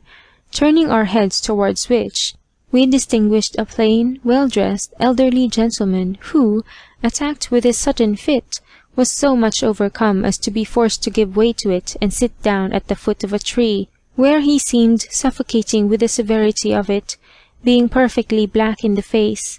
Not less moved than frightened, with which I flew on the instant to his relief, and using the rote of practice I had observed on the like occasion, I loosened his cravat and clapped him on the back, but whether to any purpose or whether the cough had had its course I know not. But the fit immediately went off, and now recovered to his speech and legs, he returned me thanks with as much emphasis as if I had saved his life. This naturally engaging a conversation, he acquainted me where he lived, which was at a considerable distance from where I met with him,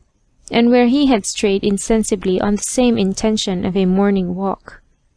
He was, as I afterwards learned in the course of this intimacy which this little accident gave birth to, an old bachelor turned of 60, but of a fresh vigorous complexion, insomuch that he scarce marked 45, having never racked his constitution by permitting his desires to overtax his ability.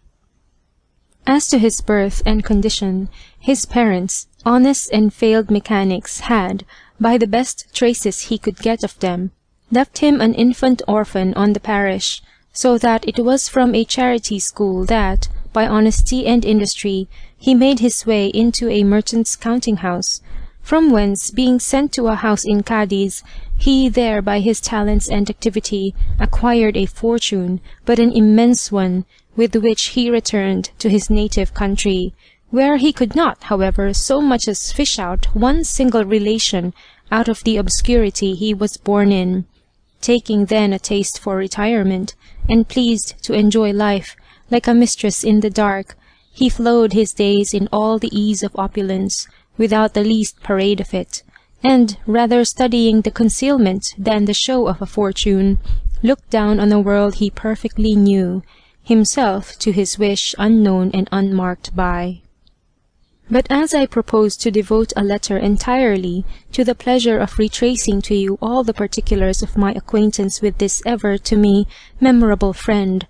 I shall in this transiently touch on no more than may serve as mortar to cement to form the connection of my history, and to obviate your surprise that one of my high blood and relish of life should count a gallant of 60 such a catch. Referring then to a more explicit narrative, to explain by what progressions our acquaintance, certainly innocent at first, insensibly changed nature, and ran into unplatonic lengths, as might well be expected from one of my condition of life, and above all from that principle of electricity that scarce ever fails of producing fire when the sexes meet, I shall only here acquaint you that as age had not subdued his tenderness for our sex, neither had it robbed him of the power of pleasing, since whatever he wanted in the bewitching charms of youth, he atoned for or supplemented with the advantages of experience, the sweetness of his manners, and above all his flattering address in touching the heart by an application to the understanding. From him it was I first learned, to any purpose, and not without infinite pleasure, that I had such a portion of me worth bestowing some regard on. From him I received my first essential encouragement, and instructions how to put it in that train of cultivation, which I have since pushed to the little degree of improvement you see it at. He it was who first taught me to be sensible, that the pleasures of the mind were superior to those of the body, at the same time that they were so far from obnoxious to, or incompatible with each other, that, besides the sweetness in the variety and transition, the one served to exalt and perfect the taste of the other to a degree that the senses alone can never arrive at. Himself a rational pleasurist, as being much too wise to be ashamed of the pleasures of humanity, loved me indeed, but loved me with dignity, in a mien equally removed from the sourness of forwardness by which age is unpleasingly characterized, and from that childish silly dotage that so often disgraces it, and which he himself used to turn into ridicule, and compare to an old goat affecting the frisk of a young kid. In short, everything that is generally unamiable in his season of life was, in him, repaired by so many advantages, that he existed a proof manifest at least to me, that it is not out of the power of age to please, if it lays out to please, and if, making just allowances, those in that class do not forget that it must cost them more pains and attention than what youth, the natural springtime of joy, stands in need of,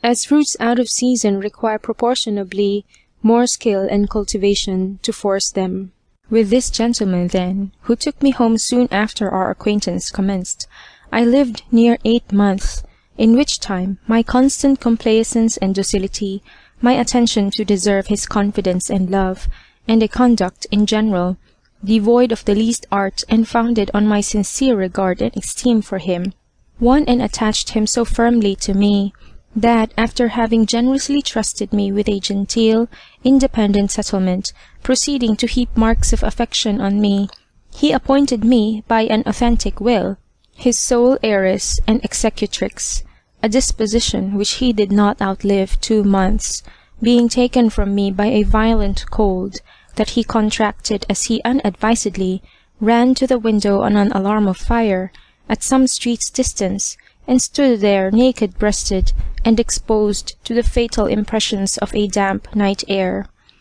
After acquitting myself of my duty towards my deceased benefactor, and paying him a tribute of unfeigned sorrow, which a little time changed into a most tender, grateful memory of him that I shall ever retain, I grew somewhat comforted by the prospect that now opened to me, if not of happiness, at least of affluence and independence. I saw myself then in the full bloom and pride of youth, for I was not yet 19, actually at the head of so large a fortune, as it would have been even the height of impudence in me to have raised my wishes, much more my hopes too, and that this unexpected elevation did not turn my head, I owed to the pains my benefactor had taken to form and prepare me for it, as I owed his opinion of my management of the vast possessions he left to me, to what he had observed of the prudential economy I had learned under Mrs. Cole, of which the reserve he saw I had made was a proof and encouragement to him. But alas, how easily is the enjoyment of the greatest sweets in life, in present possession, poisoned by the regret of an absent one! But my regret was a mighty and just one, since it had my only truly beloved Charles for its object. Given him up I had indeed completely, having never once heard from him since our separation, which, as I found afterwards, had been my misfortune and not his neglect, for he wrote me several letters which had all miscarried, but forgotten him I never had. Amidst all my personal infidelities, not one had made a pin's point impression on a heart impenetrable to the true love passion, but for him. As soon, however, as I was mistress of this unexpected fortune, I felt more than ever how dear he was to me, from its insufficiency to make me happy, whilst he was not to share it with me. My earliest care, consequently, was to endeavour at getting some account of him, but all my researches produced me no more light than that his father had been dead for some time, not so well as even with the world, and that Charles had reached his port of destination in the South Seas, where, finding the estate he was sent to recover dwindled to a trifle by the loss of 2 ships in which the bulk of his uncle's fortune lay, he was come away with a small remainder, and might, perhaps, according to the best advice, in a few months return to England, from whence he had, at the time of this my inquiry, had been absent 2 years and 7 months, a little eternity in love. You cannot conceive with what joy I embraced the hopes thus given me of seeing the delight of my heart again, but as the term of months was assigned it, in order to divert and amuse my impatience for his return, After settling my affairs with much ease and security, I set out on a journey for Lancashire, with an equipage suitable to my fortune, and with a design purely to revisit my place of nativity, for which I could not help retaining a great tenderness, and might naturally not be sorry to show myself there to the advantage I was now in pass to do, after the report Esther Davis had spread of my being spirited away to the plantations. For on no other supposition could she account for the suppression of myself to her, since her leaving me so abruptly at the inn. Another favourite intention I had, to look out for my relations, though I had none besides distant ones, and prove a benefactress to them. Then Mrs. Cole's place of retirement lying in my way was not amongst the least of the pleasures I had proposed to myself in this expedition. I had taken nobody with me but a discreet, decent woman, to figure it as my companion, besides my servants, and was scarce got into an inn about 20 miles from London, where I was to sup and pass the night, when such a storm of wind and rain sprang up, as made me congratulate myself on having got under shelter before it began. This had continued a good half-hour, when bethinking me of some directions to give to the coachman, I sent for him, and not caring that his shoes should soil the very clean parlour in which the cloth was laid, I stepped into the hall kitchen, where he was, and where, whilst I was talking to him, I slantingly observed 2 horsemen driven in by the weather, and both wringing wet, one of whom was asking if they could not be assisted with a change, while their clothes were dried.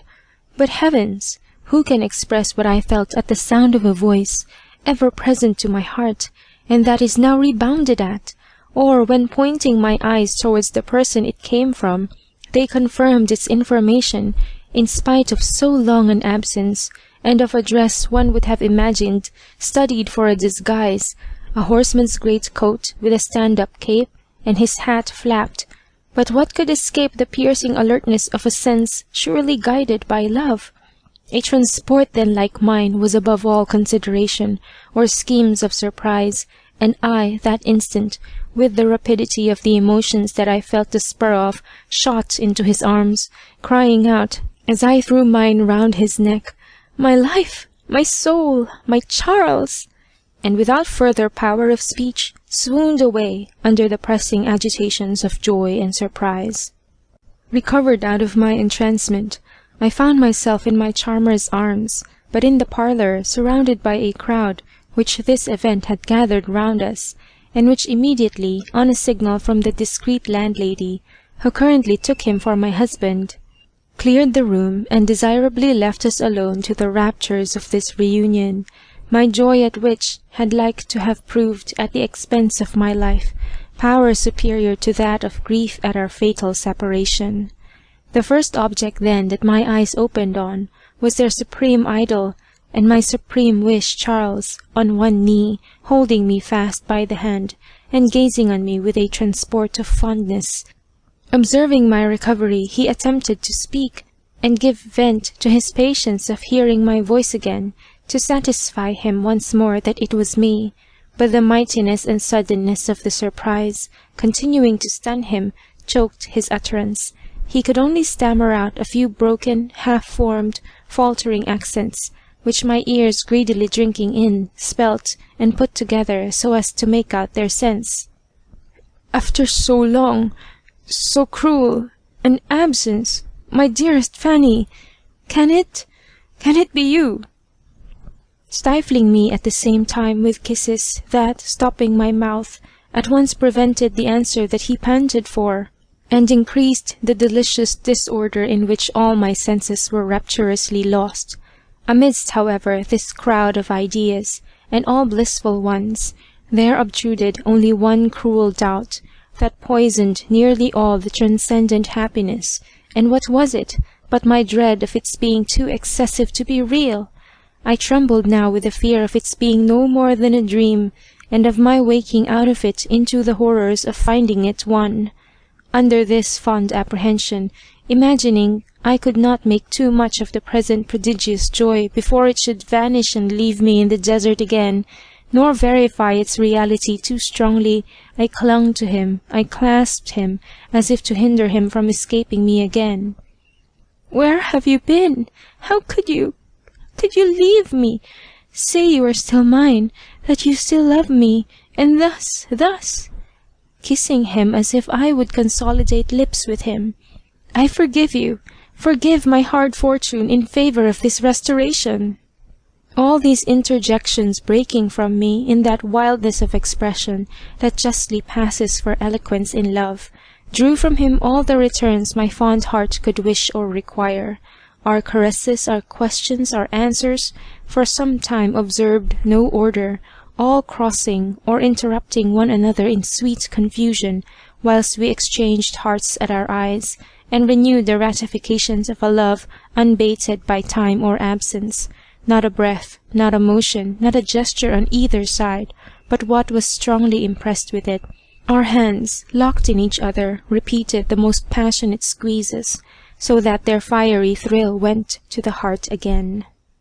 Thus absorbed and concentred in this unutterable delight, I had not attended to the sweet author of it, being thoroughly wet, and in danger of catching cold, when, in good time, the landlady, whom the appearance of my equipage, which, by the by, Charles knew nothing of, had gained me an interest in, for me and mine, interrupted us by bringing in a decent shift of linen and clothes, which now, somewhat recovered into a calmer composure by the coming in of a third person, I pressed him to take the benefit of, with a tender concern and anxiety that made me tremble for his health. The landlady leaving us again, he proceeded to shift, in the act of which, though he proceeded with all that modesty which became these first solemner instants of our re-meeting after so long an absence, I could not contain certain snatches of my eyes, lured by the dazzling discoveries of his naked skin, that escaped him as he changed his linen, and which I could not observe the unfaded life and complexion of without emotions of tenderness and joy, that had himself too purely for their object to partake of a loose or mistimed desire.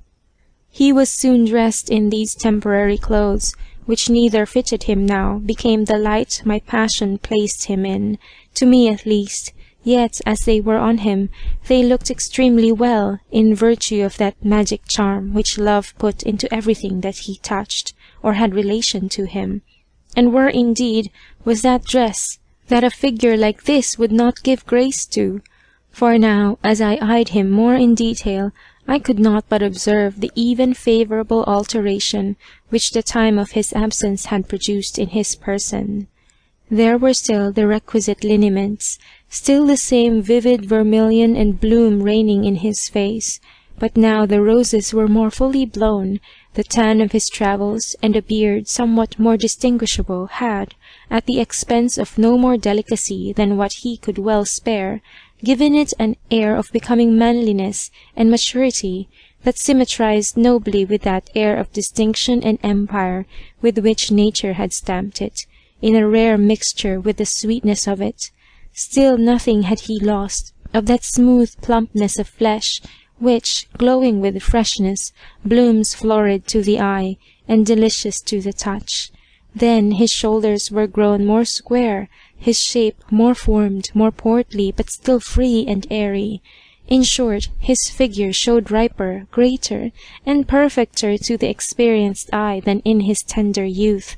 And now he was not much more than 22. In this interval, however, I picked out of the broken, often pleasingly interrupted account of himself, that he was, at that instant, actually on his road to London, in not a very paramount plight or condition, having been wrecked on the Irish coast, for which he had prematurely embarked, and lost the little all he had brought with him from the South Seas, so that he had not till after great shifts and hardships, in the company of his fellow traveller the captain, got so far on his journey, that so it was, having heard of his father's death and circumstances, he had now the world to begin again on a new account, a situation which he assured me in a vein of sincerity that, flowing from his heart, penetrated mine, gave him to farther pain than that he had not in his power to make me as happy as he could wish. My fortune, you will please to observe, I had not entered upon any overture of, reserving to feast myself with the surprise of it to him in calmer instants. And as to my dress, it could give him no idea of the truth, not only as it was mourning, but likewise in a style of plainness and simplicity that I had ever kept to with studied art. He pressed me indeed tenderly to satisfy his ardent curiosity, both with regard to my past and present state of life since his being torn away from me, but I had the address to elude his questions by answers that, showing his satisfaction at no great distance, won upon him to waive his impatience, in favour of the thorough confidence he had in my not delaying it, but for respects I should in good time acquaint him with. Charles, however, thus returned to my longing arms, tender, faithful, and in health, was already a blessing too mighty for my conception. But Charles in distress, Charles reduced and broken down to his naked personal merit, was such a circumstance in favour of the sentiments I had for him as exceeded my utmost desires, and accordingly I seemed so visibly charmed, so out of time and measure pleased at his mention of his ruined fortune, that he could account for it in no way, but that the joy of seeing him again had swallowed up every other sense or concern. In the meantime, my woman had taken all possible care of Charles's travelling companion, and as supper was coming in, he was introduced to me, when I received him, as became my regard for all of Charles's acquaintances and friends. We four then supped together in the style of joy, congratulation, and pleasing disorder that you may guess. For my part, though all these agitations had left me not the least stomach, but for that uncloying feast, the sight of my adored youth, I endeavoured to force it by way of example for him, who I conjectured must want such a recruit after riding, and indeed he ate like a traveller, but gazed at and addressed me all the time like a lover. After the cloth was taken away, and the hour of repose came on, Charles and I were, without further ceremony, in quality of man and wife, shown up together to a very handsome apartment, and all in course the bed, they said, the best in the inn. And here, decency, forgive me, if once more I violate thy laws, and keeping the curtains undrawn, sacrifice thee for the last time to that confidence without reserve with which I engaged to recount to you the most striking circumstances of my youthful disorders. As soon then as we were in the room together, left to ourselves, the sight of the bed, starting the remembrance of our first joys, and the thought of my being instantly to share it with the dear possessor of my virgin heart, moved me so strongly that it was well I leaned upon him, or I must have fainted again under the overpowering sweet alarm. Charles saw into my confusion, and forgot his own, that was scarce less, to apply himself to the removal of mine. But now the true refining passion had regained thorough possession of me, with all its train of symptoms, a sweet sensibility, a tender timidity, love-sick yearnings tempered with a diffidence and modesty, all held me in a subjection of soul incomparably dearer to me than the liberty of heart with which I had been long, too long, the mistress of. In the course of those grosser gallantries, the consciousness of which now made me sigh with a virtuous confusion and regret. No real virgin, in view of the nuptial bed, could give more bashful blushes to unblemished innocence than I did to a sense of guilt, and indeed I loved Charles too truly not to feel severely that I did not deserve him. As I kept hesitating and disconcerted under this soft distraction, Charles, with fond impatience, took the pains to undress me, and all I can remember amidst the flutter and discomposure of my senses was some flattering exclamations of joy and admiration, more especially at the feel of my breasts, now set at liberty from my stays, and which, panting and rising in tumultuous throbs, swelled upon his dear touch, and gave it the welcome pleasure of finding them well formed and unfailed in firmness. I was soon laid in bed, and scarce languished an instant for the darling partner of it, before he was undressed and got between the sheets, with his arms clasped round me, giving and taking, with gust inexpressible, a kiss of welcome, that my heart, rising to my lips, stamped with its warmest impression, concurring too by bliss, with that delicate and voluptuous emotion which Charles alone had the secret to excite, and which constitutes the very life, the essence of pleasure. Meanwhile 2 candles lighted on a side table near us, and a joyous wood fire, threw a light into the bed that took from one sense of great importance to our joys, all pretext for complaining of being shut out of its share of them, and indeed the sight of my idolized youth was alone, from the ardour with which I had wished for it, without other circumstance, a pleasure to die of.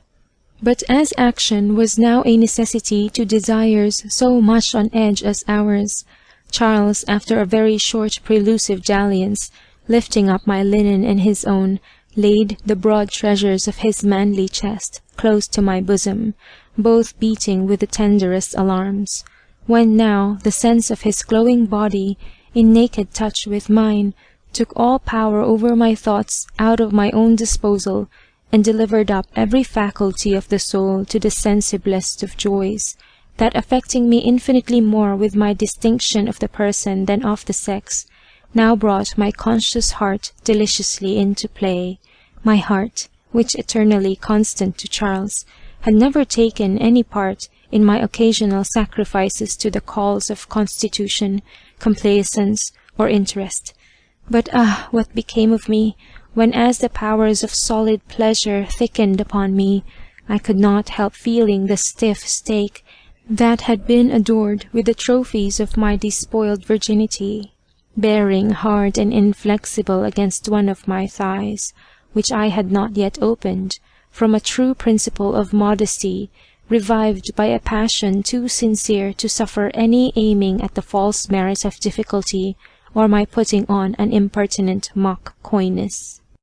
I have, I believe, somewhere before remarked, that the feel of that favourite piece of manhood has, in the very nature of it, something inimitably pathetic. Nothing can be dearer to the touch, nor can affect it with a more delicious sensation. Think then, as a love thinks, what must be the consummate transport of that quickest of our senses, in their central seat too, when after so long a deprival, it felt itself re-inflamed under the pressure of that peculiar sceptre member which commands us all, but especially my darling, elect from the face of the whole earth, and now, at its mightiest point of stiffness, it felt to me something so subduing, so active, so solid and agreeable, that I know not what name to give its singular impression, but the sentiment of consciousness of its belonging to my supremely beloved youth gave me so pleasing an agitation, and worked so strongly on my soul, that it sent all its sensitive spirits to that organ of bliss in me, dedicated to its reception. There, concentring to a point, like rays in a burning glass, they glowed, they burnt with the intensest heat. The springs of pleasure were, in short, wound up to such a pitch, I panted now with so exquisitely keen an appetite for the eminent enjoyment that I was even sick with desire, and unequal to support the combination of 2 distinct ideas that delightfully distracted me, for all the thought I was capable of was that I was now in touch at once with the instrument of pleasure and the great seal of love, ideas that, mingling streams, poured such an ocean of intoxicating bliss on a weak vessel, all too narrow to contain it, that I lay overwhelmed, absorbed, lost in an abyss of joy, and dying of nothing but immoderate delight. Charles then roused me somewhat out of this ecstatic distraction with a complaint softly murmured, amidst a crowd of kisses, at the position, not so favourable to his desires, in which I received his urgent insistence for admission, where that insistence was alone so engrossing a pleasure, that it made me inconsistently suffer a much dearer one to be kept out. But how sweet to correct such a mistake! My thighs, now obedient to the intimations of love and nature, gladly disclose, and with a ready submission resign up the soft gateway to the entrance of pleasure. I see, I feel the delicious velvet tip. He enters me might and main with, oh, my pen drops from me here in the ecstasy now present to my faithful memory. Description too deserts me, and delivers over a task above its strength of wing to the imagination. But it must be an imagination exalted by such a flame as mine, that can do justice to that sweetest, noblest of all sensations, that hailed and accompanied the stiff insinuation all the way up, till it was at the end of its penetration, sending up through my eyes the sparks of the love fire that ran all over me, and blazed in every vein and every pore of me, a system incarnate of joy all over. I had now totally taken in love's true arrow from the point up to the feather, in that part where making now new wound, the lips of the original one of nature, which had owed its first breathing to this dear instrument, clung as if sensible of gratitude, in eager suction round it, whilst all its inwards embraced it tenderly with a warmth of gust, a compressive energy that gave it, in its way, the heartiest welcome in nature, every fibre there gathering tight round it, and straining ambitiously to come in for its share of the blissful touch.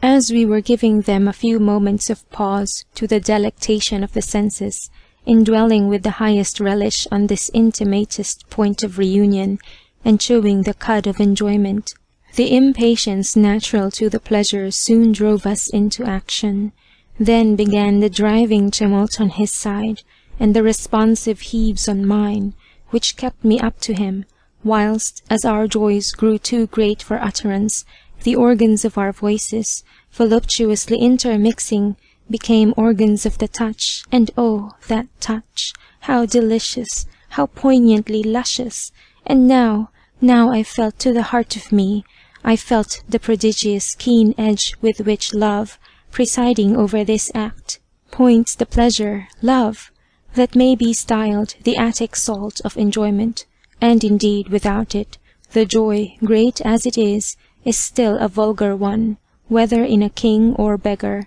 for it is, undoubtedly, love alone that refines, enables, and exalts it.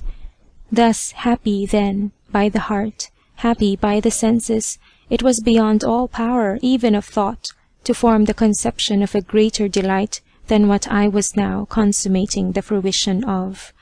Charles, whose whole frame was convulsed with the agitation of his rapture,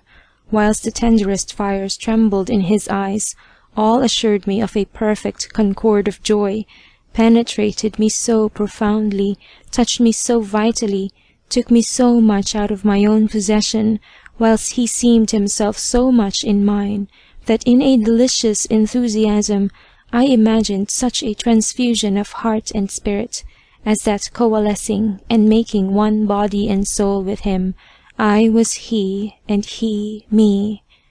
But all this pleasure tending, like life from its first instants, towards its own dissolution, lived too fast not to bring on upon the spur its delicious moment of mortality, for presently the approach of the tender agony discovered itself by its usual signals, that were quickly followed by my dear love's emanation of himself, that spun out and shot feelingly indeed up the ravished in draught, where the sweetly soothing balmy titillation opened all the juices of joy on my side, which ecstatically in flow helped to allay the prurient glow and drown our pleasure for a while, soon however to be on float again. For Charles, true to nature's laws, in one breath expiring and ejaculating, languished not long in the dissolving trance, but recovering spirit again, soon gave me to feel that the true metal springs of his instrument of pleasure were, by love, and perhaps by a long vacation, wound up too high to be let down by a single explosion. His stiffness still stood my friend. Resuming then the action afresh, without dislodging or giving me the trouble of parting from my sweet tenant, we played over again the same opera, with the same delightful harmony and concert. Our ardours, like our love, knew no remission, and all as the tide served my lover, lavish of his stores, and pleasure milked, overflowed me once more from the fullness of his oval reservoirs of the genial emulsion, whilst on my side a convulsive grasp, in the instant of my giving down the liquid contribution, rendered me sweetly subservient at once to the increase of his joy, and of its effusions, moving me so as to make me exert all those springs of the compressive exsuction with which the sensitive mechanism of that part thirstily draws and drains the nipple of love, with such an instinctive eagerness and attachment as, to compare great with less, kind nature engages infants at the breast by the pleasure they find in the motion of their little mouths and cheeks to extract the milky stream prepared for their nourishment. But still there was no end of his vigour. This double discharge had so far from extinguished his desires for that time that it had not even calmed them, and at his age desires are power. He was proceeding then amazingly to push it to a third triumph, still without uncasing, if a tenderness natural to true love had not inspired me with self-denial enough to spare, and not overstrain him, and accordingly, entreating him to give himself and me quarter, I obtained at length a short suspension of arms, but not before he had exultingly satisfied me that he gave out standing. The remainder of the night, with what we borrowed upon the day, we employed with unwearied fervour in celebrating thus the festival of our re-meeting, and got up pretty late in the morning, gay, brisk, and alert, though rest had been a stranger to us. But the pleasures of love had been to us what the joy of victory is to an army, repose, refreshment, everything. The journey into the country being now entirely out of the question, and orders having been given overnight for turning the horses' heads towards London, we left the inn as soon as we had breakfasted, not without a liberal distribution of the tokens of my grateful sense of the happiness I had met with in it. Charles and I were in my coach, the captain and my companion in a chaise hired purposely for them, to leave us the conveniency of a tete-a-tete. Here on the road, as the tumult of my senses was tolerably composed, I had command enough to head to break properly to him the course of life that the consequence of my separation from him had driven me into, which, at the same time that he tenderly deplored with me, he was the less shocked at, as on reflecting how he had left me circumstanced, he could not be entirely unprepared for it. But when I opened the state of my fortune to him, and with that sincerity which, from me to him, was so much a nature in me, I begged of him his acceptance of it, on his own terms. I should appear to you perhaps too partial to my passion, were I to attempt the doing his delicacy justice. I shall content myself then with assuring you that after his flatly refusing the unreserved, unconditional donation that I long persecuted him in vain to accept, it was at length, in obedience to his serious commands, for I stood out unaffectedly till he exerted the sovereign authority which love had given him over me, that I yielded my consent to waive the remonstrance I did not fail of making strongly to him against his degrading himself and incurring the reflection, however unjust, of having, for respects of fortune, bartered his honour for infamy and prostitution in making one his wife, who thought herself too much honoured in being but his mistress.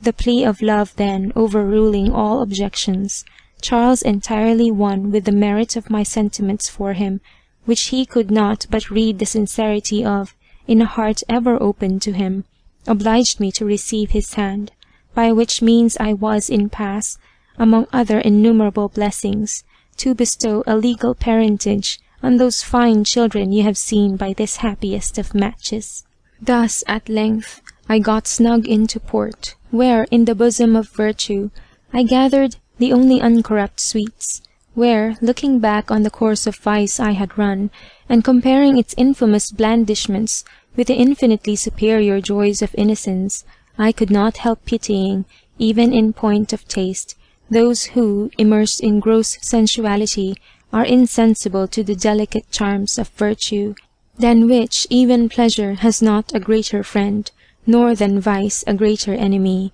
Thus temperance makes men lords over those pleasures that intemperance enslaves them to, the one parent of health, vigor, fertility, cheerfulness, and every other desirable good of life, the other of diseases, debility, barrenness, self-loathing, with only every evil incident to human nature.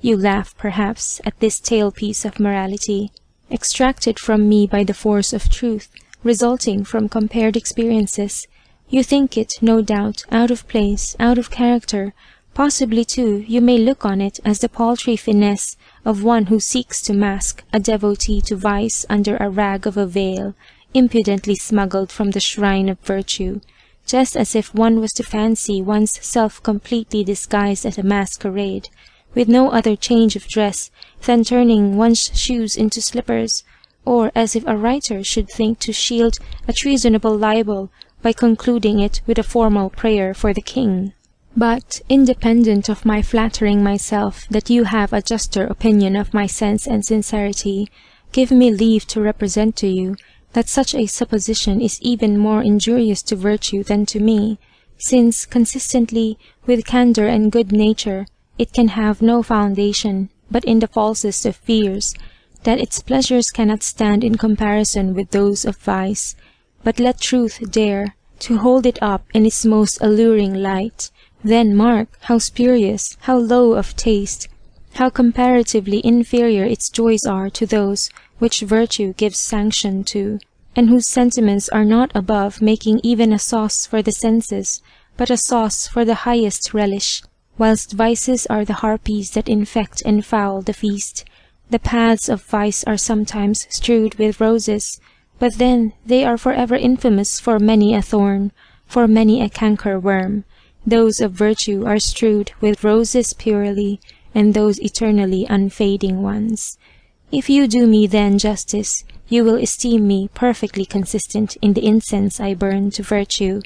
If I have painted vice in all its gayest colours, if I have decked it with flowers, it has been solely in order to make the worthier, the solemner sacrifice of it to virtue. You know Mr. C.O., you know his estate, his worth, and good sense. Can you, will you pronounce it ill meant, at least of him, when anxious for his son's morals, with a view to form him to virtue, and inspire him with a fixed, a rational contempt for vice, he condescended to be his master of the ceremonies, and led him by the hand through the most noted bawdy houses in town, where he took care he should be familiarized with all those scenes of debauchery so fit to nauseate a good taste? The experiment, you will cry, is dangerous. True, on a fool, but are fools worth so much attention? I shall see you soon, and in the meantime think candidly of me, and believe me ever, madam, yours, etc., etc., etc. The End. End of Fanny Hill, Memoirs of a Woman of Pleasure. BritishLiterature.org. Read English short stories and novels for free. It's BritishLiterature.org.